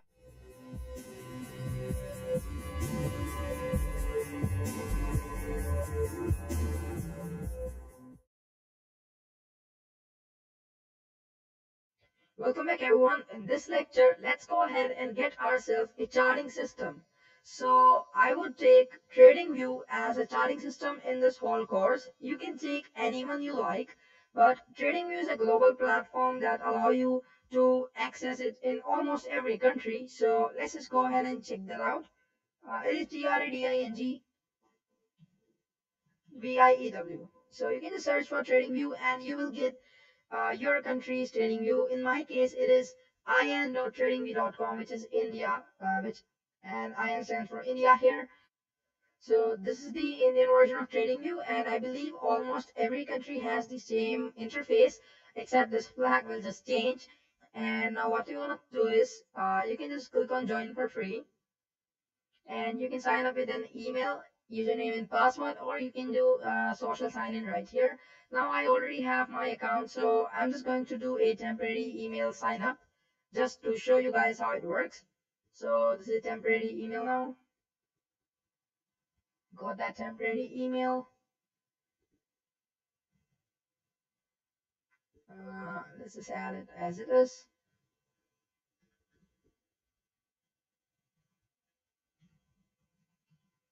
So I just added a password. I'm not a robot.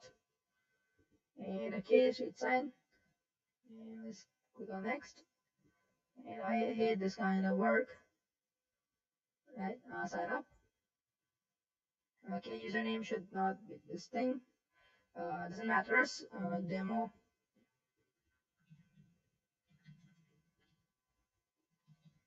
Demo trading account doesn't matter. So it says this activate your account. Let's just check for the email. Make sure you use your genuine email because maybe you're gonna pay for it someday. So here is the email activation. We don't need this.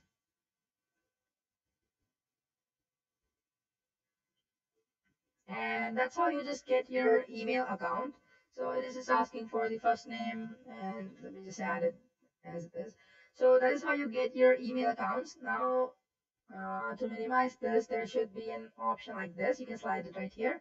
Now the thing is, how do you use TradingView? Basically, you are in a free account, and in free account you have some limitations, but still you can follow this course.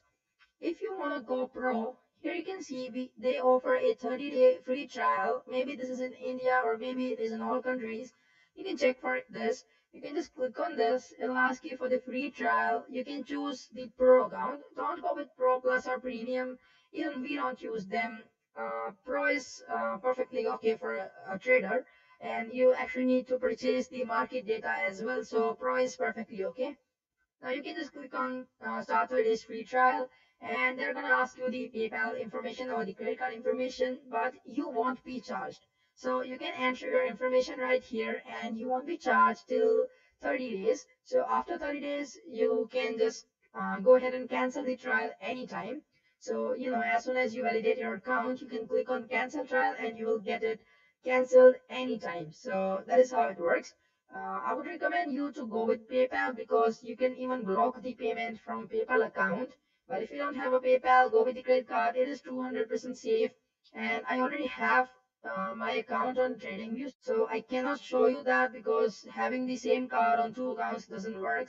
So you just go ahead and sign up for the free trial. And let me just go ahead and show you. If you don't sign up for the free trial, don't worry. You don't need to go with the free trial.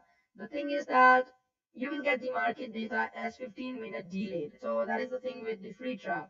Now how it works, so you just go to your trading view. So this is the trading view. And here in this search box, you can search for anything, any stock, any index, whichever you like. So let me show you like Apple. So this is the symbol of Apple, or you can just type in APPLE. It'll show you Apple Incorporations. Now stocks are here, futures are here, Forex, EFD, cryptocurrency, index, economy, and candle is right out here. So you can just click on all and it'll show you whatever the available things are. Now Apple is Incorporations is from US, which is the from Nasdaq right out here. You can just see that, and you can just click on this. It'll open you a chart. Now I'll ask you that, do you want to open an interactive chart or you want to see this line graph, just a simple graph? No, we want an interactive chart. So you're going to click on this one, interactive chart. It'll open a chart for you with all of the tools which you can use for technical analysis. Now you can just go ahead and start this thing. This is a orientation thing, but I'm just going to skip this video. So what happens is, this is the chart here. You can manage the zoom by moving this up and down, and the same thing can be done from here. And there are three buttons as well. You can just see here they are, so you can just go ahead and zoom from here as well. These are the candlesticks. You can change your candlesticks from here. This is the candlestick. You can just change them from here to bar, line, hollow candles, area, and all. You have the symbol change, so maybe you want to open any other chart. How will you do that? You just click here, you just search for the stock, and it will show you other options. So you can just open another stock from here. This is the time frame, so you can check the daily time frame and all. You can just click here. You can make them on star, so they occur right here. So this is the time frame here. We have this gear icon, which is just the colors, and also you can just change them. We have the compare option, but that will just go ahead and add you to compare this thing with something that doesn't really matters. We have the indicators, which is the important one, so you want to click on them and you'll see a whole list of indicators right here. These are the built-in. We have public libraries. You can even have your own indicators, but maybe you will never use them. You have a lot of indicators right here. You can see these are the categories. You can search for indicators right here. So maybe to open in RSI, you can just search for RS. It will just show you RSI. You can just click on that. You can cross this. You will see that there is an RSI setup. You can change the settings of symbols right here from the gear icon. You can close them right here. Let me even go ahead and show you the tools. So here are the drawing tools. This one is the mouse. This one is the line right here. You can just see. This is the fork, and there is an arrow to see all of them. Maybe this is the Fibonacci retracement. Then you have the drawing tool, which is the brush type of thing if you want. Then we have the text tool, so you can type in text if you want. Then you have other things like the patterns and all. You can just mark these things maybe. You learn about this all in later videos, and we have a lot more tools as well. So maybe this one is an arrow. So we have a lot more things here. This one is an arrow, if you see here, and other tools as well. So you can just right click here and you'll see a menu in which you can click on. Okay, just a second. Right click, you will see a menu in which you can click on remove, and you can remove all indicators, all drawing tools, all indicators as well as drawing tools. And to remove a specific one, let's say I add this Fibonacci grid, And if I want to remove only this one, you can just click on this thing and press the delete key on your keyboard and it'll get deleted. That's how it works. The buy and sell feature just doesn't work because we are on a free trial, and you can do paper trading, but for that as well you will need a pro account for paper trading.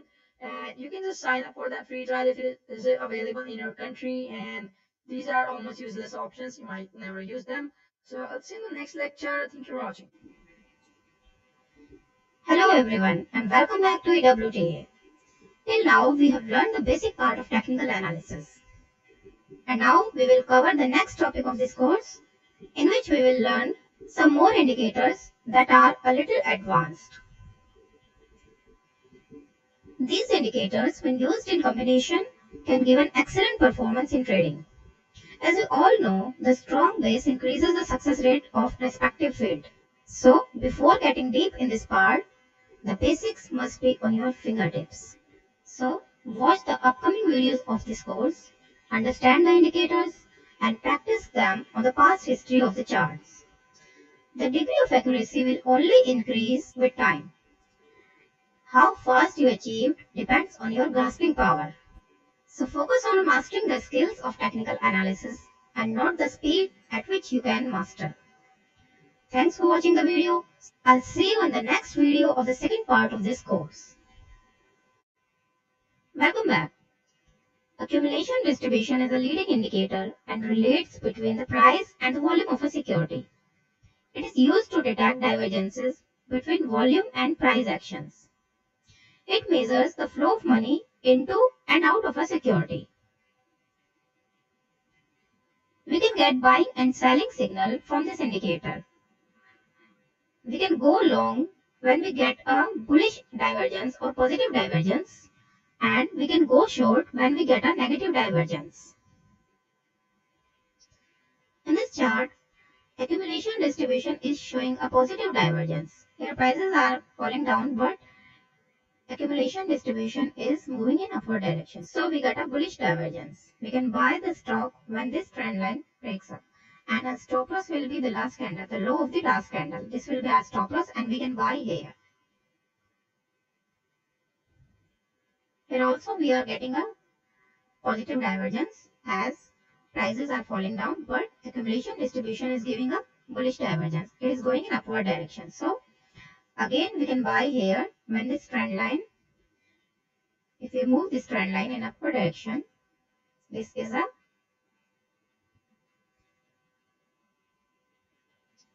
like this. This is a downtrend line and we just buy here when this trend line is breaking and prices break this trend line. This is our buying point and our stop loss will be the low of this candle, this last candle. Now see, here we are getting a negative divergence as prices are not falling down, but accumulation distribution giving us a bearish signal. It is falling down. So we can sell the security when prices crosses this line. We can sell here and our stop loss will be this resistance, above this resistance line. In this way, we can get early buy and selling signal by using this indicator. Thanks for watching the video. See you in the next video. Welcome back. Stochastic RSI is an indicator of an indicator. It applies the stochastic formula to RSI values instead of price values. Stochastic RSI takes the high-low range of RSI for a specific time period and then uses the moving averages of that high-low range of that specific period. For example, a 14-day stochastic RSI uses the value of 14-day RSI and 14-day high-low range. Then it calculates the 3-day moving average of that 14-day high-low range. Stochastic RSI can be used to identify overbought and oversold conditions. It fluctuates between 0 and 1. Above 80, it is considered as overbought, and below 20, it is considered as oversold. As stochastic RSI is an indicator of indicators, so it is a secondary indicator. It can be used to identify the short-term trading signals. As stochastic RSI is an indicator of an indicator, It can be used to identify the short-term trading signals. While trading for short-term trend, it is important to trade in the direction of intermediate trend. The default settings are 14, 14, 3, 3. But if we are using the indicator for minor trends, then we can change the setting based on our trading style and volatility of the stock. This is the daily chart of Apple Incorporation. And if we see, the chart is in uptrend. So the intermediate trend of the chart is uptrend. We are using the stochastic RSI for short-term trading, so we will set the chart to hourly time frame. Now see, this is stochastic RSI, and now stochastic RSI is in oversold range. We are getting a signal here, so we can buy the stock here. This is our buying position, and then stochastic RSI is in oversold range. Here we are getting a signal of selling because this blue line is below this orange line and it is crossing down this 80 line. So we will buy here and sell here. Again, stochastic RSI is in oversold range and we are getting a buying signal here. This is our buying point, and now this is in oversold range and we are getting a selling signal here. This is our selling point. In this way, we can trade in short-term time frame with the help of stochastic RSI. When using stochastic RSI for minor trend and in short-term time frames, say 15 minutes or 1 hour, it must be combined with any other volume-based indicator. We can combine stochastic RSI to Chaikin's oscillator to get better, safe results. We will learn about Chaikin oscillator in next video. Thanks for watching this video. Chaikin oscillator was developed by Mark Chaikin, and it is also an indicator of an indicator. It measures the momentum of the accumulation distribution line. Accumulation distribution line is a second derivative indicator of an on-balance volume, and Chaikin oscillator is an indicator of the accumulation distribution line. So Chaikin oscillator is a third derivative indicator. Chaikin oscillator is the difference between 3-day EMA of the accumulation distribution line and the 10-day EMA of accumulation distribution line. A change in momentum is the first step to change in trend. So we can use Chaikin oscillator to get early buy and sell signals. It oscillates above and below zero line. We can go long with a positive divergence and when Chaikin oscillator crosses above zero. Similarly, we can go short when Chaikin oscillator is giving a negative divergence and crosses below zero. As it is an indicator of an indicator, so it shouldn't be used alone to get trading signals. If we combine stochastic RSI with Chaikin oscillator, then we get a great result. This is our last chart of Apple Incorporation, and we are using the hourly chart for getting short-term trading signals. As the intermediate trend of this chart was uptrend, so we will ignore all sell signals and take only buy signals. Now just notice, prices are moving down here, but Chaikin's is giving a positive divergence here, so we can buy the stock at this point.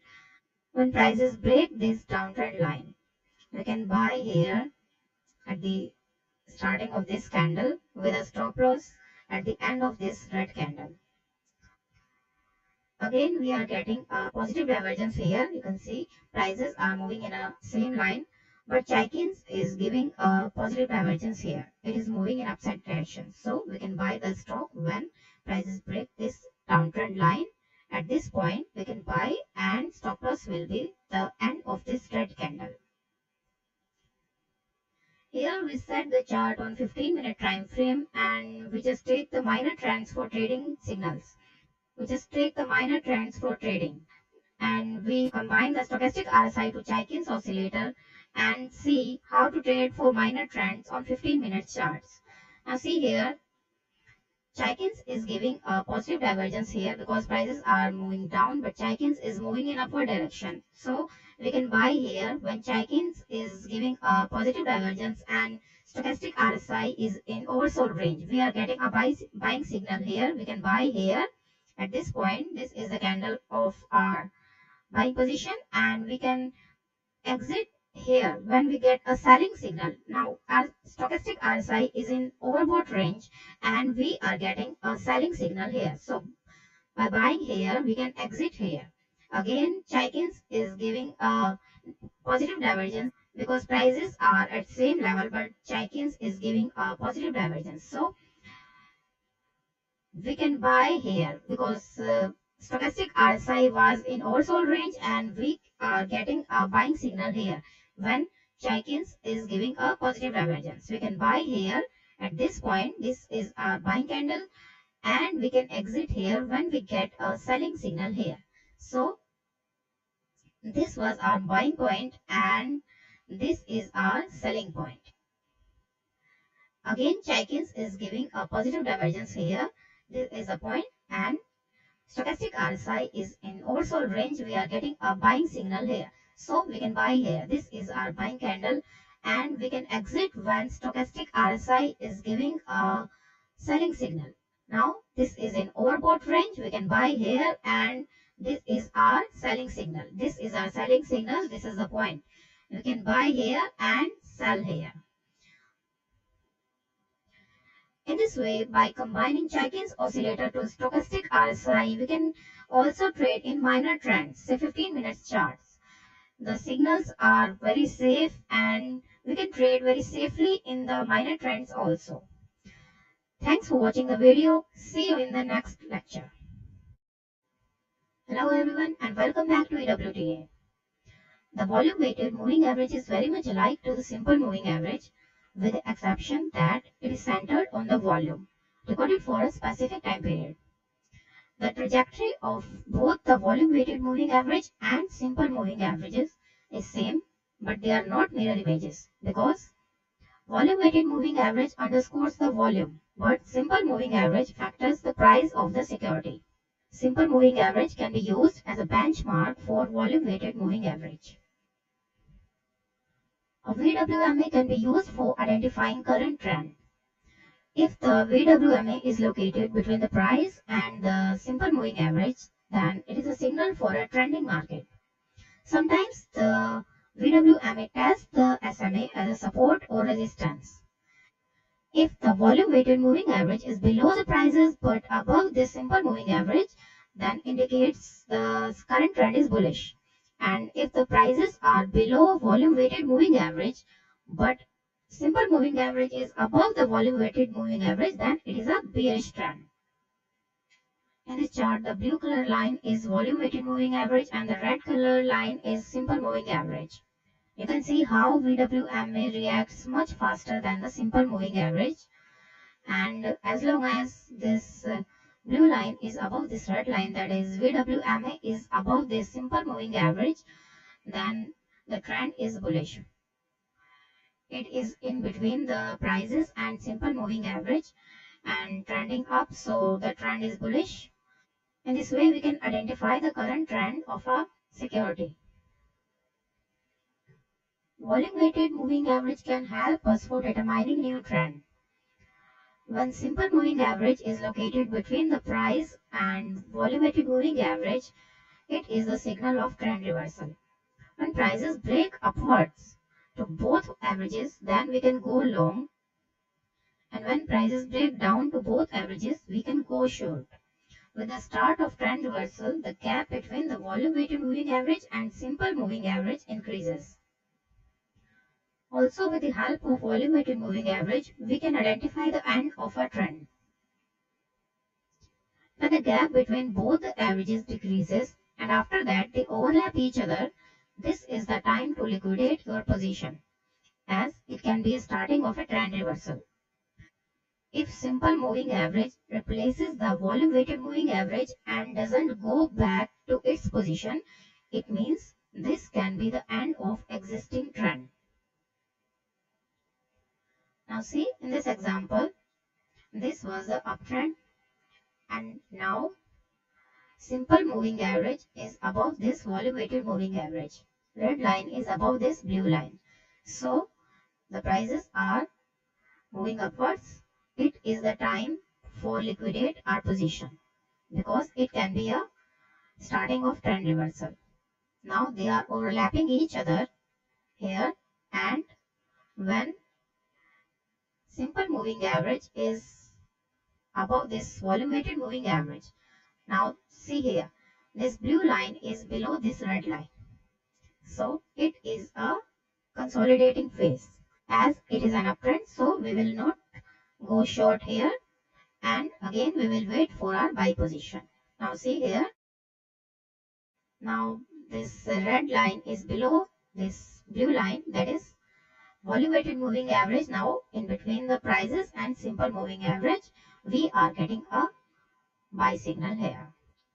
And also you can see the distance between these two averages increases, and now the distance between these two averages decreases and they overlap each other.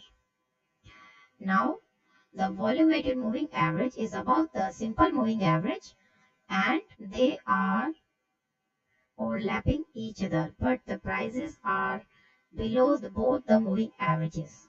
So as long as the prices are below these moving averages, we can go short. The distance between the two averages is not very much, so we should be a little cautious here. As prices touch these averages, we will liquidate our short position. Volume weighted moving average can use to know divergence. When VWMA gives a negative divergence, it is the signal of starting of downtrend. And when VWMA is above SMA and gives the positive divergence, it signals the starting of the uptrend. Now you can see prices are in upward direction, but volume weighted moving average is giving a downward direction. So we are getting a negative divergence. The setup of VWMA and simple moving average cannot be used alone to get trading signals because it tells us about the increase or decrease of volume only. But if we add this setup to other indicators, then it will be very helpful for us to get trading signals. Thanks for watching. See you in the next video.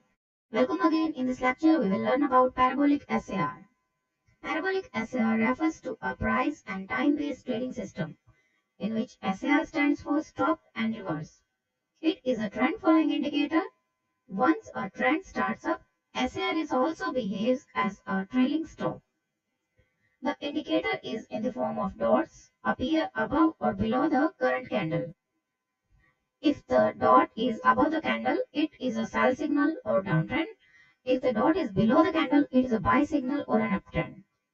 We mainly use parabolic SAR for the stop and reverse signal. So, when changes occurs in the position of dot, as from below to above or from above to below, then it indicates a price reversal. As the trend extends, the gap between the dots increases, indicates that the price momentum is high now and the trend is strong enough. And when price is consolidating, the SAR dots are plotted close to each other. Here we do not need to know the actual formula of any technical indicator, we just need to know how it behaves. In this chart you can see there are some dots, there are below the candle and above the candle. So if the dot is below this candle, this is a bullish candle and we get a buy signal. And if the dot is above the candle, so we get a sell signal. When dot changes its direction, see here the dots are below the candle and now dots changes the direction from below to above, so it is a signal of trend reversal. This is the bullish trend and now the trend is in bearish mode.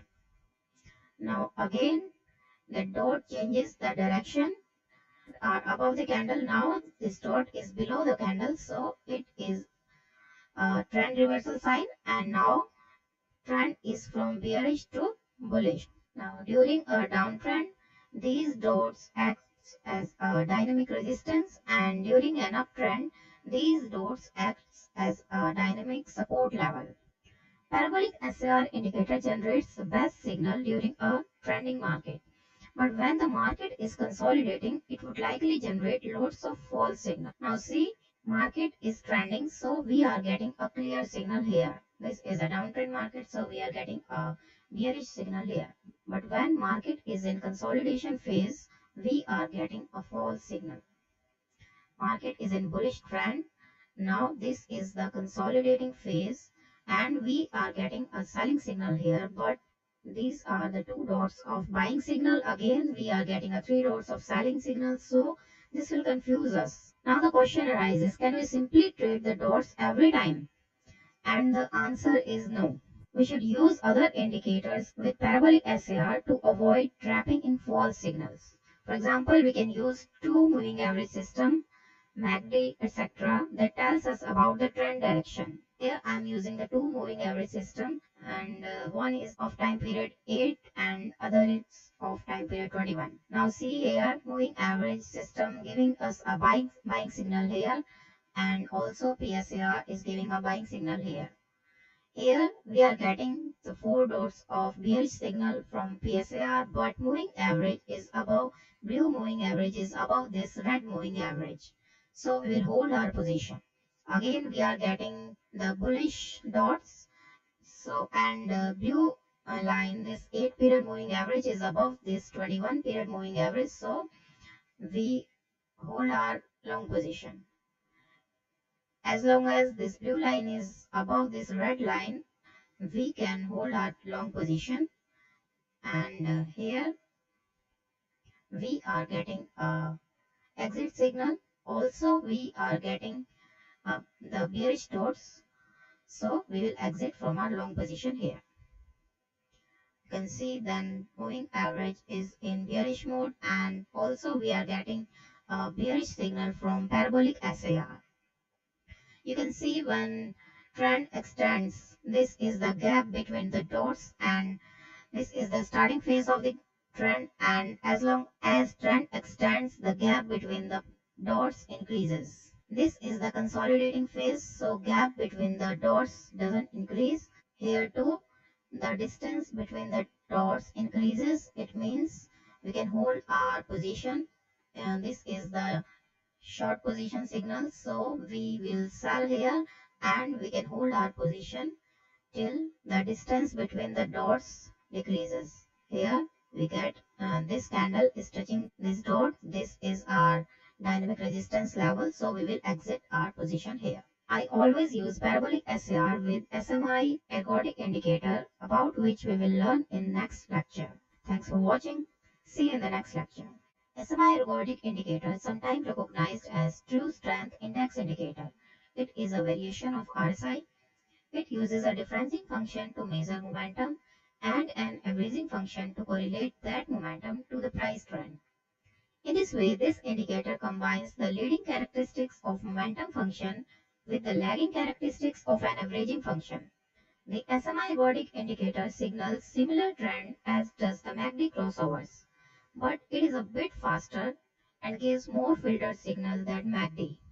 The default setting for this indicator are 25 and 50, but we can change the setting of signal line to get smoother signals. When blue line is above the orange line is the signal line and the blue line is the short period line. So when blue line is above the orange line, we are getting a buying signal. This is our buying candle and we will exit when this blue line crossing down this orange line. So this is our exit position. We can buy the here and we will exit here. Now this blue line is below this orange line. We are getting a sell signal here. So this is our selling candle and we are getting a buying signal here, or we can exit from our short sell position here. This is our exit position. We will sell here and exit here. Now if you notice, this is the daily chart and our current trend is downtrend. So we will take only sell position here because the current trend is downtrend, and we will ignore all the buying position here. We will set the chart on hourly time frame and add parabolic SAR indicator to this chart. Now see here, we are getting a selling signal here when this blue line is below this orange line, and also we are getting a selling signal here from parabolic SAR.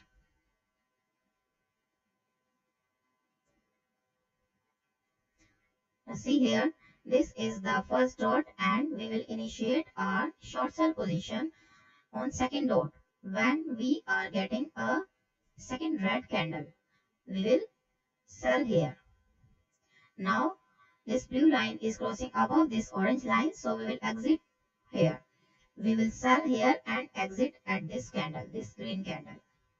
Again, we are getting a selling position when this blue line is below this orange line, and also we are getting a selling position with parabolic SAR. We already getting a selling position here, so we will short sell our stock on this red candle. Now when blue line is above the orange line, we will exit from our short sell position. Now see here, this is the portion of consolidating phase, and we are getting a buying signal from SMI ergodic. Blue line is above this orange line, but we are getting a selling signal from parabolic SAR. So we will avoid this situation. We will not take any trade here. We can take counter trend position here if we are getting similar signal from both the indicators. Here SMI is giving a bullish signal, parabolic is also giving a bullish signal, so we can buy here. By buying here, this is our exit point, so by buying here we can exit here. This is the second candle, but this is a counter trend position, so by buying here and exiting here, we are not getting any reward. That's why we should only trade in the direction of the intermediate trend. Instead of taking position on every signal, we should concentrate only on the signal about which we are quite confident. For this, we can add Chaikin's oscillator to this setup. Thanks for watching. In the next lecture, we will learn about super trend. Welcome back. In this lecture, we will learn about super trend. Super trend is a trend following indicator. It measures the trend direction but not the strength. It gives excellent buy and sell signal in a trending market when price crosses the indicator. Since it changes its position from above to below price action and back, it adds the feature of parabolic SAR. The buy and sell signal changes as the indicator flips over the closing price. When the super trend closes below the price, a buy signal is generated. And when it closes above the price, a sell signal is generated. The buy and sell signals are shown by green and red arrows, means that the green arrow is for buy and red arrow is for sell position. Super trend is a trending indicator, and like all technical indicator, it works well in trending market. It also gives false signals in ranging or choppy market. However, it gives lesser false signals than other indicator. So before using any indicator to your trading system, you must check about the choppiness of the trend. It uses two parameters, ATR period and multiplier. The default settings are 7 for ATR or trading period and 3 for multiplier, which means that the system will calculate the ATR value for the last 7 days. The multiplier refers to a value by which the ATR will get multiplied. Multiplier value is a crucial input for super trend. If the multiplier value is too high, the lesser number of signals are generated. And if it is too small, then we get more frequent signals and chances of generating false signals are quite high. So keep the value of multiplier between 3 or 4. In this chart you can see there are green and red arrows here. When we have a green arrow near the bullish candle, then we get a buy signal. This is a buy signal, and this is a green arrow. Here we can buy, and prices close below this green line, and we get a red candle, also a red arrow. This is the signal of exiting our buying position, and we can also trade the sell position here. Here also we get a buy position and then sell position. This is our buying position as we get a green arrow near a bullish candle, and this is our sell position because we get a red arrow above this red candle. So this is our short sell position. Super trend also acts as a strong support and resistance, and it's also provide a trailing stop loss for the trade like parabolic SAR and moving average setup. You can see as long as the candles are in uptrend, they are above this green line.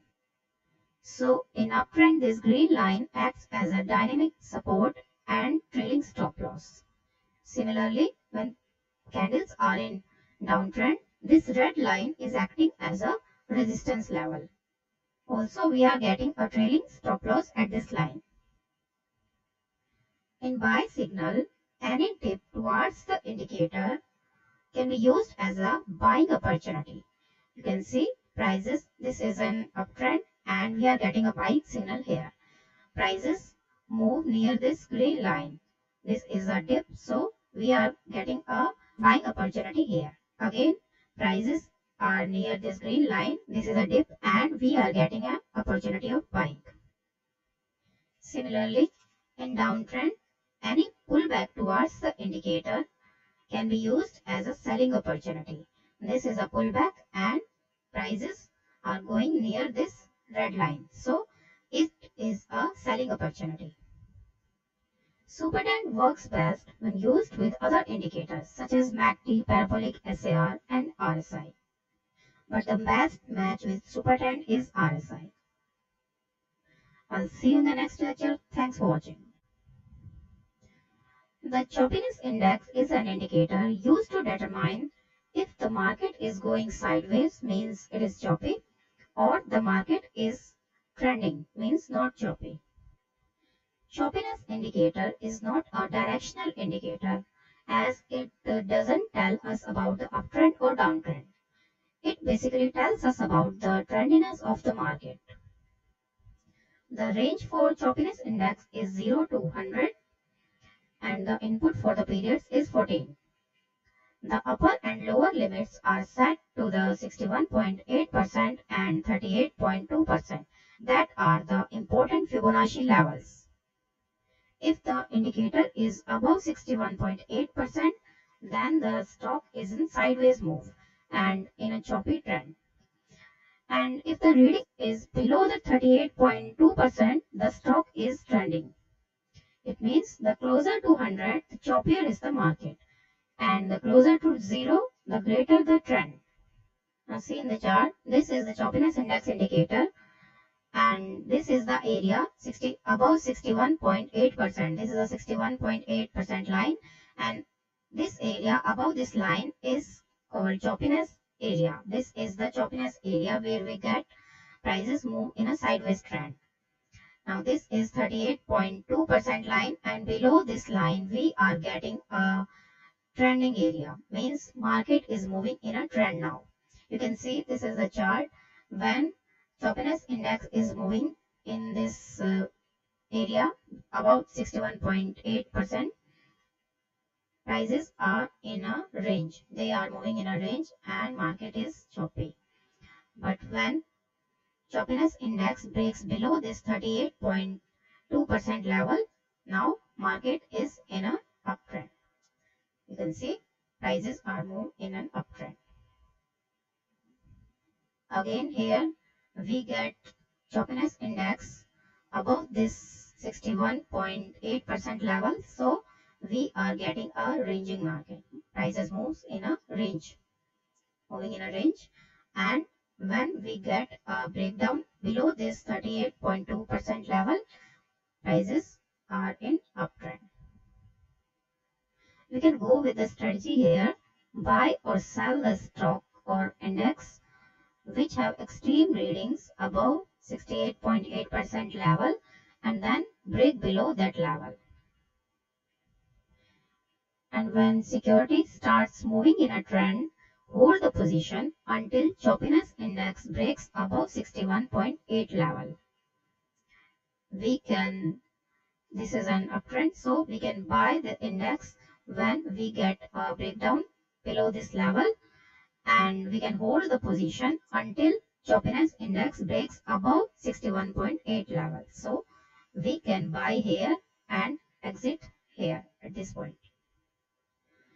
And if the choppiness index readings come back to 38.2 level twice or thrice after touching the 68.8% level, then it is a signal of strong trend. Now just see, we exit here. This was our exiting position, and we can again buy the stock when we get a breakdown below this 38.2 level. So we can buy here. Now see, choppiness index readings that are touching this 61.8% level price. These are the positions, and come back to 38.2% level here. It means it is a signal of strong trend, and you can see we are getting here a strong uptrend, and we can hold this buy position until choppiness index breaks above 61.8% level.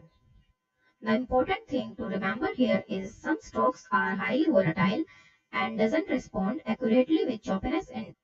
So don't trade those stocks and filter out the stocks that give best response with the indicator, as we cannot force indicators to fit stocks that trade differently. Thanks for watching the lecture. Welcome to EWTA. The average direction indicator is a three-line indicator having ADX line plus direction indicator line and minus directional indicator line. It is used to know if a stock is trending and how strong is the trend. The ADX line helps to tell the strength of trend. So when ADX is above 20, it indicates a strong trend. And when ADX is below 20, it indicates a ranging market. The ADX uses three lines to tell both trend direction and the trend strength. So when plus TI is above minus TI, buying is stronger. And when minus TI is above plus TI, selling is strong. Low ADX reading is usually a sign of accumulation or distribution. When ADX is below 20, price moves in a range between resistance and support levels. From low ADX reading, price break out into a trend when ADX crosses above 20 level. The direction of ADX line is important to know trend strength. When ADX line is rising, trend strength is increasing. And when this line is falling, trend strength is decreasing. And price enters a period of consolidation. This is the ADX indicator. This black line is ADX line. This red line is minus directional indicator line. And green line is plus directional indicator line. So when red line is above green line means selling is stronger. And when green line is above red line means buying is stronger. Now see here, ADX line is below 20 and it is rising above 20 level. So we get a strong trend. As red line is above green, so trend is downtrend. You can see prices are moving in a strong downtrend. Now here ADX line is falling below and it is going below 20 level, means prices are moving in a range bound market. They are moving in a resistance and support level. Again ADX is rising above 20 level and green line is above red line, means buying is stronger and we can buy the stock here. Now see here, ADX is falling below but not crossing down this 20 level, means trend is weak now but it may reverse or may not. It doesn't mean that the trend may reverse now. The point to remember here is a falling ADX line only means the weak trend strength, but it doesn't mean the trend is reversing. It may reverse or not from there. A divergence can also be seen in ADX and prices. It actually doesn't mean the trend will reverse, but rather a warning that trend momentum is changing. You can see here prices are moving up, but ADX is falling down. We are getting a negative divergence from the peaks of the ADX line. So it is a warning that momentum can reverse or may not. And you can see from here prices are falling down. They are moving in a downtrend now. Now this is a sustainable downtrend. So after falling below this 20 line, ADX again moves above this 20 level. Now red line is above this green line. It means selling is stronger here. You can see this is a strong trend and prices are moving in a strong downtrend. In this way, we can add ADX indicator to other indicator to know strength of the trend. See you in the next lecture. Thanks for watching. Welcome back. Multicollinearity in technical analysis is using two of the same types of indicator at the same time. Using the same category of indicators more than once at the same time can lead to a lot of confusion and wrong trading decisions. Multicollinearity is a serious problem in technical analysis because collinear variables give redundant information. The problem can be solved by combining technical indicators that are not collinear. Basically, technical indicators have four categories: momentum indicators, trend following indicators, volume or volatility indicators, and chart studies indicator. Knowing which one belongs to which category and how to combine them can help us make much better trading decisions. In this chart, we can easily see that the three indicators below the chart are giving same information because they all are momentum indicator. You can see here RSI is above 50 level, stochastic and CCI are in oversold range and going to overbought range. So we are getting a buying signal here.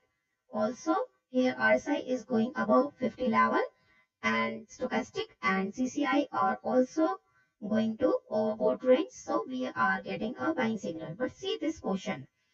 In this portion, all the three indicators are unable to give any valuable information about the selling signal. But prices are in downtrend, you can see. Now we will remove two indicators and combine other two indicators that have complement nature. We will combine ADX and Supertrend to RSI. Now we have three indicators naming Supertrend, RSI and ADX. The three indicators have complement nature to each other. Now see, here RSI is going above 50 level. Also Supertrend is giving us buying signal, and later ADX is also moving above 20 level and going to 40 level means trend is strong. We are getting a strong buying signal. Now in this portion, we have three indicators of complement nature. So we are getting a very clear sell signal here. The RSI is going below 50 level and ADX is moving above 20 level and going to 40 level. Also Supertrend is giving us a selling signal. So we get a very clear information about the downtrend. But in the last chart, when we had three indicators of collinear nature, we were unable to get any clear information about the selling signal. Here RSI measures momentum, ADX is telling us about the trend strength, and Supertrend is telling us about the buying and selling signal. So perfect combination of indicators that shows complementary information is very important part of trading because combining the information that they give will very quickly have a positive effect on our trading system. As multicollinearity is a big problem, we can resolve it by focusing on 3 or 4 indicators that are complement each other and confirming our strategy by using an additional indicator. Thanks for watching the video. Welcome to the next lecture, that is the most important lecture in this course. The students are regularly asking me to tell them the best set of indicators and their settings that can be applied on different time frame. But the most important part of technical analysis is to analyze a chart. Application of indicators is the secondary thing in technical analysis. Indicators only tell us the signals, that is the buy signal and the sell signal, to remain in a move or stay away the trade in specific interval of time. They only tell about the current direction of prices, but they don't tell us what should be our direction of trade. And that is the most important thing that we must know before making any position in the stock market.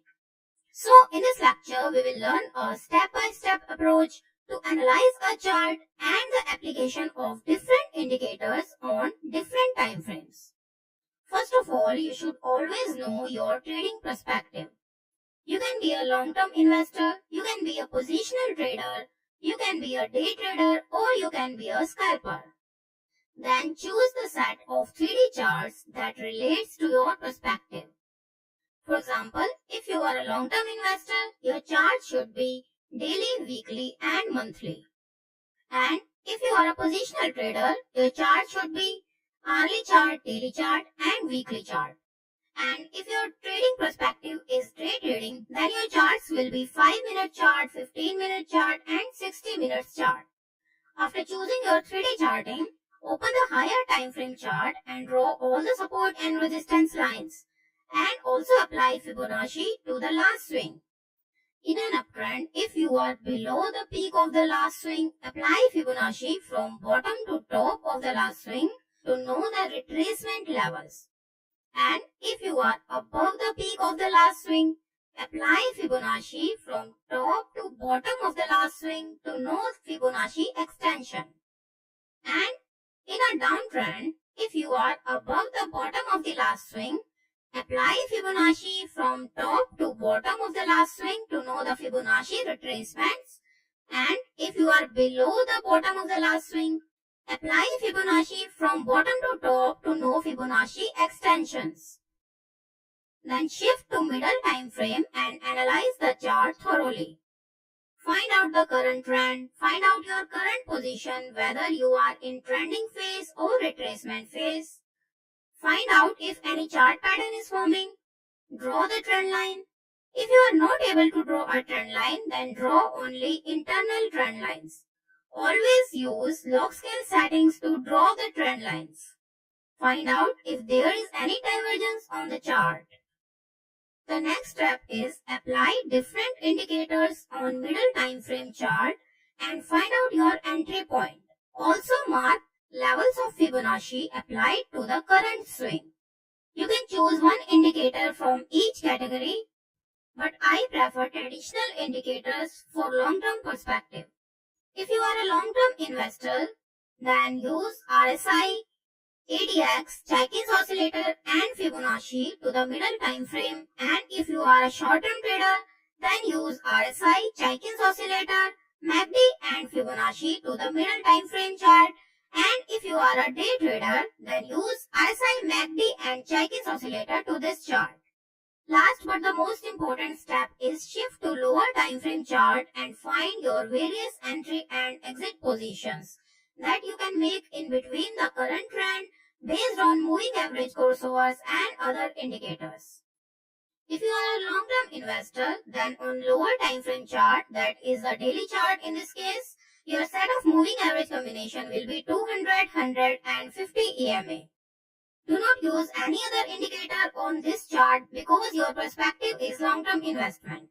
As long as 50 EMA is above the 100 EMA, you can hold your trade and exit the trade when 50 EMA crosses down the 100 EMA.